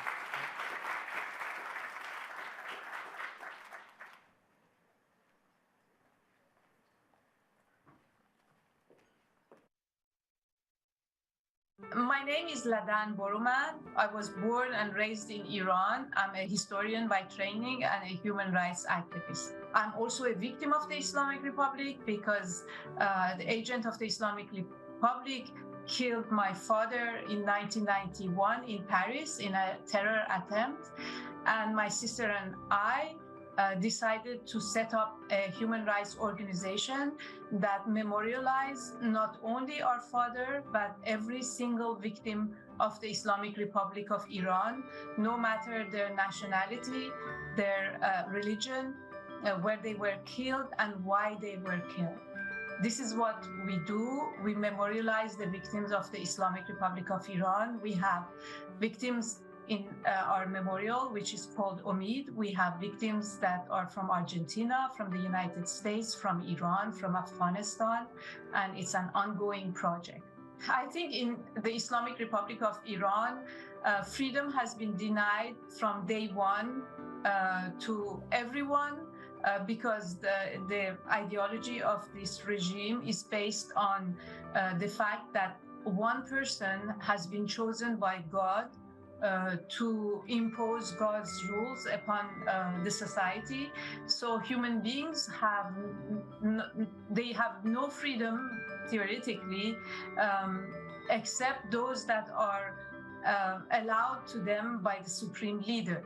So they can choose freely what they wear, their work, they can not choose what they want to do. They are controlled by the state constantly. They cannot choose the representative they want. They have no part in the making of the laws that governs them. Their opinion, their religion, every single aspect of their lives is under the control of the Islamic Republic. So when they are free, it's only because the government has the will of letting them do. But the day the government decides they cannot be free in any of those aspects, they will lose this freedom. The most important thing for countries like the United States or other democracies, first of all, is to be democracies. That's very important because it becomes a source of hope for activists around the world. But secondly, to stand strongly with the truth. And then, of course, there's moral solidarity, and whenever possible, any other kind of support to people who are fighting for freedom, liberty, democracy, and human rights should benefit from the support of these powerful world democracies. Our next conversation is on how the United States can help support democracy and human rights.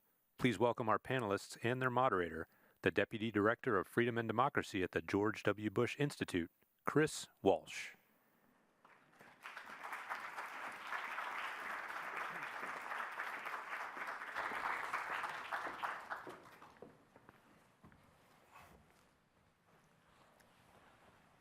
Good afternoon. It's been quite a day already, but it's an incredible thrill to be here with this all-star panel, but with all of you. You didn't have to come here, you didn't have to be here, but you took interest, you cared. So thank you from all of us at the Bush Institute for being dedicated to this incredible cause. As I said, we had a busy day today so far. We've talked about the global struggle for freedom, defining what it is. We've met some of the brave people who are risking their own lives to secure freedom for their families, their loved ones. And we've talked about the tools that are used, technology. But how do we support democracy? I'm glad you asked. That's why we have this distinguished and accomplished panel here today. It's a great honor to be here with, starting from my left, Alice Albright, who's the CEO of the Millennium Challenge Corporation. We have Stephen Biegun, who is the former United States Deputy Secretary of State. We have Goli Ameri, who is the co-founder and CEO of Start It Up, and a former U.S. Assistant Secretary of State for Educational and Cultural Affairs, and Charles Davidson, our co-chair of the DC Forum and Global Financial Integrity. Thank you all for being here today. Thank you. Now, an agency focused on reducing poverty through economic growth may not be the most obvious place for us to start a talk on international democracy support, but MCC is a unique thing. And we're fortunate to have Alice with us here today, and I wonder if you would talk a few minutes about how MCC is incentivizing democratic governance and what to expect from MCC as it approaches its 20th anniversary. Alice, please. Well, thank you so much. It's just a great honor to be here, and I have to say it's incredibly special to be here at the Bush Institute, where, of course, President Bush and his administration created MCC. So what a very special moment. So let me just start by telling you a little bit about what MCC is and how it works. So the agency was started in 2004, and since that time, we've worked with 49 countries. We've deployed $15 billion, and altogether, we estimate that we've helped about 215 million people. So a fairly significant footprint. The president created the agency to really begin to align how we could pursue international development, but very much focused on working with countries who are themselves on a pathway to building a better future for their citizens. So that meant democratic governance, fighting corruption, investing in people, and managing their economies well. So it was very much about the idea of aligning, encouraging democracies, and in doing so, helping those countries progress on the pathway towards international development and poverty reduction. So it was a very distinctive model of international aid at the time. We work in a very distinctive way. So let me start out by the who we work with piece. And there are essentially two elements to this. First, we work with countries who are low and lower middle income countries. And right now that includes about 81 countries. The very, very interesting part happens when we score every one of these countries on 3 different types of policy dimensions. And this is all on our internet site, so it's actually very transparent. But we have what we call our scorecard. It's become one of our sort of signature eligibility mechanisms, and we rate countries on 3 different dimensions. One is, are they running their economy well? Another is, are they investing in people? And the third is, are they a democracy? And are they trying to fight corruption? And in fact, one of the significant sources of data that we use for the democracy piece comes from Freedom House. So it was wonderful to see Michael here. So we only work with those countries that are very, very focused on doing the right thing for their people and continuing to be democracies. And this has created a very interesting effect that we've observed, which is that countries look at our scorecards and want very much to become eligible for MCC funding because it is significant grant funding. And in wanting to become eligible, they themselves make reform decisions to begin to align with what the scorecard calls for. So I'll give you a couple of examples about that. One, I'm sorry? I was just saying, please. Okay. So one is in Cote d'Ivoire, and when they started looking at the scorecard, they only passed 5 of the 20 indicators, and they decided that they wanted funding from MCC. And so over a then 7-year period, they made some very distinctive policy choices so that they then passed 14 of the indicators, and then of course they became eligible for significant grant funding. So there's a very distinctive effect that we can observe where countries decide to get on a reform path that is aligned with those policy measures that I mentioned. Another example that really sticks with me is the Democratic Republic of the Congo, and many people who know that country know that it has a lot of challenges.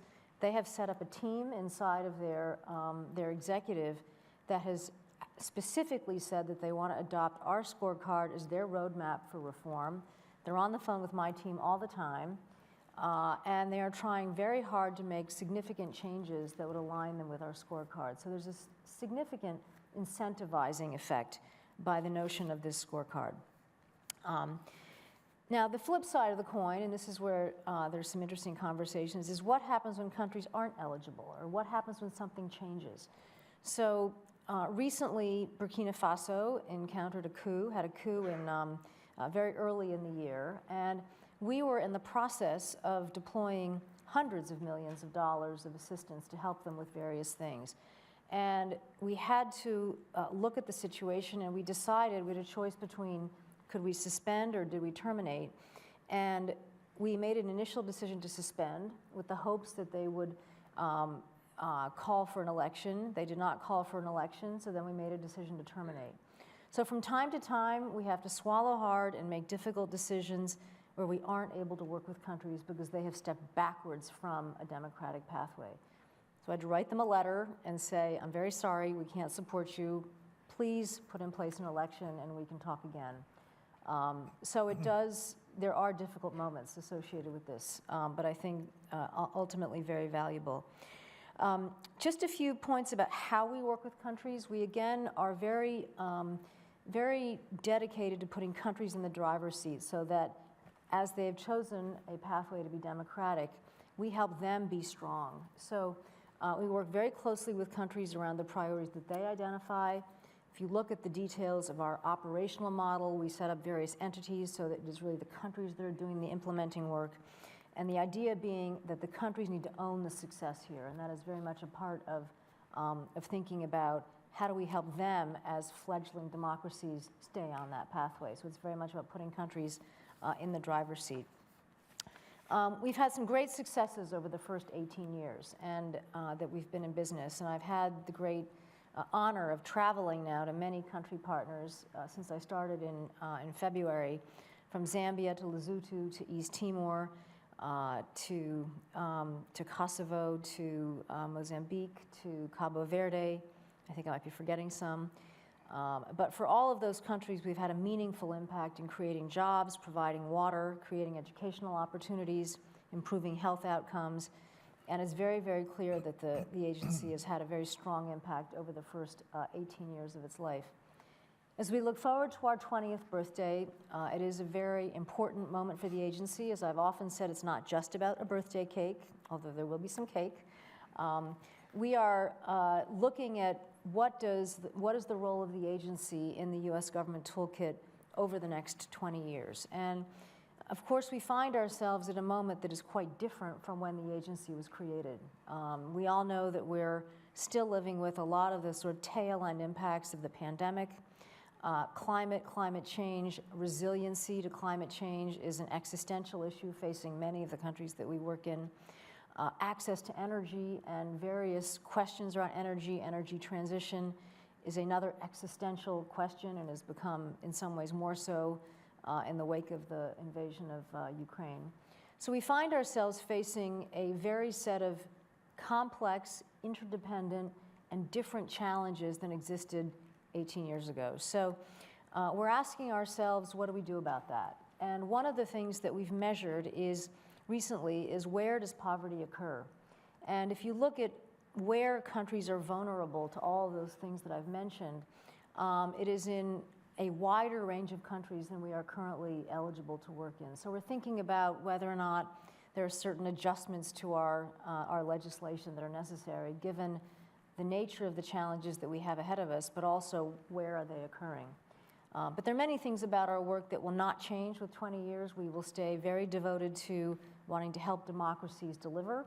We'll stay very devoted to working with countries and behind their priorities, and very much associated with wanting to be very selective and data-driven in our work. So it's a very important moment, and I hope that we can stay in close touch with our friends at the Bush Institute as all as that important work unfolds, because we have an awful lot of leaning in to do over the next 20 years. But thanks again so much for inviting us to be here today. It's a great honor. Thank you, Alice, for that overview. We really appreciate it. Let me turn to you, Stephen. You're a veteran of State Department leadership. You've worked on democracy issues in civil society. I think we're both alumni of IRI, actually.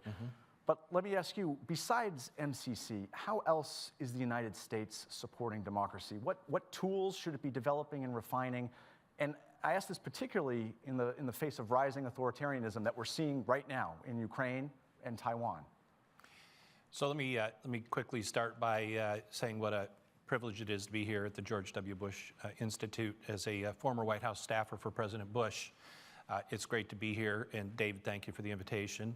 Also with Freedom House and with National Endowment for Democracy, as a former board member for Freedom House and a current board member for NED, Mike and Damon, thank you for those opportunities. This cause is one that's very dear to me, Chris. It's one to which I've devoted a significant part of my life and my career. You know, in thinking about this, I recalled a speech that President Bush gave in 2002. He delivered the commencement address at West Point in June of that year, and he laid out a framework for how the administration's foreign policies were going to be advanced during his presidency. And the framework was this, that we were going to defend the peace, we were going to preserve the peace, and we were going to extend the peace. And democracy was woven into each of those principles, and later formed the construct for the national security strategy that President Bush released in 2002. And as I think about those, each applies to the question that you asked. We have to defend democracy first, just as we have to defend the peace. We defend democracy with a strong United States military. We defend it with a strong defense industry. We all know what HIMARS are. We all know what javelins are. We all know what Stingers are. We all are learning what NASAMS are, with a 100% shoot-down rate of Iranian drones and Russian missiles in Iran as of today. We need a strong defense to defend democracy. Democracy has to be defended, and that is the birthright and responsibility of us, the United States of America. Of course, we do it with partners and allies. We do it with our alliances like NATO, our alliances with our Asian partners and Pacific partners like Japan, South Korea, and Australia. But democracy must be defended. We also defend it by defending our information systems and our electoral processes against malign influences that are seeking to erode democracy from within. And we defend it by enforcing our laws against those who would violate our laws and undermine our own democracy. We also want to preserve democracy. How do we preserve democracy? The best democracy building policy the United States could have is be a good democracy, bar none. How do we do that? Democratic culture, democratic civility, respect for democratic traditions, active participation in our democracy. We have to be invested in our democracy, not just participants or observers of our democracy. We had a very important election just 2 days ago, 49% turnout in the United States of America. We have got to be a good democracy if we want to see democracy advanced around the world. And the last is extending democracy, and that's a particular pursuit of many of you in this room, and how to extend democracy and those democratic opportunities to other people around the world. At the sake of being simplistic, let me start with what democracy is not. Democracy is not regime change. It can create an opportunity for freedom, but democracy is not a guarantee after regime change. Democracy is not elections. Elections are being mimicked by authoritarians around the world in electoral environments that are far from democratic. And building democracy is not missionary work. We're not going to convince or persuade people to be Democrats. We extend democracy first by partnering with the other countries that hold dear the same democratic principles we do. We also do it by partnering, not recruiting, not proselytizing, but partnering with many people, including those we heard from earlier today and that incredibly impressive panel, who are fighting for their own democratic rights. I lived in Russia in the early 1990s, the first 3 years after the collapse of the Soviet Union. My wife and I moved there, and I opened the program for the International Republican Institute, one of the first democracy building efforts that went into Russia after the collapse of the Soviet Union. I was spread so thin, stretched so far by the enormous demand of the Russian people to understand and to learn the techniques and the technologies of democracy, to interact and to connect with people from other countries who had gone through the democratic experience, to listen to the leaders of Russia today and the aspersions they cast on that period. The United States of America was not trying to change Russia. Russians were trying to change Russia.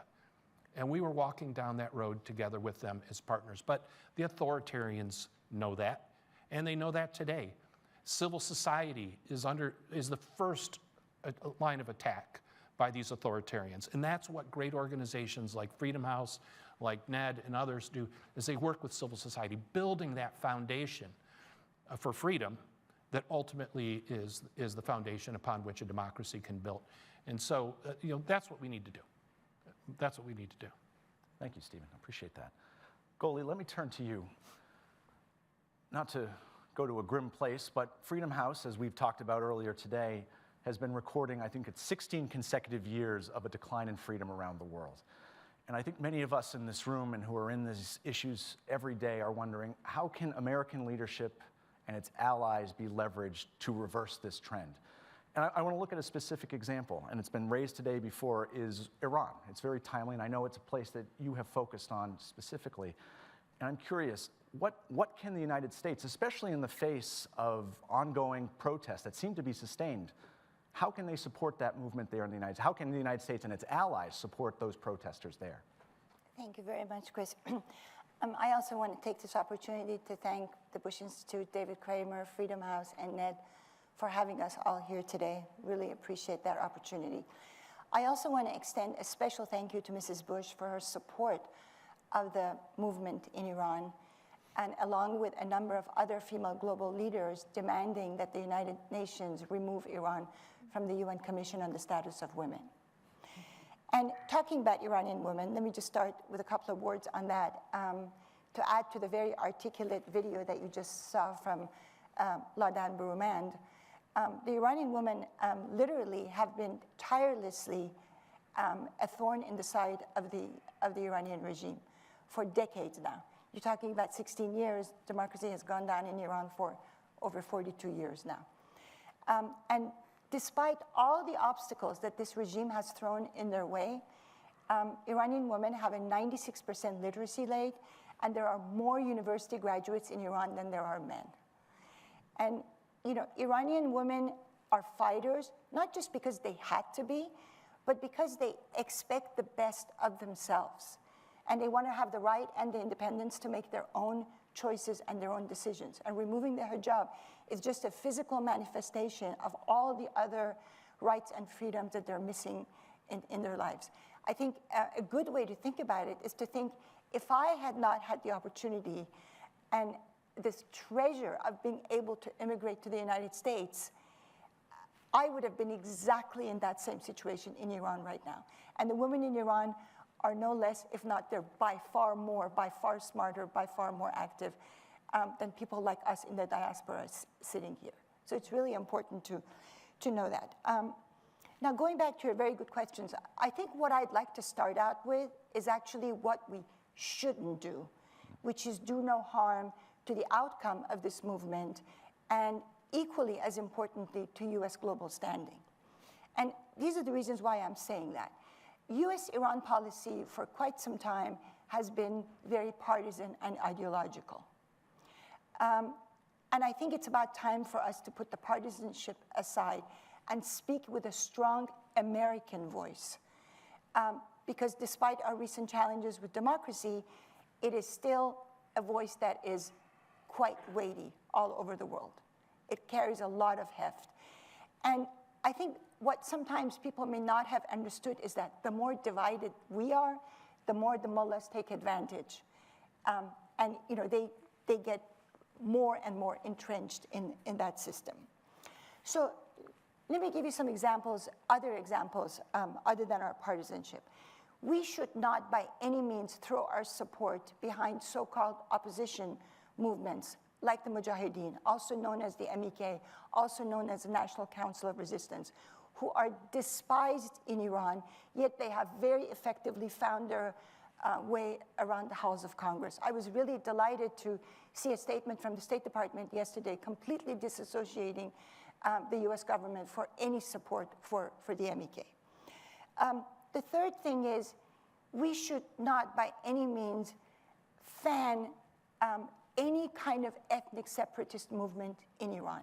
And the reason why I'm saying that is because Iranians are actually very concerned about Iran's disintegration. And this is something that has been abused by the regime as an excuse for their iron fist domestically. And in fact, it's been said that in the 2009 uprising in Iran, one of the reasons why people were asking for reforms rather than an outright revolution was because they were worried about that after some of the events that had happened post the Iraq invasion. And then lastly, Iranians are not looking for kinetic action in Iran. What they are looking for is solidarity. And what that means is they want to know that democratic nations have their back and they can feel safe, and that these nations will hold the Iranian regime accountable. So let's talk about some of the things that we can do. I think one of the most important things is for us to be proactive rather than reactive, and for all democratic countries to speak with one voice.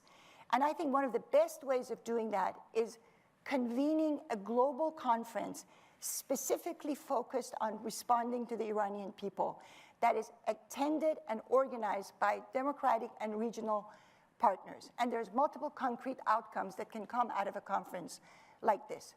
So first and foremost is how to axe the economic power of the Iranian Revolutionary Guard Corps. We have to remember that the IRGC was set up exactly for a day like this.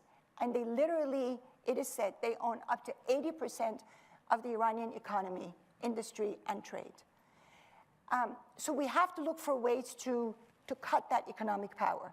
So here are some ideas about how we can do that. I understand that first and foremost, actually, the EU, there are 9 European countries that are part of this bartering mechanism they set up with Iran called INSTEX.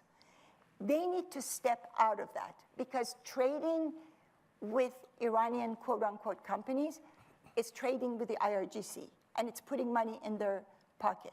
And we've heard time and time again today, a lot of people talking about how it's time for Europeans to actually step up. Secondly, the International Monetary Fund says that Iran has $31 billion in foreign assets. We need to find those assets and we need to freeze them until a democratic power comes to power in Iran. My understanding is that the Iranian leadership and their progeny have substantial assets in the United States and in Europe. Those assets need to be frozen as well. We have to find every possible measure to halt the oil smuggling that's happening out of Iran, which is bought mainly by China. And if at all possible, with allies going back to the UN and reinstating some of the UN sanctions on Iran, especially right now for violating some of the resolutions on not arming Russia. So in addition to economic sanctions that could come out of a conference like this, there should be a joint statement by all democratic powers in support of a free and democratic Iran. We need to say that loud and clear, and putting all negotiations on JCPOA on hold until the day where such a regime comes to, such a government comes to power.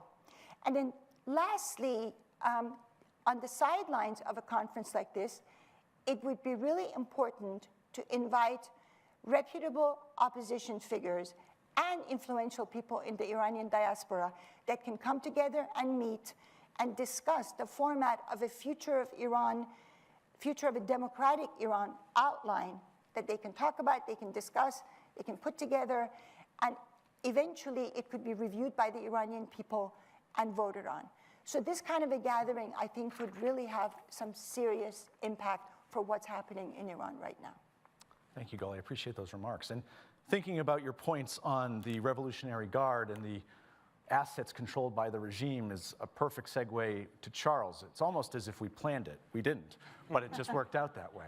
Well, Charles, I know you do a lot of work with kleptocracy and corruption, and I know that Damon touched on this in the earlier panel as well, but let me ask you this.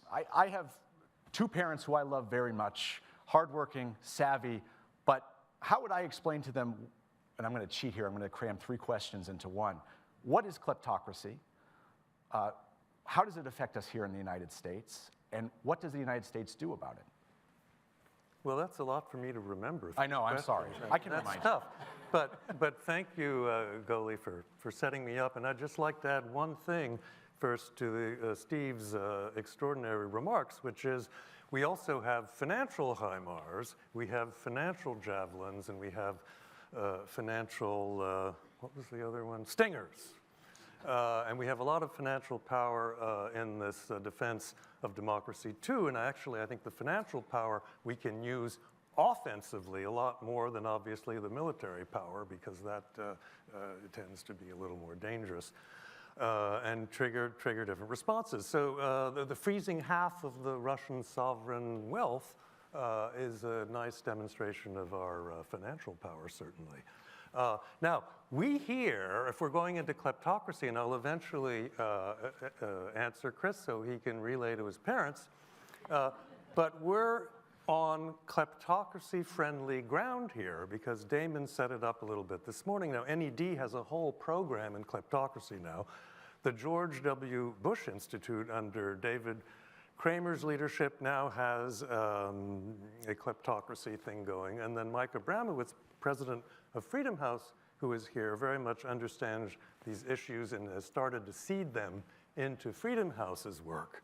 So, friendly terrain. But first, thank you, President Bush. Thank you, Ken Hirsch. Thank you, David Kramer. And thank you, staff of the Bush Institute and the Bush Center for hosting this and for such an extraordinarily logistically well-executed event, among other things. So, how do we explain kleptocracy to Chris's parents? Now, I know nothing of their background or level of education or anything, so this is a little bit of a shot in the dark. But we all know kleptocracy, if we open the dictionary, it's rule by thieves. Okay, now that sounds kind of like Putin, and obviously we'll focus just on Russia and Ukraine because it just makes things simpler, and all the other kleptocracies are exactly the same for the most part, so we'll use them as our case studies. So rule by thieves, Putin is apparently a thief to the extent that usually heads of state don't accumulate this stable of yachts and palaces and things like this. It isn't part of his salary, obviously.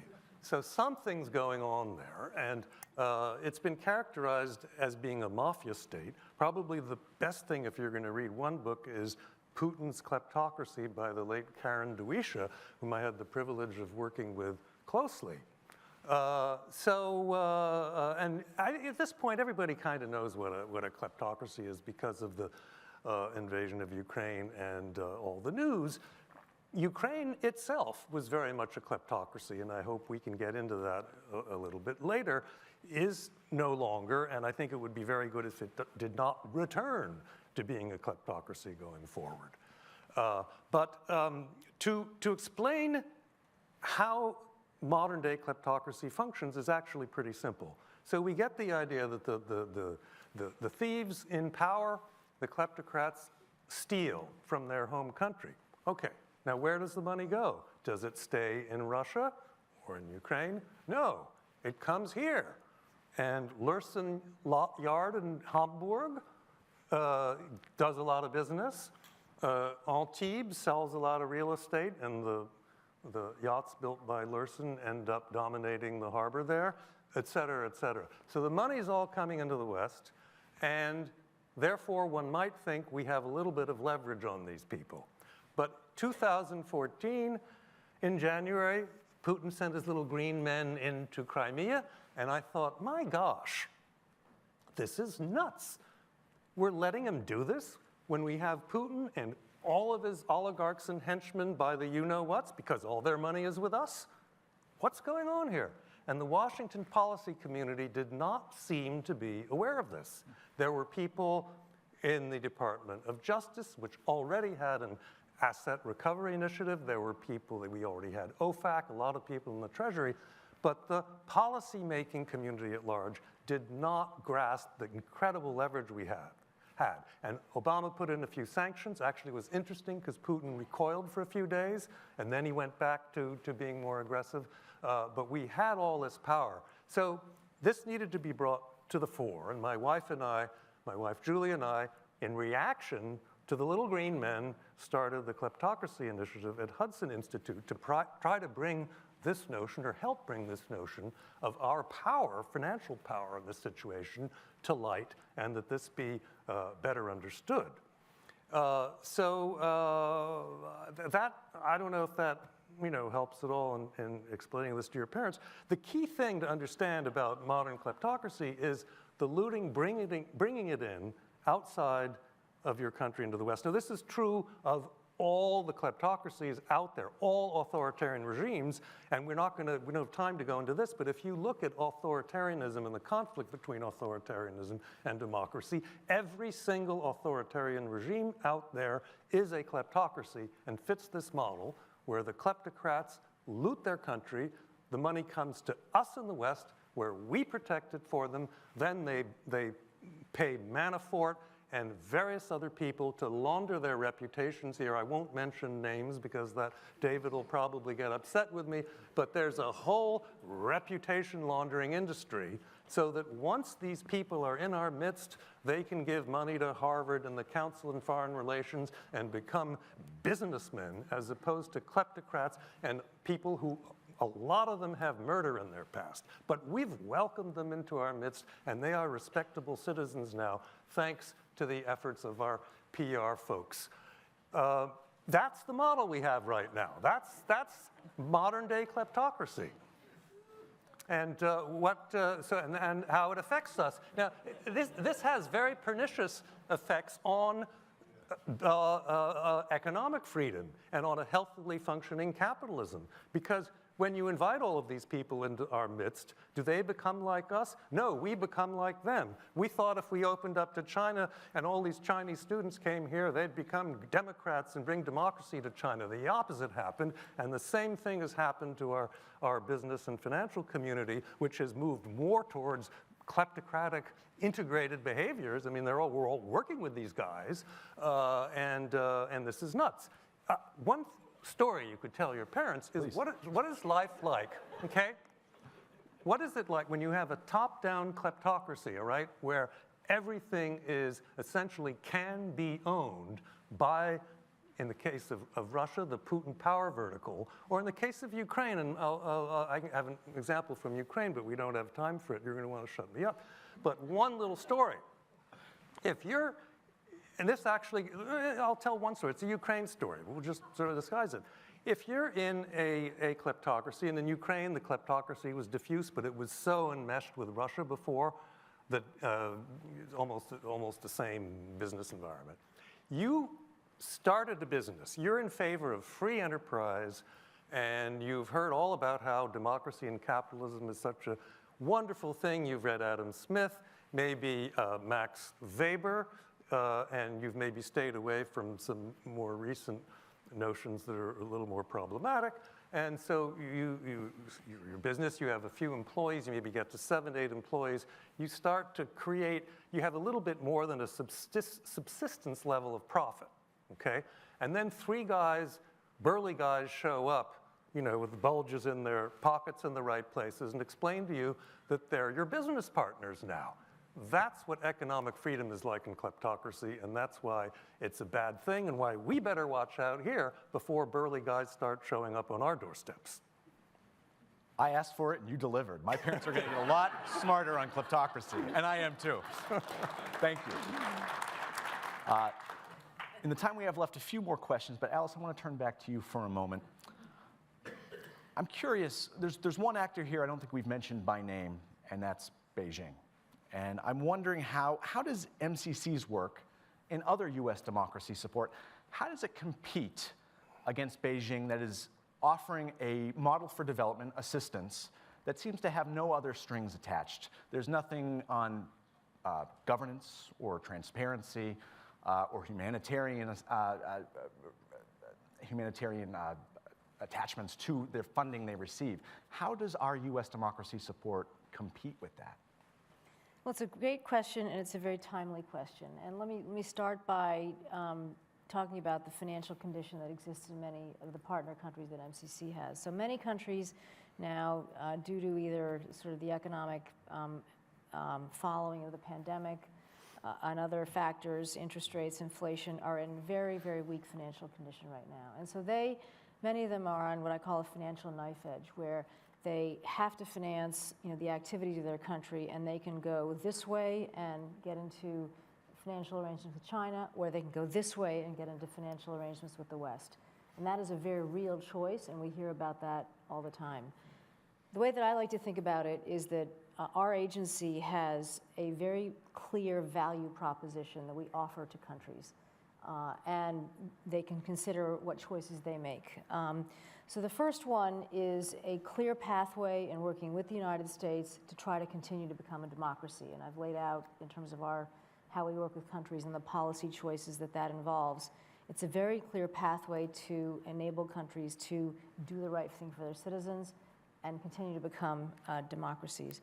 The second very clear value proposition is that we are grant financing. And when a country ultimately does qualify for working with MCC, we're in a position to offer countries, in some cases, hundreds of millions of dollars of grant financing. And against a landscape in the development finance world that is often loans, grant financing, which doesn't have to be repaid, is incredibly valuable, particularly when the way that we deploy it is very much behind the priorities that the countries want.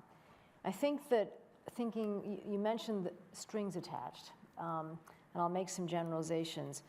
Certainly working with MCC has policy and other types of requirements, but when we offer grant financing, we are not structuring in a way that if it's not repaid, we're going to take back the assets that are financed.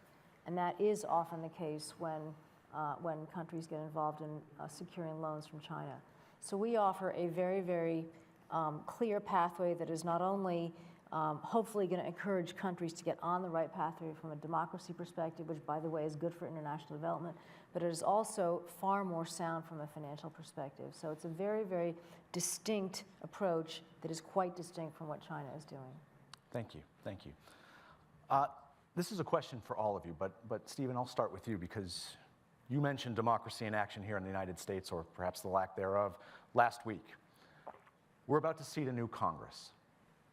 How are they going to work together with this administration, do you think? And what would you recommend that they focus on?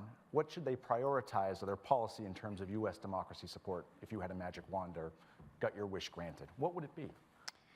Yeah, so I will tell you what I think is going to happen, then I'll tell you what I wish is going to happen.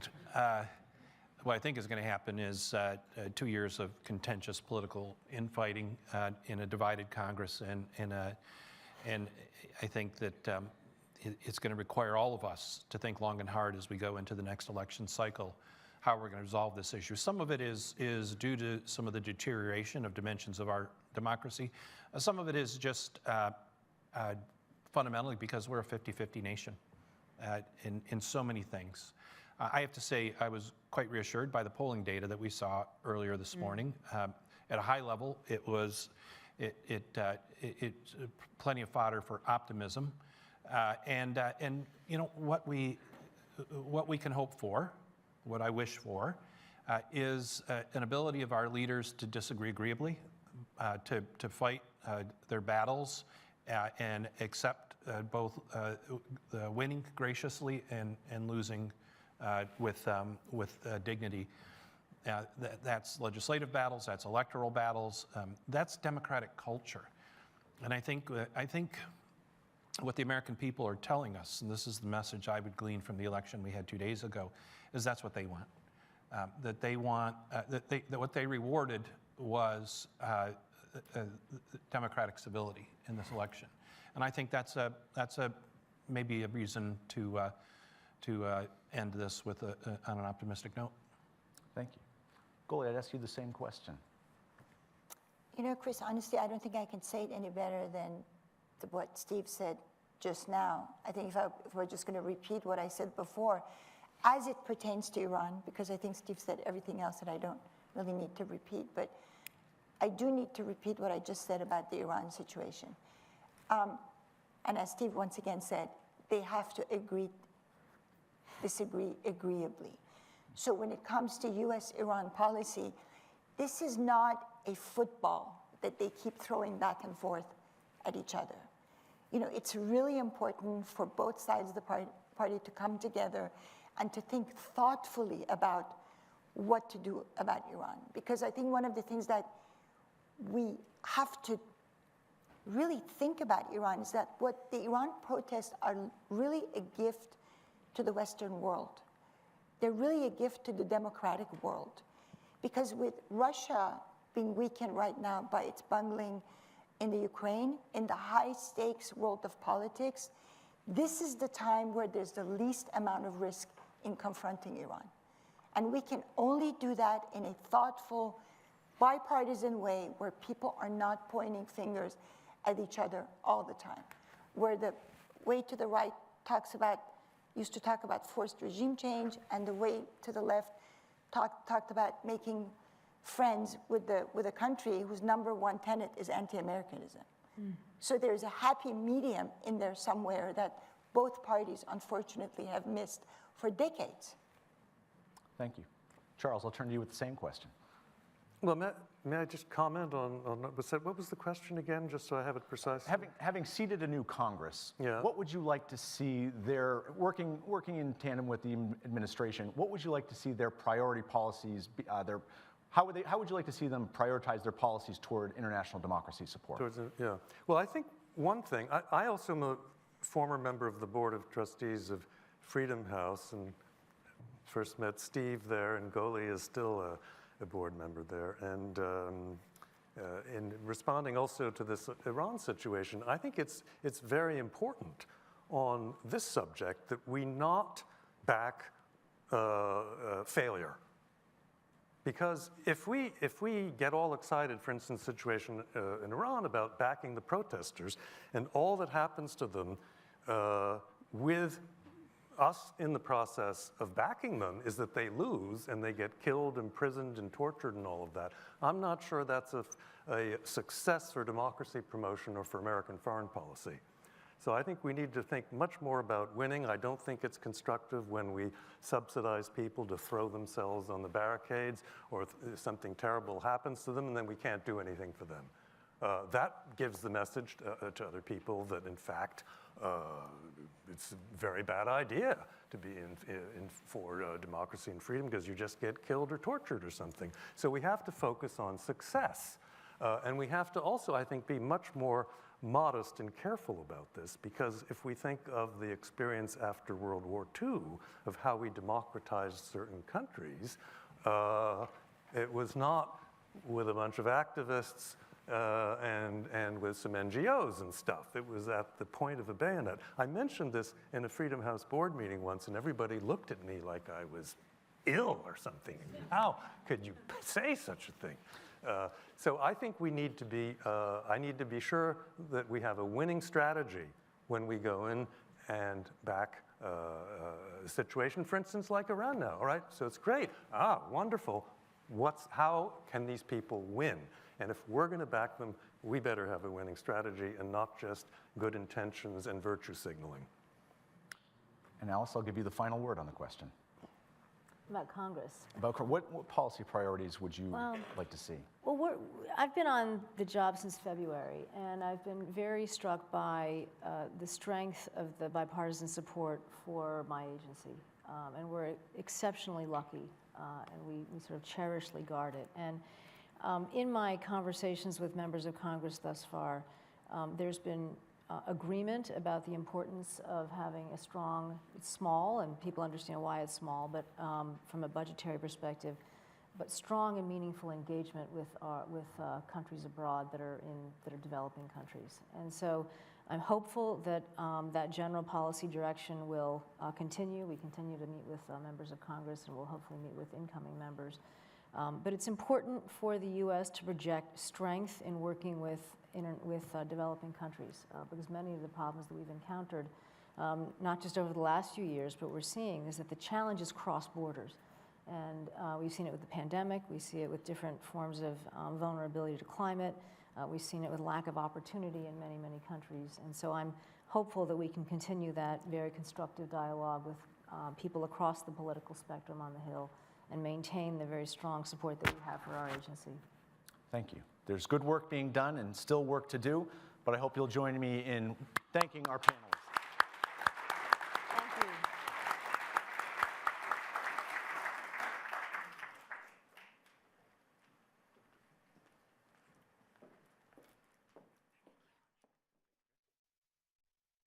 My name is Amjomo. I am originally from Burma, and I am currently serving as Human Rights Advisor to the Ministry of Human Rights at the National Unity Government of Myanmar, which is democratically elected and legitimate government of Myanmar. And I'm also the alumni of the Liberty and Leadership Program at the Bush Center, which focus on the democratization process of Myanmar, generating next generation's leaders. And for the moment, the freedom in our country, in community where I live, has been taken away in various shapes and forms. And you are not able to express yourself, your ideas, to the rest of the world, to the society that you live, and to the fellow citizens that's associated with your country. And you are not able, even some of the community, the very community that I belong to, the Rohingya community, are not able to move from one place to another. And so there are various forms and shape that the freedom can be taken away. We should never be feeling it's granted, and there are always dictators who wanted to take this freedom that should be default to any human beings are taken away from us. And each of us has a very high level of potential to transform into opportunities in contributing that the right by default that we have is being exercised, and the freedom is being maintained, and it's being sustained, and it's being handed over in a better version to the next generations of the people, as well as that potentiality. The transformation process is often painful. We need to. It sometimes costs high level of resources, including lives and livelihoods, and definitely the return on investment is very high. You are shaping the world toward to a better place for everyone to live. So regardless the obstacle being imposed for those who are fighting for freedom, we should work toward collectively, cohesively, coordinatedly to ensure that our society are free, mentally free, physically free, and we are able to exercise our rights in the highest manner. I mean, we are 7 billion people in this universe.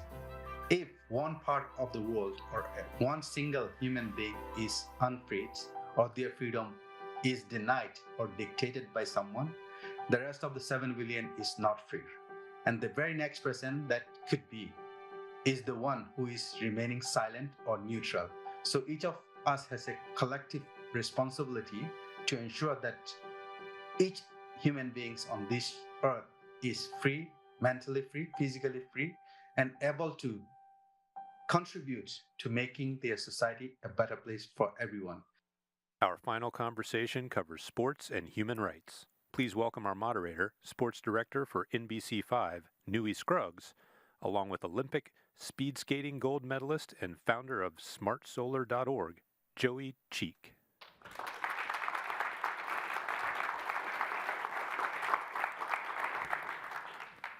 Thank you. All right, stragglers, thanks for hanging out. We're batting cleanup. Good afternoon, everyone. Joey, look at us. Two North Carolina guys. We made it. Yes, We made Greensboro, Fayetteville, North Carolina. Guys who love Bowberry biscuits from Bojangles, which we need to get here in North Texas. Sitting here on stage at the Bush Museum. We're a long way away from home.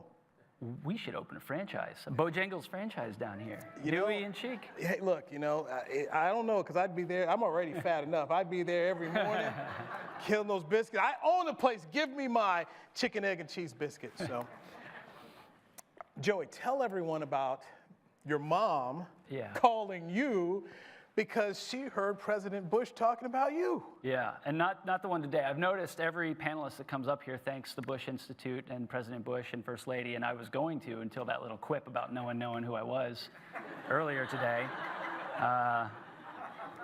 So I thank the staff of the Bush Institute. You've all been fantastic. So I had forgotten this until he was up here and he talked about when he was flying to Beijing for the 2008 Olympics. And we will get into it, but I had started an organization with a UCLA athlete called Team Darfur. We were Darfur advocates. We had collected 435 athletes from around the world who were going to advocate for women and children, civilians of Darfur, the crisis that was going on there in the mid-2000s. And we were pushing the Chinese government to stop blocking the UN Security Council from trying to enact some civilian protections there. And that was part of our mission, and we weren't going to be, we were activists, but we weren't going to be disruptive because most of us, we were all athletes. And so, of course, the Chinese government is not a fan of that sort of talk by anyone, and certainly not outsiders coming to Beijing for the Olympics. And so I had been sort of not famously, but banned, and my visa revoked the day before I was supposed to leave for the opening ceremonies. And so President Bush hopped on the plane, was flying over there, and he lands, and the reporters from the US had started asking him right away, what do you think of 2 years ago, Olympic champion Joey Cheek not being allowed to come to Beijing? And my mom is watching this on TV, and she's like, what did you do? The President of the United States just got off the plane, and the first thing they're asking is about you and the stuff you're up to. So I think I'm on the right side of history with that. So I think I'm proud. I mean, I know I'm proud of what we accomplished there, but I'd totally forgotten that story, which just shows you how much life can change in just a few years. Well, President Bush doesn't forget anything, and he does. If he's ribbing you, you're in good company. That's the good thing. He's ribbing me. He's never ribbed me. He's never ribbed me. Your time will come. But I'm afraid. I'm afraid. So, Joey, you go out in 2006. You're in Italy. You're a speed skater from North Carolina. Yep. Okay, there ain't a lot of speed skating in North Carolina. Okay. So that in itself was already a major accomplishment. You win the gold medal. You win another medal, and you get prize money. Yep. If you know any Olympic athlete, especially in winter, and you're living in a place like North Carolina, growing up in a place like North Carolina, it costs money. Yeah. You win, a lot of times you're in debt already, and you'd like to pay some of that off, but you decided that you did not want to keep the money, you gave it away. Tell everyone the story from there. Sure. So, yeah, one thing, you're absolutely right about Olympians in general, unless you know their name. So if you know their name, Michael Phelps, Apollo Ono, Michelle Kwan, if you know their name, it's a pretty good bet that they have made enough that they can live off of it forever. The vast majority of U.S. Olympians, at best, will break even by the end of their careers. Most of them finish in the red, and we're able to get there because of the support of family, of some sponsors, of individuals who want to support U.S. Olympians, but it's very much an amateur, even still, it's very much still an amateur experience. But that being said, in the 2006 Olympics, I was competing, going into those games, I was the world champion, and I had sort of set myself on this path where I was in a good place to accomplish this thing I dreamt of my entire life. But 4 years earlier, I'd won a bronze medal, my first Olympic medal at the Salt Lake City Games. And I'd actually had this epiphany where I realized that it's not actually that big a deal. I mean, it's a big deal personally. But what happens is you go, you win this medal, everyone thinks that's awesome for about a week. And then it's done. And that's okay. Like, I knew what the deal was coming into this. But I thought if I was going into Torino, even if I won, I knew the gig already. I was going to get a bunch of days of media where the spotlight burns really hot and then it's over. And so I had a hunch I wanted to do something more meaningful with those few days when people would listen to what you had to say. And I didn't actually, going in 6 weeks before the Olympics, I didn't really even know what I was going to be talking about. I sort of had an inclination I'd like to do this. One of my childhood heroes had donated his Olympic bonus money in 1994, a guy named Johan Olaf Koss from Norway. And so I'd seen the impact he had had when he donated his bonus money. And so I was sort of like, I remember the exact moment. I was at the World Championships, and I was day after, the first day I was getting ready to win it. And so I was in the shower afterwards. I'm washing my hair, and I do a lot of my thinking in the shower. And I was like, oh, you know what? If I donate my bonus money, I bet you I can get all the sponsors to match what I donated. And as soon as I had that thought, I realized, oh damn, now I'm going to have to do it because I've accepted that this is an idea that I could do. It's like, oh man, that's going to hurt. But I stepped on the podium. I had the most brilliant sporting day of my life. Went to the press conference afterwards, and I said, I know you want to talk about the Olympics, but that's not what I'm going to talk to you about today. And so I started talking about what was going on in Darfur, and I thought this is an opportunity for me to bridge the gap between what we in America knew and what the world knew was going on. Made the donation. All the Olympic sponsors joined in. People watching started donating. So we raised well over $1 million in just a few days. And then it continued to come in for weeks and months after that. And we were able to have the first, I think, the spear point of a real public relations campaign that was ultimately successful at raising awareness of what was happening in that area. Now, you're doing this at 26 years old. And a lot of it is just your heart. But when you do something like this, because this is courage, you have people who are saying yes, but at the same time you get detractors. And take me through before you get the call from the Chinese government saying, oh yeah, you're not coming. How you get to that point, and just in humanitarian work, a lot of times it can weigh on you, and the stresses of just people don't always truly understand everything within the mission. Yeah, and I want to point out just how fortunate I was. In many ways, I was insulated from the real repercussions. When we talk about sport and activism or sport and human rights, I was as privileged as you can be, as protected as you could be. What I found was this, though. When I first started, it was purely humanitarian. I am donating this bonus money to women and children from this area. I want them to have, it was actually, I donated to a sport and play program. So it was as inoffensive as one could be. And as I began to advocate more, and as I began to learn the machinations that were happening that enabled these sorts of crimes and this attempted genocide to happen, you begin to realize, well, yeah, we need to have these programs in place. These are vital for people in refugee camps. We need these sorts of support, these sorts of aid packages. But what they really need is for the helicopter gunships that are flying into villages and lighting everybody up. We need for those to stop. We need for the mercenaries on horseback who would come in and light people's houses on fire. What they really need is to not be gunned down. And as soon as you make that transition, you're not really doing humanitarian work anymore. And that's when you first start hearing some of the pushback. Again, I would say the hardest things for me were not even personally for me. And so that's why I think of it as not even a sacrifice compared to what athletes who really make sacrifices face. But athletes within our organization, that 430 plus athlete coalition we put together, we had athletes who were from African countries. And their governments were getting calls from, in this case, we were pushing heavily on the Chinese government. They were getting calls from the Chinese, essentially, the departments in charge of foreign aid, foreign investment. And they were saying, we're going to start reevaluating how much we're going to be investing or how much aid we're going to be giving to your country, because here's a list of these athletes who've signed up to advocate for this or to talk about this at the Olympics. And we don't want anyone talking about this. We don't want anyone saying anything. Athletes are being threatened with not being able to compete in the Olympics. And I started getting these calls, and now I'm 27, so I'm wizened. I figured at that point, I'll never be older than this, and just one of many idiocies that I had in my head. But this was the first time I was feeling pressure for you know, people's livelihoods, and athletes were in a position where they had been dreaming of this their entire life.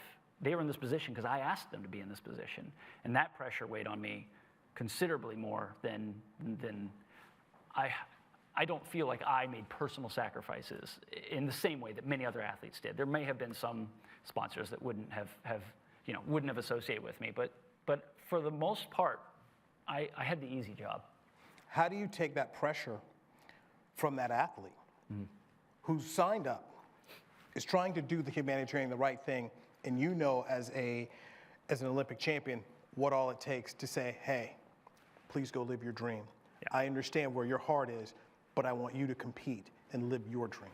Yeah, well, you have to, I think, and this is the challenge for athletes who are interested in affecting change. We have this magnificent voice. We are able to talk about things oftentimes that to a group of people that would otherwise never hear them, right? Like these conversations today, although I find them fascinating, these are fairly wonky conversations that are not going to always penetrate into the zeitgeist. You guys are. I'm just not you guys. Yeah, not you guys. Yeah, you guys are great. You're good. You're good. And we have a chance that we can reach people, I think, at a different level, being athletes. Now, of course, it's not clean. I mean, for all the controversy, and even saying his name still probably means controversy. But you look at, you know, Colin Kaepernick and the statements that he made. He sacrificed for what he believed in. When I was talking to these athletes, I firmly believe, especially for Olympians who are not going to make any money at any other point in their lives, I told them, I said, look, you've spent your life chasing this dream. I will never ask you to give that up for this cause. But if you believe in this and this is something you want to do, I will break my arms to try and make it so that you get to compete, that you are protected, that we can get you support where you need it, and essentially say, I'm not going to ask you to do anything that I won't do everything I can to be there for you. So it was a time in which I don't think I even really knew what I was getting myself into. And then once I did, then you are just trying to make decisions as these things are coming at you as best you can. And that line of believing in sport and believing that athletics and global participation is valuable enough that it should be protected, and that, you know, oftentimes these athletes, especially in oppressive regimes, they don't have an option to stand against their own governments. So we have to. Those of us who do have that option have to stand up. So as the Olympics start to move towards Paris and Torino, which you should go back and, you know. 20-year anniversary party. Yeah, you should go back there. What are their opportunities to take their spotlight, their platform, and say, look, oh, by the way, this is going on here. We should talk about it. We should pay attention to it. Well, I think that's a really important question. It is easier when you're in liberal countries to be able to make statements like that. Nothing about France hosting the Olympics have they ever said, athletes, we are going to prevent you from coming if you've said anything against France. So that already makes it a more fertile ground for people who want to have these sorts of discussions. But it's important to note that the International Olympic Committee, which hosts the Olympics, and part of the reason why I have this worldview as my experience as an Olympian, is that when you talk about the Olympics, unlike other sporting events, it's hard to remember, but the Olympics is one of the only things created as a festival of peace, first and foremost. The Olympics aspires to a higher ideal because it set itself out to create this higher ideal, and so it has to live up to it. And that's not always the case. Sporting events oftentimes are created as like professional money-making events. And the IOC, the International Olympic Committee, has been pretty clear in their actions that they are not interested in athletes being advocates. They're not interested in athletes making any sort of political statement other than the sort of, you know, we're all better off for having Olympics. Kumbaya. And so, you know, in that case, I have always been very comfortable telling athletes that this is your show. This 2 weeks, this is your time when the world pays attention to you. And don't let some bureaucrats in Switzerland who are just wanting to protect their cushy stipends during the Olympics, don't let them tell you what you can say. Joey Cheek.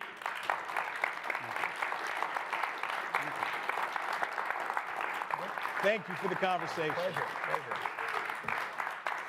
Gentlemen, thank you. This is a perfect way to wrap up this amazing day. I also think we heard the beginnings of the Nui and Cheek barbecue joint. So IPO shares will be offered later after the event. But gentlemen, thank you so much. This is a great way to wrap us up. I'm just going to end here by thanking a lot of people. Well, I'm not going to thank a lot of people, but I'm going to thank some who made this event possible. First, I really want to thank the audience. We had a great turnout throughout the day, and really grateful to all of you for coming here, showing support and solidarity for this important cause. Our speakers, a number of whom traveled a good distance to get here to Dallas, wouldn't have been possible without all of you, so thank you for that.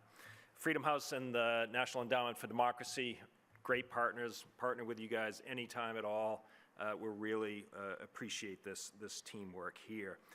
Brigade events, amazing. I mean, I've worked in a lot of places, worked on a lot of events. This is the best by far.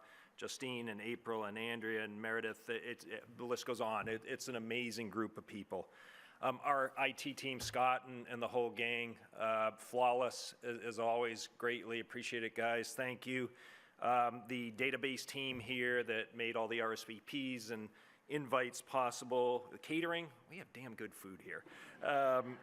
And on my team, Caitlin and Chris and Jessica and Kristen, Joseph, Ken, and also my predecessor in this job, the former executive director, Holly Kuzmich, who is the one who encouraged me to work with this amazing team to put this together. So thank you all very, very much for coming. We will have follow-up activities and work that flow from this important conference and the themes that you heard here today. We will continue to highlight and spotlight the activists who show such tremendous courage and bravery every single day, fighting for a better life for their future and for their countries. Thank you all for coming, and we'll see you the next time.